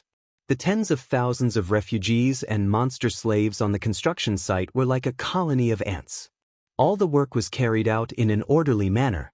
Although the effect of the blessing of the god of crafts was extraordinary, it was not perfect. For example, the consumption of food had increased by 5 times. However, it was still a good deal to trade food for efficiency. The main construction of the arcane garden was almost completed. Su Lin came to the platform at the top of the arcane garden. From this position, he could see the entire arcane garden. The arcane garden looked like a hexagram. In the middle of the garden was a high platform, which was lowered level by level. The 6 corners of the garden were also 6 slightly lower platforms. There were also domes and fountains on these platforms. Although it was not completed yet, the whole building was elegant and mysterious. The entire arcane garden was connected by a large number of canals. These canals continuously transported water from the fountain to various parts of the terrace. The terrace of the garden was built in a 3-dimensional manner. Solid rocks and stone pillars were stacked up layer by layer. Each layer was supported by a marble pillar. Every layer was built with palaces and lofts.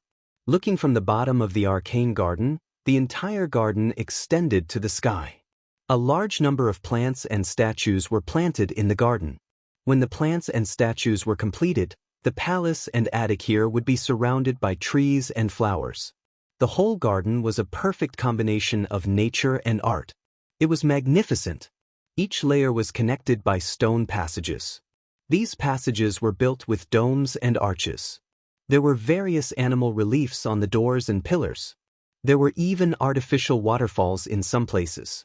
There were many exquisitely carved animal heads in the channels. The water on the upper layer would flow through these animal heads. Below the water flow, there was a beautifully shaped flower bed. There were a total of 6 exits in the garden, each 12 meters tall and 8 meters wide. Exquisite patterns were carved on the doorposts, and there were statues of arcane creatures on both sides of the gate, such as Pegasi, griffins, angels, and so on. The ground was decorated with colorful bricks that were arranged into geometric patterns. To prevent water seepage, Su Lin had set up protective circles between each layer. As long as these circles were not destroyed, the layer would not be damaged. Therefore, special soil was needed to be piled on top of the layer. At the same time, some energy pipes had to be installed here. Many magic plants needed sufficient energy to grow. Su Lin came to the highest platform in the center of the arcane garden. The basic construction here was almost complete. The flower beds, fountains, and domed corridors were all completed. However, the various flowers and plants were not yet planted. There were also some places where the carvings were not completed. All of this needed to be done by the workers in a while. He was now preparing to place the mouth of the fountain of vitality here. Taking out the spring of vitality from his storage bar, he found that it was still stored in a crystal ball, and the mouth of the crystal ball was constantly spewing out spring water. Su Len snapped his fingers and went to the location that he had checked before. He then chose to use it. Are you sure you want to use the fountain of vitality here? Note, once used, the fountain of vitality cannot be moved. With Sullen's confirmation, a light flashed, and the crystal ball flew from Sullen's hand. In the next second, the outer shell of the crystal ball quickly melted, and the mouth of the fountain of vitality that was wrapped in it slowly floated to the ground. The moment it floated to the ground, it directly merged with the earth. Sullen's spiritual sense clearly sensed that there was a water vein that contained a strange energy extending into the earth. In the blink of an eye, it extended to an unknown place. At the same time, a trickle of water began to flow out from the mouth of the fountain of vitality. Soon, more and more spring water gushed out, and a layer of water gathered in the marble pool. Ding! Installation of the fountain of vitality successful. The fountain of vitality can produce 30 liters of fountain of vitality per day. After hearing the system's prompt, Su Len nodded with satisfaction. 30 liters of fountain of vitality sounded like a lot, but in fact, it was equivalent to less than 2 barrels of water in his previous life. However, it should be enough to make potions. Activating the protective circle of the fountain of vitality, an invisible energy barrier instantly appeared, enveloping the entire spring water and the pool, and then disappeared. After installing the fountain of vitality, Su Len began to use the underground spring to create other fountains. Unlike the fountain of vitality, the purpose of these fountains was to irrigate and beautify. Half squatting on the ground, Su Len stretched out his hand and pressed on the bottom of the marble pool. A wave of energy instantly ignited from his hand, and in the next second, a strong stream of water gushed out from the ground. The clear stream of water rushed into the sky, and then exploded into countless water droplets. For a moment, the sky was filled with mist, and a rainbow appeared above the fountain. Then, Su Len began to summon fountains in the arcane garden. In addition to the fountain of vitality, there were more than 100 fountains of various sizes in the arcane garden. Su Len spent 2 days to finally guide all the fountains out. At the same time, the construction of the arcane garden was coming to an end. The basic building was all completed, and only some carvings were not completed. These parts needed time to be carefully sculpted, and the arcane garden was also preparing to plant magical plants. Now, there was not a single magical plant in the arcane garden. Su Len came to the center of the arcane garden. This was an inconspicuous palace. In the palace, there was a runic circle, and the runic circle exuded a mysterious aura. At this time, Su Len was standing in the center of the runic circle, and there was a fist-sized gap. He took out the legendary earth elemental stone from his storage space, and a wave of energy flowed from his hand into it. The entire stone emitted an earthy yellow light, and a heavy aura like the earth spread out. Then, the stone gently flew up and then slowly spun a few times in the air, and then quickly fell. With a soft pop, it was perfectly embedded in the runic circle. As the stone fell, the entire runic circle was instantly activated, and a surge of elemental energy gushed out from the earth. The energy of the earth veins gathered, and the entire runic circle emitted a dazzling brilliance. A huge amount of elemental energy flowed through the energy channel that had been created long ago, and the entire arcane garden lit up little by little. In just a few breaths, the entire arcane garden was lit up. Soon, the huge arcane garden was shrouded in a mysterious aura, and then the elemental energy quickly expanded, enveloping the entire city, and then disappeared. Ding! Congratulations to the host, the arcane garden has been completed. Arcane garden, sky garden. This is a beautiful garden that is exquisitely made, filled with a mysterious aura and power. With this garden, the chances of a spellcaster hero being recruited will be increased to 1% within 30 miles of the city. At the same time, all magical plants will have A+4 production rate, and all spellcasters in the same faction will have a 200% mana recovery rate within the city. Elemental Land plus 35, Arcane Aura plus 35, Indestructible plus 37, Delicacy plus 35, Rapid Growth plus 33, Mana Pool plus 20, ding! Congratulations to the host! Due to the influence of the Arcane Garden, the elemental energy around the Spring of Vitality is abundant, and the production rate of the Spring of Vitality has increased by 20 liters. What a good thing! Sulen was a little surprised when he heard the system notification. With the help of the Arcane Garden, the Spring of Vitality could produce 50 liters of spring water every day. The other attributes of the Arcane Garden were also very good, especially the one that Sulen cared about the most. It could increase the chances of a newborn becoming a wizard after birth. In other places, the chances of a newborn becoming a wizard were between 1 in 3,000 to 1 in 1,000, but here in the northern town, it had increased by 10 times. In a few years, there would be a lot of children with wizard potential in the northern town. These children would be the apprentices of Sullen's building Wizard Academy. The strange phenomenon of the Arcane Garden naturally attracted the attention of several churches. After seeing the beautiful Arcane Garden, they were also secretly surprised. They could clearly feel the huge elemental energy around this beautiful and magnificent building, but they all tacitly agreed not to peek. Su Lun had proved his strength, and there was a god behind him. They didn't want to cause Su Lun to dislike their church because of these things and make enemies out of nothing. They also felt that after the Arcane Garden was built, the elemental energy around it had become a lot denser, which was a good thing. After the Arcane Garden was built, Sulen began to arrange for people to plant all kinds of magic plants. At the same time, he also announced that he would be buying magic plants at a high price in the Adventurers Union. Although there were many magic plants in the Arcane Garden, there weren't many types.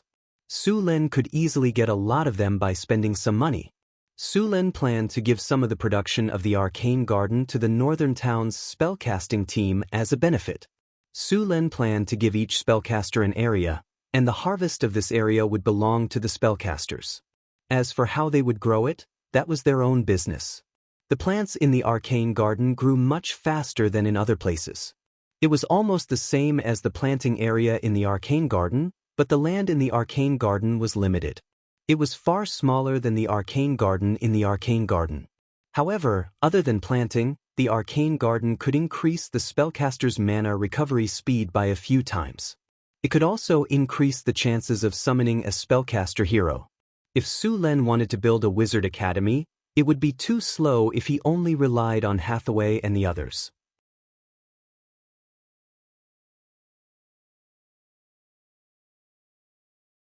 Chapter 324.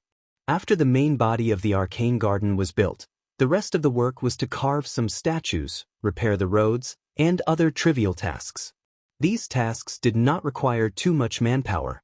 Sulen left some people to continue the work, and the rest of the workers were assigned to the Wizard Tower. The rest of the workers were to build the infrastructure of the outer city. The main body of the Wizard Tower was also nearing completion. As for the various facilities inside the Wizard Tower, they could only be built slowly in the future. After all, ordinary people could not participate in these things.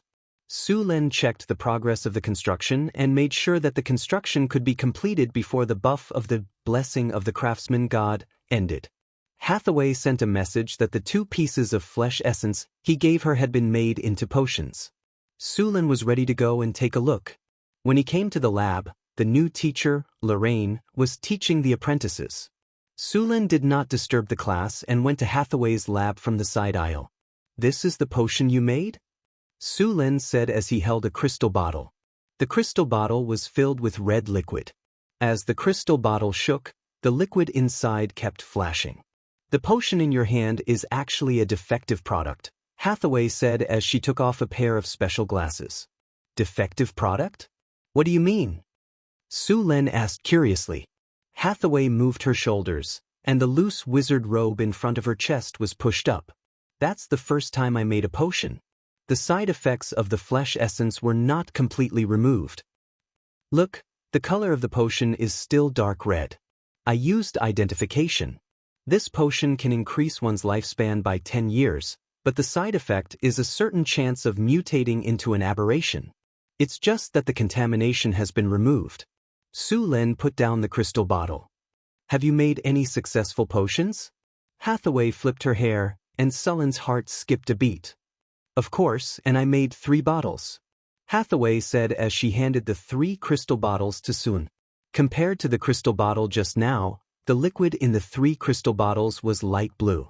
The liquid shone like the stars in the moon. This is the potion that completely removes the side effects? Su Len was a little surprised. That's right. However, because the power of darkness in the flesh essence was deeply entangled, even the lifespan increase in the flesh essence decreased slightly after it was completely removed. Therefore, the lifespan increase of these potions was not as much as the previous one. 1 bottle can increase one's lifespan by 7 years. Su Len smiled. That's already very good. He then picked up the potion and let the system identify it. Unnamed, potion. Precious. The user's lifespan increase in the user's lifespan increase the user's lifespan and increase the user's lifespan. Unnamed, potion. Precious. Made with flesh essence and moon dew as the main ingredients. Because all the dark energy was not removed during the making process, there is a 3% chance of flesh distortion. Using this potion will increase the user's lifespan by 10 years and increase the user's recovery speed. Su Len named the 3 potions Moonlight Potion. As for the failed potion, he named it Life Potion. Actually, it was not a failure since it could increase one's lifespan by 10 years, although there were some small side effects. Su Len planned to trade this life potion with the oddities. This kind of potion that could increase one's lifespan without too much of a side effect was very popular. If he spread the word, those nobles who were nearing the end of their lives would definitely spend a lot of money to buy it. Although wizards had many ways to increase their lifespan, they all had some side effects. This life potion was very effective. Of course, this was not attractive to legendary wizards. Su Len gave 1 Moonlight Potion to Hathaway and put away the other 2. Ever since he broke through to legendary, Su Len could vaguely feel the limit of his lifespan. Originally, a legendary warrior's lifespan was between 200 to 300 years, but Sullen's lifespan was more than 1,000 years. After he gained divinity and the power of his territory increased, Sullen's lifespan became even longer. He was not in a hurry to use the Moonlight Potion now. As for Hathaway, as a wizard, as long as she broke through to legendary, her lifespan would also increase to 1,000 years. As time passed, the time for the blessing of the craftsman god to end was getting closer and closer. Finally, on the afternoon of the last day, the main building of the northern town wizard tower fell to the ground. The few spellcasters in charge of the construction also let out a long sigh of relief. Using a lot of spells every day made them very tired. Looking at the towering wizard tower in front of him, Su Len also felt a surge of excitement in his heart. In such an era of backward technology, it was absolutely a miracle to build a building more than 100 meters high, although the interior of the wizard tower had not been built at all. Ding! Congratulations to the host, the construction of the wizard tower is complete. Ding! Congratulations to the host, the wizard tower has received the special effect of the blessing of the craftsman god. The wizard tower has received the energy reduction attribute. Energy reduction. The energy consumption of the wizard tower with this attribute is reduced by 50%. Sorcerer's tower, unnamed 10 floors, 3 underground floors, 7 floors above ground, 135 meters in height, constructed using magical steel, obsidian and granite. Indestructible plus 57, mind intimidation plus 45, energy control plus 48, casting difficulty reduction plus 2, mana recovery plus 60, spell research speed plus 48, money consumption plus 30, advancement speed plus 15, energy reduction. Looking at the attributes of the wizard tower, Su Len was very satisfied. The next thing to do was to build the interior of the wizard tower. The elemental pool should be put on the agenda. Only with the elemental pool could the wizard tower be considered a real wizard tower. Otherwise, this wizard tower would at most be a sturdy tower. In addition to the elemental pool, the wizard tower also needed a large number of fully constructed puppets. At the same time, it also needed to install various attack systems and, most importantly, the tower spirit. The tower spirit of this wizard tower was at least a legendary tower spirit. However, Hathaway had not advanced to legendary yet. Although Su Len had a legendary soul crystal, he still could not make a legendary tower spirit. A wizard tower with a tower spirit and various fully constructed puppets had to be prepared. Even if there was no one in charge, the challenge level of this wizard tower was at least level 21. In other words, at least a standard adventure team with 5 legendary members would be required to try to attack. Of course, most of the wizard towers were extremely challenging. Legendary wizards had a long lifespan. Although they preferred to study all kinds of spells and the nature of the world, the defense of the wizard tower would never be sloppy. In a few hundred years, even the most lazy legendary wizard would have accumulated a ridiculous number of all kinds of advanced golems. 200 steel golem legions, 1,000 rock golem legions, and even a few legendary golems. Under the command of the tower spirit, the challenge level of such a wizard tower was likely to be above level 26. In Sullen's wizard tower, he was also preparing to build a golem legion. Obsidian golems, steel golems, and other legendary construct golems were necessary. If there was a chance, Su Len would definitely build them. The information of legendary construct golems was still very precious. Hathaway's original wizard school did not have such legendary construct golems. However, because of the successful construction of the wizard tower in Sullen's system store, some products were unlocked. Among them, there were a few legendary construct golems for sale. The price was also very high. The cheapest one was the diamond golem. The price of the diamond golem was 1 million kinar. The diamond golem was not made of diamond. This kind of golem was made of a special kind of crystal. The hardness of this crystal was very high, close to the hardness of diamond. Its appearance also looked similar, so this kind of golem was called the diamond golem. In fact, it was not diamond. A diamond golem was 5 meters tall and weighed up to 10 tons. Such a behemoth was not so easy to deal with. Although the diamond golem could not fly, its strength was very high. Moreover, the diamond golem had strong defense and magic resistance. Ordinary weapons could not cause damage to it, and spells below level 5 were ineffective. Compared to the diamond golem, the mithril golem and the adamantine golem were slightly better. These two types of golems were mixed with some mithril and adamantine when they were built, which made them more powerful than the diamond golem. The mithril golem was characterized by its fast speed. It had far more speed than ordinary golems, and its defense and magic resistance were no worse than the diamond golem. The adamantine golem was much slower, but its strength, defense, and magic resistance were stronger than the mithril golem. In fact, in Sullen's view, these legendary golems were basically not much different from Gundam mechs except that they could not fly. In addition to these golems, there were several other types of legendary golems in the system shop, such as arcane guards, magic breakers, and magic constructs. These golems made Sullen's jaw drop. These golems had the ability to fly. Among them, the arcane guards could cast spells. The magic breakers were not only terrifyingly fast, but also had high magic resistance. They had the ability to fly, and their weapons had the ability to break magic. They were definitely difficult to deal with for wizards. As for the last magic construct, Su Len preferred to call it the magic mech. This kind of golem had to be piloted by a human. Its functions were no worse than the Gundam in various anime and manga in his previous life. This was because the magic mech's challenge level was as high as level 35. If there was a pilot, the challenge level would be even higher. P.S. Everyone, give a name to the Wizard Tower, and by the way, give a name to the Wizard Academy. I think the Northern Wizard Tower is too casual.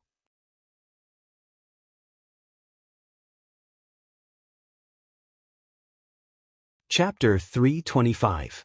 Although there was information about magic constructs in the system shop, it was locked. The construct golems that Su Luen could currently purchase were diamond golems, mithril golems, and adamantine golems. He was planning to build a golem army in the wizard tower. The main force of the golem army would be the iron golems.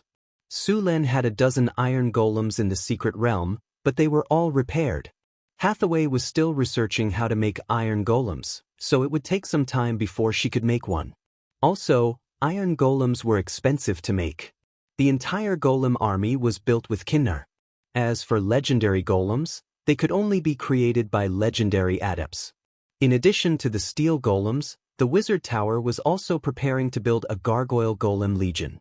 The gargoyle golems were an improved version of the obsidian golems. The gargoyle golems had good physical defense, and at the same time, higher magic resistance. With these gargoyle golems, the wizard tower's anti-air power was supplemented. Moreover, the gargoyle golem was different from the steel golem. When the gargoyle golem was not activated, it would enter a petrified state. In this state, the gargoyle golem was like an ordinary statue, but its defense was very high. It was a good place to place it and act as a guard. After the wizard tower was built, a large amount of manpower began to be released. Some of the serfs continued to farm, while others continued to build other buildings in the northern town. Although the third phase of the northern town had completed the city walls and some residential buildings, there were no public facilities. The next step was to build roads and public facilities, such as public toilets, public bathrooms, city streets, sewers, water pipes, and many other basic facilities. At the same time, there were many empty spaces in the northern town. Some of these spaces would be used to build houses, while others would be used to build markets and business districts. Su Luen had already planned to divide the inner town market, and part of it would be moved to the outer town. As the outer town market was gradually built, the refugees and serfs who had not yet obtained citizenship would also be moved to the outer town. The northern town was still very busy. The farmland outside the town continued to expand, and the new farmland was planted according to the previous proportion. The grassroots officials in North Town City were already very experienced in this kind of work. As long as Su Luen assigned the task, the grassroots officials would complete it very well. During this period of time, the Northern Town's official training school was doing very well.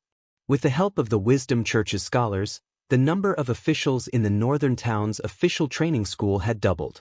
Finally, the shortage of officials in the Northern Town's official training school had been alleviated. In fact, it wasn't just Northern Battlefront City.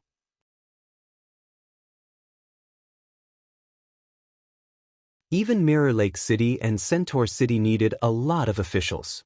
Moreover, these two cities were lacking in officials. Su Luen had specially assigned a group of well-trained grassroots officials to these two cities. During this period of time, Su Luen had also asked his men to keep an eye on the tavern to see if there were any visitors. However, although the tavern had a recruitment attribute, it was obviously not as powerful as the recruitment order. No heroes had appeared during this period of time. Although there were no heroes, there were still some ordinary talents. Su Luen had recruited a few ordinary talents from the tavern. These people were either bankrupt merchants, nobles whose families had declined, or master craftsmen with special skills. After checking their attributes, Su Luen assigned them to suitable positions. The development of North Town City required a lot of talents. In fact, any city that wanted to prosper needed a lot of talents. In addition to purchased slaves and migrated refugees, most of the people in North Town City were people that Su Luen had forcibly recruited from the northern provinces. Although most of these people were ordinary people, there were still some who were originally middle-class or upper-class people in the city. Because of the war, they were brought to North Town City. Although many of these people didn't recognize North Town City at first and wanted to escape, after living and working here for a while, they developed a sense of belonging. In fact, what they didn't know was that this sense of belonging was the effect of the various attributes in North Town City. In addition, the refugees and serfs had a heavy workload, and the food was poor. It didn't take long for these people to express their willingness to work for Su Luen. They wanted better treatment. Most of these people had received education and were skilled in their own fields. Therefore, the Northern Town City welcomed them with open arms. It was a sunny day. After yesterday's rain, the temperature in northern town city was a bit cold. Unknowingly, it was already late autumn in the northern wasteland. Autumn in the northern wasteland was very good. The first snow of winter would come in November. It would only start to thaw in February of the next year. Therefore, there wasn't much time left for North Town City this year. A large area of farmland outside the city was sowing seeds. Sugar beets were suitable for growing in cold climates. Sugar beets produced more sugar during this season. Now, a large number of serfs were planting sugar beets. With the harvest altar, sugar beets didn't need a whole year to grow. However, this period of time was the best for both yield and sugar. In addition to planting sugar beets, some of the slaves were planting winter wheat. The demand for wheat in North Town City was very high. Normal serfs could eat potatoes, but the caravans that came to trade would definitely eat flour. Sulen had also started to give some benefits to the soldiers and grassroots officials. For example, they would be given 10 pounds of flour or some meat every month. Of course, these couldn't be eaten. These benefits were more of a symbol of status. It made the serfs and refugees envious of those people from the bottom of their hearts. Then they would work hard, join the army, or serve the Lord. There was also good news. The chief gourmet of North Town City, Frodo, finally succeeded in making tofu after hundreds of experiments. Last time, Sulen wanted to make tofu, but in the end he made soy milk. Although soy milk with some sugar tasted good, it was far worse than the variety of soy products. Although Sulen didn't know how to make tofu, he still gave Frodo some directions. He didn't expect the halfling to be so obsessed with food. It took him a few months to finally make tofu. Frodo used a brown salty water, and the tofu he made tasted good. Therefore, tofu was added to the list of delicacies in North Town City. Next, Sulen told him various ways to cook tofu, and Frodo began to study tofu again. Sulen was very supportive of Frodo. He was counting on the chef to replicate all the delicacies he had eaten in his previous life in this world. Sulen also had a deep grudge against the food in this world. Ordinary civilians basically ate mashed potatoes, potato cubes, and occasionally some fish. Although the nobles didn't lack meat, Sulen didn't dare to compliment their cooking methods. Roasting, boiling, and frying were basically the same.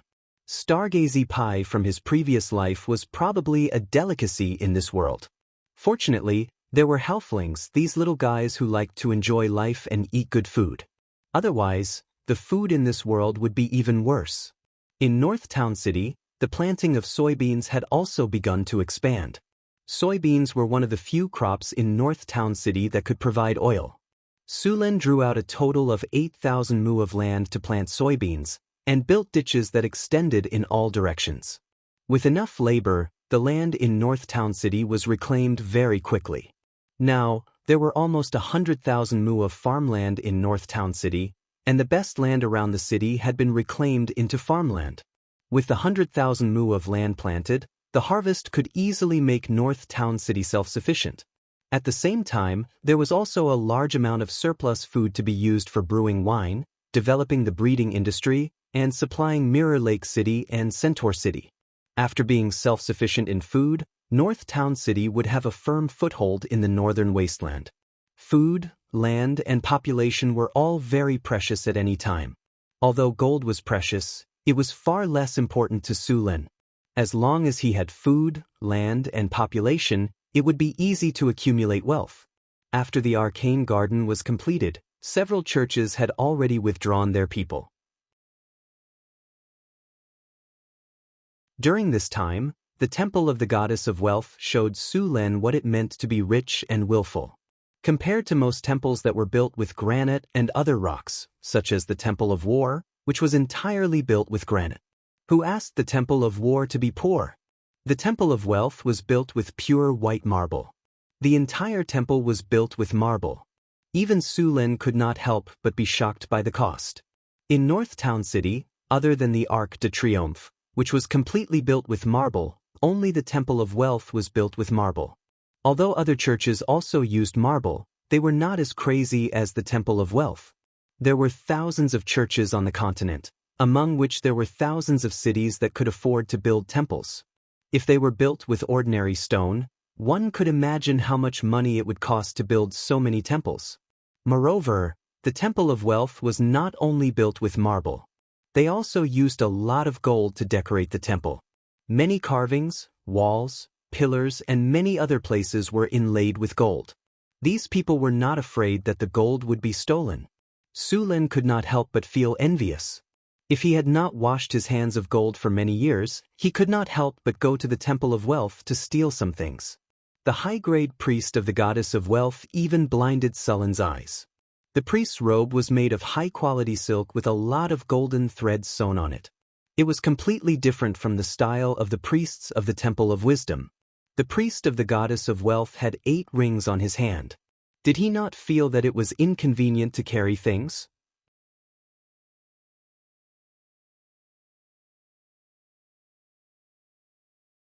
Chapter 326. The priest of the Lady of Wealth was wearing all kinds of accessories, including his priest robe. Although some of them were not high level, his outfit was worth at least 500,000 to 700,000 kinar. High-grade priests were already rich, and the priests of the Lady of Wealth were even richer. Apart from a portion of the church's financial resources coming from their respective caravans, shops, and land, some of it was also donations from the believers. Many of the believers were crying and begging to donate all their wealth to the church so that they could enter the kingdom of God after death and continue to live there. Some of them were healed by priests. Although wizards also had healing spells, they were far less effective than priests. For example, broken limb regrowth and soul damage. Sometimes, not only did you have to pay a certain price, but you also had to pay a certain price before the temple would allow a priest to heal you. Even Su Lin couldn't be envious of this. The wizard's regeneration potion was made according to the regeneration principle of the trolls, and the effect was good. However, the effect of the regeneration potion was much worse when it encountered strong acid and fire, but the healing spells of the priests were completely fine. Thus, Su Lin held Phyllis's white and tender hand and took a stroll in the Lord's castle. The Lord's castle had expanded a few times, and the original inner city wall had become the outer wall of the Lord's castle. Not only did Su Lin live here, but even the families of the Lord's guards lived here. The construction of the Lord's castle was also ongoing. According to Su Lin's blueprint, the Lord's castle needed to be a luxurious palace filled with art and all kinds of statues. However, this goal was still far away. Perhaps in a few years, this place would become a luxurious palace complex. In fact, Su Lin planned to build a Chinese garden outside the city when his territory was more developed. He liked that kind of garden-style residence. As the princess of the Kingdom of Florence, Phyllis had seen many beautiful manors. Su Lin saw that she was bored here, so he found something for her to do. It was to design a luxurious palace complex for the Lord's castle. Phyllis was very happy to accept the palace design, so she agreed without hesitation. This was the happiest period of Phyllis's life. As for Su Lin's many women, she was already prepared before she came to the northern town. As a princess, she had seen the debauchery of the upper nobles. Compared to those, Su Lin's was already considered good. Besides, Su Lin was a legendary figure with a huge territory. It was expected that he had many partners. She did not have to maintain the palace etiquette all the time, nor did she have a strict nanny to remind her. Her sisters also took good care of her, so she could completely let herself go. Su Lin was very happy to accept this situation. Of course, in some formal occasions, Phyllis still paid attention to etiquette. She was a very good partner. Nightfall. The gorgeous magic crystal lamps were lit up, and the luxurious hall was ablaze with lights. An exquisite and sumptuous dinner was served on the long table. Under the bright lights, Chris, Hathaway, Alex, Phyllis, and the 2 half-elf maids were all sitting quietly at the long table. The charming faces of the several beauties were tender and alluring. Chris was seductive, Hathaway was intellectual, Alex was wild and hot, Phyllis was elegant, and the half-elf maids were youthful and energetic. Su Lin couldn't stop himself from looking at all these beauties. Although they were all wearing silk dresses, their styles were different. The ladies had good figures, which were measured by Su Lin himself. They had full breasts, slender waists, and beautiful fishtail dresses that outlined the perfect curve of their round buttocks. Their eyes were moving, as if there was an invisible temptation. A fresh roast suckling pig was served on the table. The rich aroma was mouth-watering. It was all prepared by Frodo himself. At the surrounding tables, many generals and officials of the northern city were sitting upright. There were also representatives of the temples and churches. In addition, there were also some merchants who had deep ties with the northern city. Su Len sat at the head of the table, which was at the top of the banquet. Today's banquet was to celebrate the completion of the third phase of the Northern City project. At the same time, it was also to communicate with the churches and merchants. The banquet was very successful. After the banquet, Su Len took the ladies for a walk in the garden of the Lord's castle. They had been busy for a while, and Su Len had not relaxed and chatted with them for a while. A light breeze blew, and the light fragrance of flowers drifted with the wind. The garden of the city lord's castle was Hathaway's masterpiece. Although the garden was not big, there were constant arcane magic circles in it that could maintain the temperature of spring. No matter the time, the flowers would bloom. After strolling for a while, Su Len went back to his old habits. He used the excuse that he was sleepy and wanted to rest. He took the ladies back to his room. In fact, even Phyllis, who was the weakest among them, did not feel sleepy, let alone Su Len, who was in human form. The ladies naturally knew what Su Len was thinking. They all rolled their eyes at him. When they returned to their room, Su Len was surprised to see that the ladies were wearing beautiful stockings of different colors. Seeing this scene, Sullen's fighting spirit soared. He also did not expect that Chris and the ladies could get their hands on stockings. Stockings did exist in this world.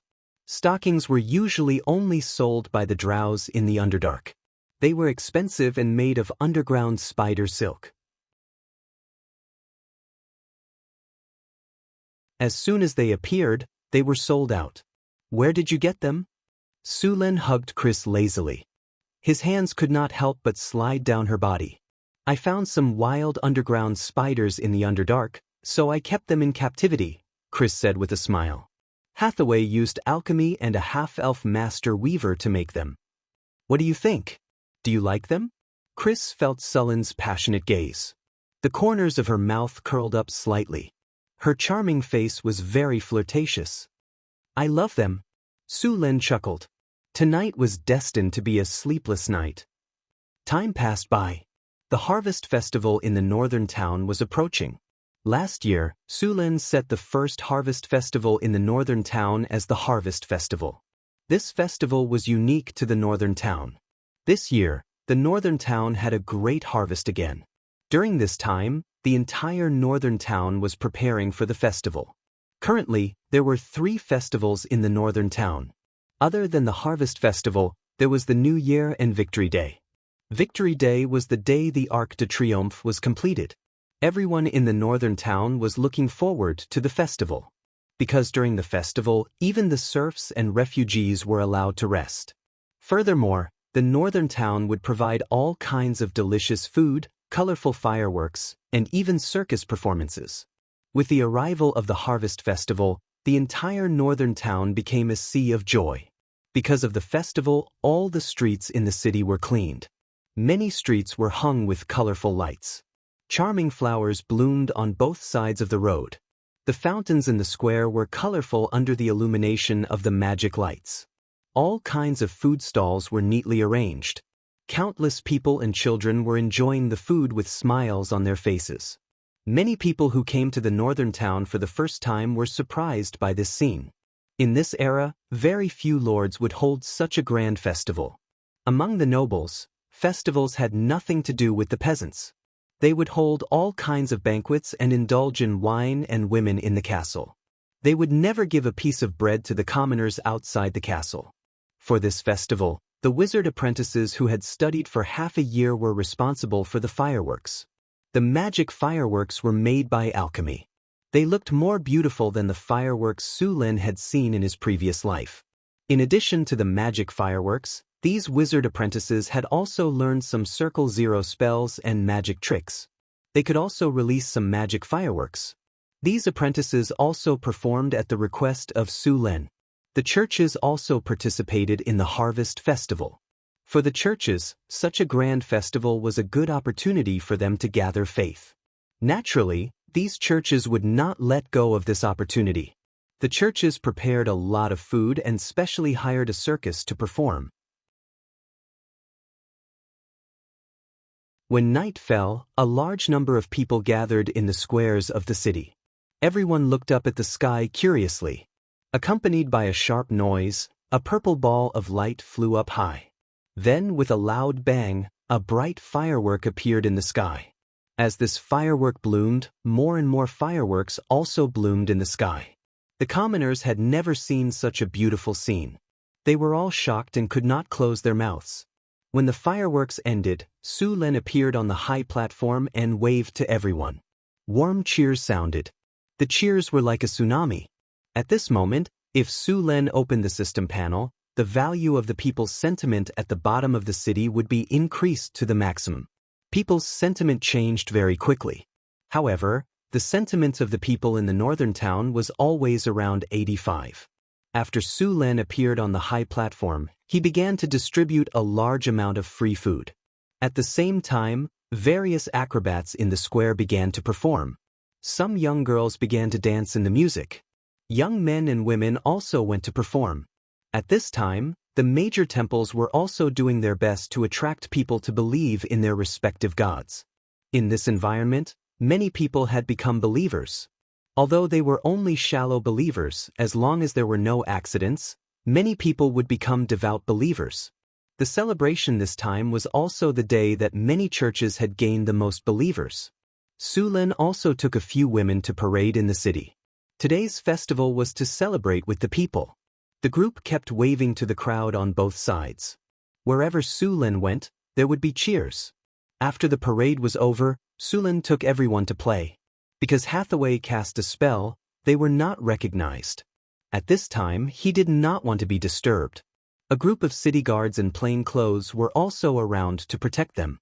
On this day, the whole city was in a sea of joy.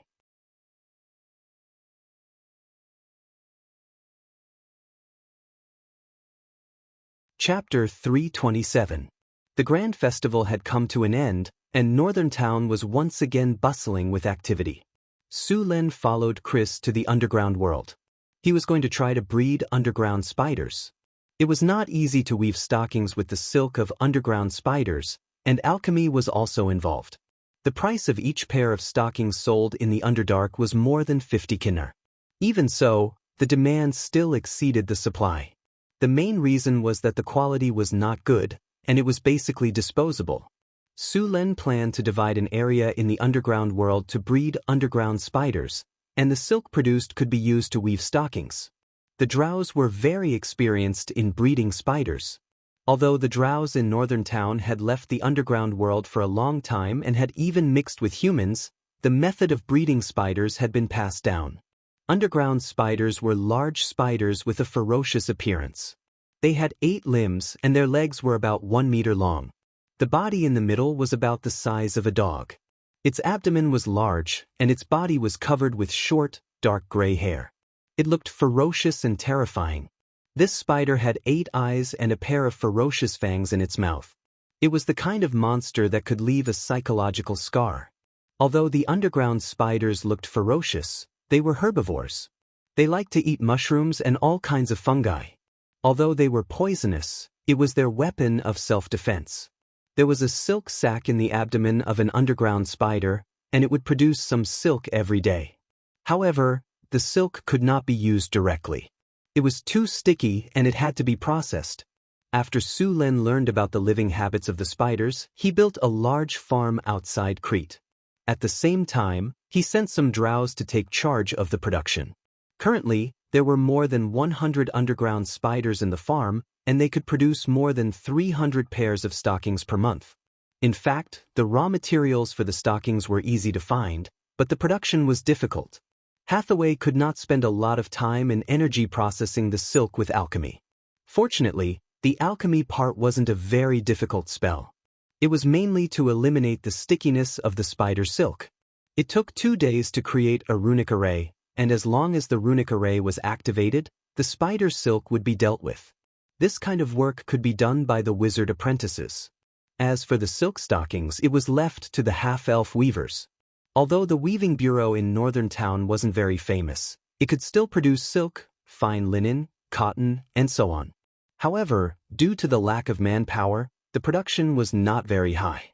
Currently, only a few half-elf master weavers could do fine work like knitting stockings.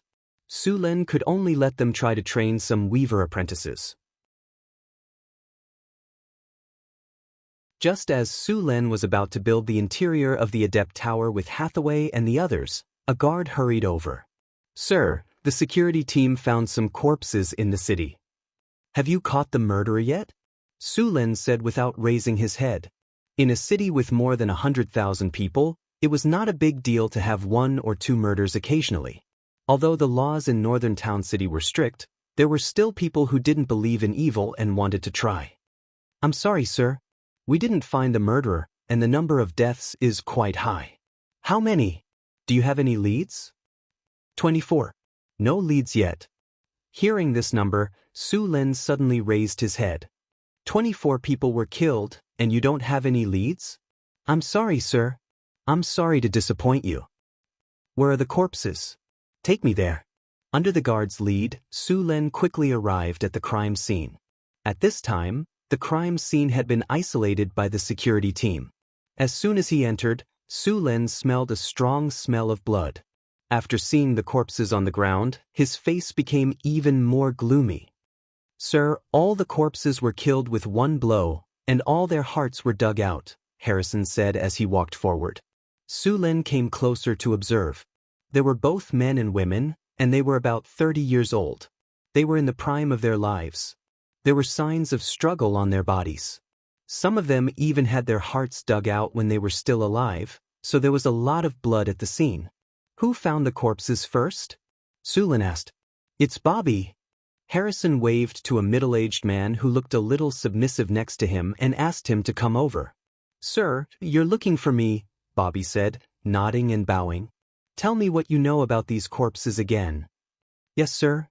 Soon, Bobby told the story from beginning to end, and Sulen didn't find any clues. "These people are just ordinary refugees. Who would kill them and dig out their hearts?" Sulen said with a frown. "Sir, I know some clues." At this time, outside the quarantine circle, a man who looked like an adventurer waved his arms and shouted, but the soldier in front of him didn't allow him to get close to the quarantine circle. "Let him in." Sulen thought for a moment and said to the soldier. Then the soldier stepped aside. "Hello, Sir Lord, I'm Wen." "Nice to meet you, I'm a rogue," the adventurer said respectfully. Sulen waved his hand and said, "I'm not interested in this. You said you have clues, now tell me." Sir Lord, I do have some clues about those murderers, but," Wen said as he made a universal gesture. "As long as the clues you say are true and can help us find the murderers, I can give you 1,000 kinnar as a reward. How about it?" "Deal." Wen quickly nodded and said, "Sir, I wonder if you've heard of any rumors?" "What rumors?" Sulen asked with raised eyebrows. Wen looked around cautiously and said in a low voice, "The Heartless." Sulen was a little confused. He had never heard of this name. Seeing Sulen's expression, Wen continued, "Sir, it's not surprising that you don't know. The Heartless are actually an evil god's church. They used to be active on the southern coast, but later on, they did something that caused a large number of civilian casualties and were hunted down by the forces on the southern coast. They often dig out the hearts of living people and use them as sacrifices to the evil god. Therefore, they are also called the Heartless." According to Wen's explanation, Sulen finally figured out what kind of people the so-called Heartless were. These people believed in an evil god, and this evil god's favorite sacrifice was hearts. Therefore, after these people defeated their enemies, they would dig out their hearts or use a massacre as a sacrifice to the evil god they believed in. In the end, they would dig out their hearts and use them as sacrifices. There were many types of gods in this world. Even among the Orthodox gods, there were many types. There were good, evil, neutral, lawful, chaotic, and other combinations. Apart from these gods, there were also evil gods that were not recognized. These evil gods had a part of the gods' power and liked blood sacrifices. The orthodox gods had divinity, divine titles, and divine power, while the evil gods only had a part of it. Although the evil gods would respond to their believers and give them power, they would eventually devour the power and believers. Even if the person who used the evil god's power was not killed by others in the end, the evil god would snatch their soul. Are you saying that the heartless evil god's believers have come to North Town? Sulin said. That seems to be the case. Wen nodded and said, I suggest you seek the help of the temple. Those heartless are not weak. You are a rogue, so you should be proficient in tracking. You are also quite strong. Help me find the traces of those evil gods' believers, Sulin said as he looked at the rogue in front of him. Sulin looked at the rogue in front of him and said, this rogue was a level 3 transcendent professional and was familiar with the heartless style of doing things, so it was very suitable for him to search for the heartless. As for seeking help from the church, Sulin did not consider it for the time being. The church was indeed very willing to help Sulin deal with these evil gods' churches, but this way, the church would have the opportunity to intervene in the matters of North Town, which Sulin could not accept. Okay, but tracking also requires payment. Moreover, this mission is very dangerous. I want 2,000 kinnar. Wen hesitated for a moment before nodding and agreeing. Okay. Sulin nodded in agreement. After Sulin paid 1,000 kinnar as a commission, Wen began his official work. As a rogue proficient in tracking, Wen was still very reliable. It did not take long for him to find some clues and start following the clues left behind. Sulin followed behind with a barbarian guard. Following the traces left behind, everyone quickly arrived outside the city. After arriving outside the city, the traces became more obvious. It was obvious that these people no longer hid their tracks after leaving the city. After a while, Sulin suddenly discovered that they had come to a cemetery. This was the place where North Town City buried the dead. There were also cemeteries in North Town City, but only soldiers who died in battle or citizens who paid a large sum of money could be buried in those cemeteries. Ordinary refugees, serfs, and monster slaves were buried outside the city. Although North Town City had been established for less than 2 years, many people were buried in this cemetery. Because it was a cemetery, it was indeed hidden and deserted. The rogue walking at the front suddenly stopped and quickly walked to a cemetery. He said in a deep voice, "Look at these graves. The tombstones have been here for a long time, but the soil underground has been turned over recently." Hearing his voice, everyone stepped forward. Indeed, there was something wrong with the soil here. It should have happened in the past 2 days. Wen squatted down, picked up some soil with his hand and asked. Then he pushed away the weeds in front of the tombstone. There were obvious traces of movement under the tombstone. Someone opened this grave 3 days ago at most.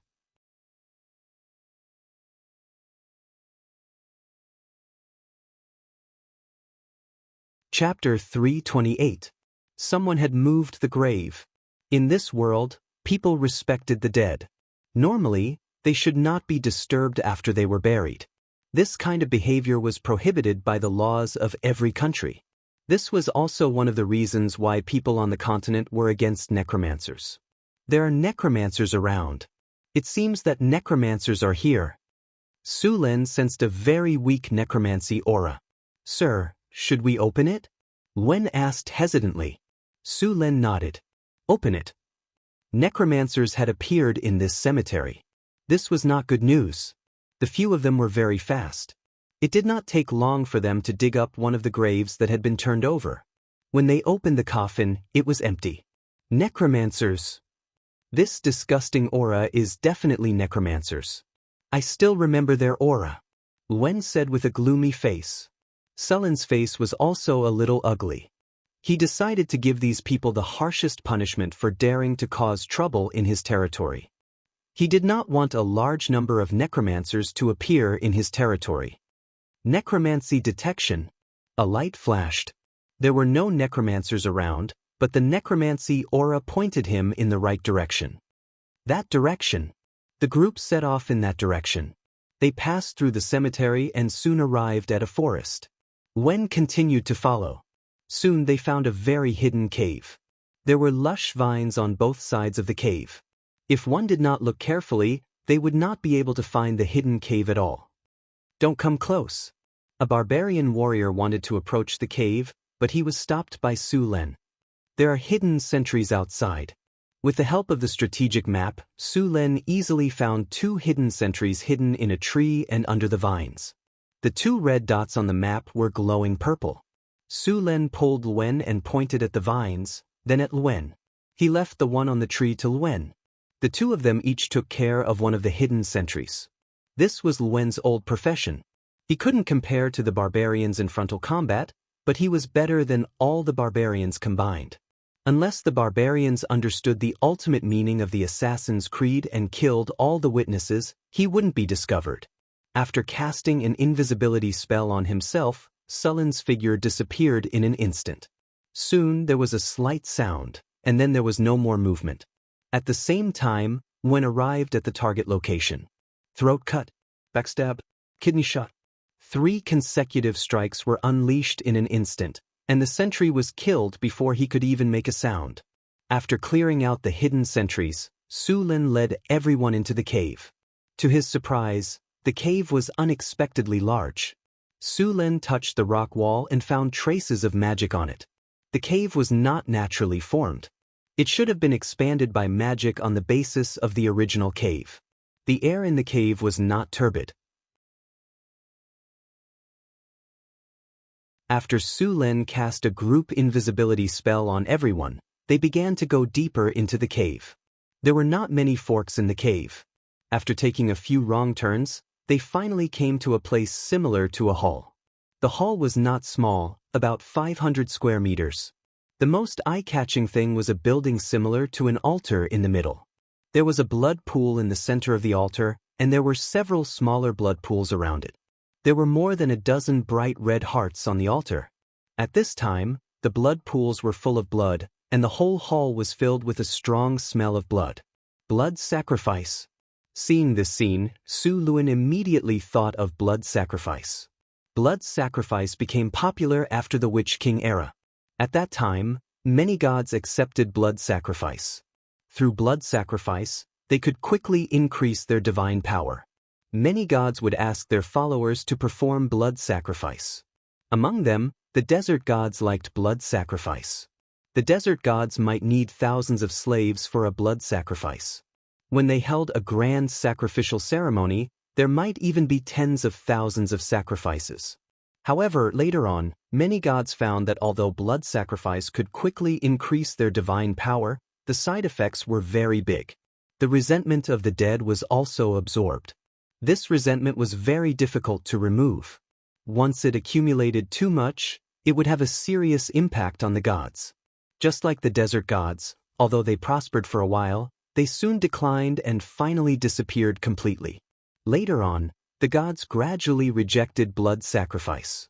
Only some evil gods and demons liked blood sacrifice. Of course, some primitive tribes also liked to use blood sacrifice when worshipping ancestral spirits. Now, even many gods of the evil alignment had stopped this primitive way of sacrifice. Of course, the Queen of Spiders, Lolth, still occasionally performed blood sacrifice. Just like the drows who believed in the Queen of Spiders, these drows liked to fight among themselves. A city would be divided into 8 families, and then these families would fight among themselves. Until now, there was no drow kingdom in the Underdark. Even when they attacked the surface elves, they were spontaneously organized city by city. There was no hope of winning, but they still enjoyed it. On the altar, a priest who looked a little old had a cruel smile on his face. He held a dagger with a blood groove and came to the front of a captive. The captive seemed to be under the control of a spell because he didn't react at all. With a cold light, the captive's chest was directly cut open by the sharp dagger. Blood gushed out crazily and flowed along the rocks on the altar. The crowd below became very crazy. When the blood seeped into the surface of the altar, some kind of evil and strange power also appeared. The faces of the believers under the altar showed frenzied and intoxicated expressions. The leader of the priests raised his dagger and dug out a fist-sized heart that was still beating. The hot heart was carefully placed next to the altar. The priest did not stop, and then went to the second sacrifice. Blood sacrifice was a form that was difficult to satisfy the evil gods. If they could not provide a strong sacrifice, then they had to rely on numbers to please the evil gods. Often, a bloody sacrifice would last for a long time. Only when the evil gods were satisfied would they give power to the believers. If they were not satisfied, they would anger the evil gods. At that time, they would take the lives of the believers to make up for the sacrifice. Su Lin looked in front of him. In his eyes, he could clearly see the rich blood-red light above the altar. Evil God. The evil god of chaos.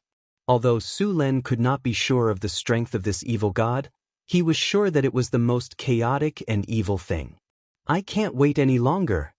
No matter if it was a demigod or a false god, they were all very dangerous to Su Lin. However, that evil god was not here now. The prime material plane was not that easy to enter, and he could not let these people finish the sacrifice before making a move. After all, after the sacrifice, their strength would increase greatly, and that would be even more troublesome. All troops, raise your spirits. Group haste. Group enchantment weapon. Boost morale, advanced. Curse, reduces enemy's defense.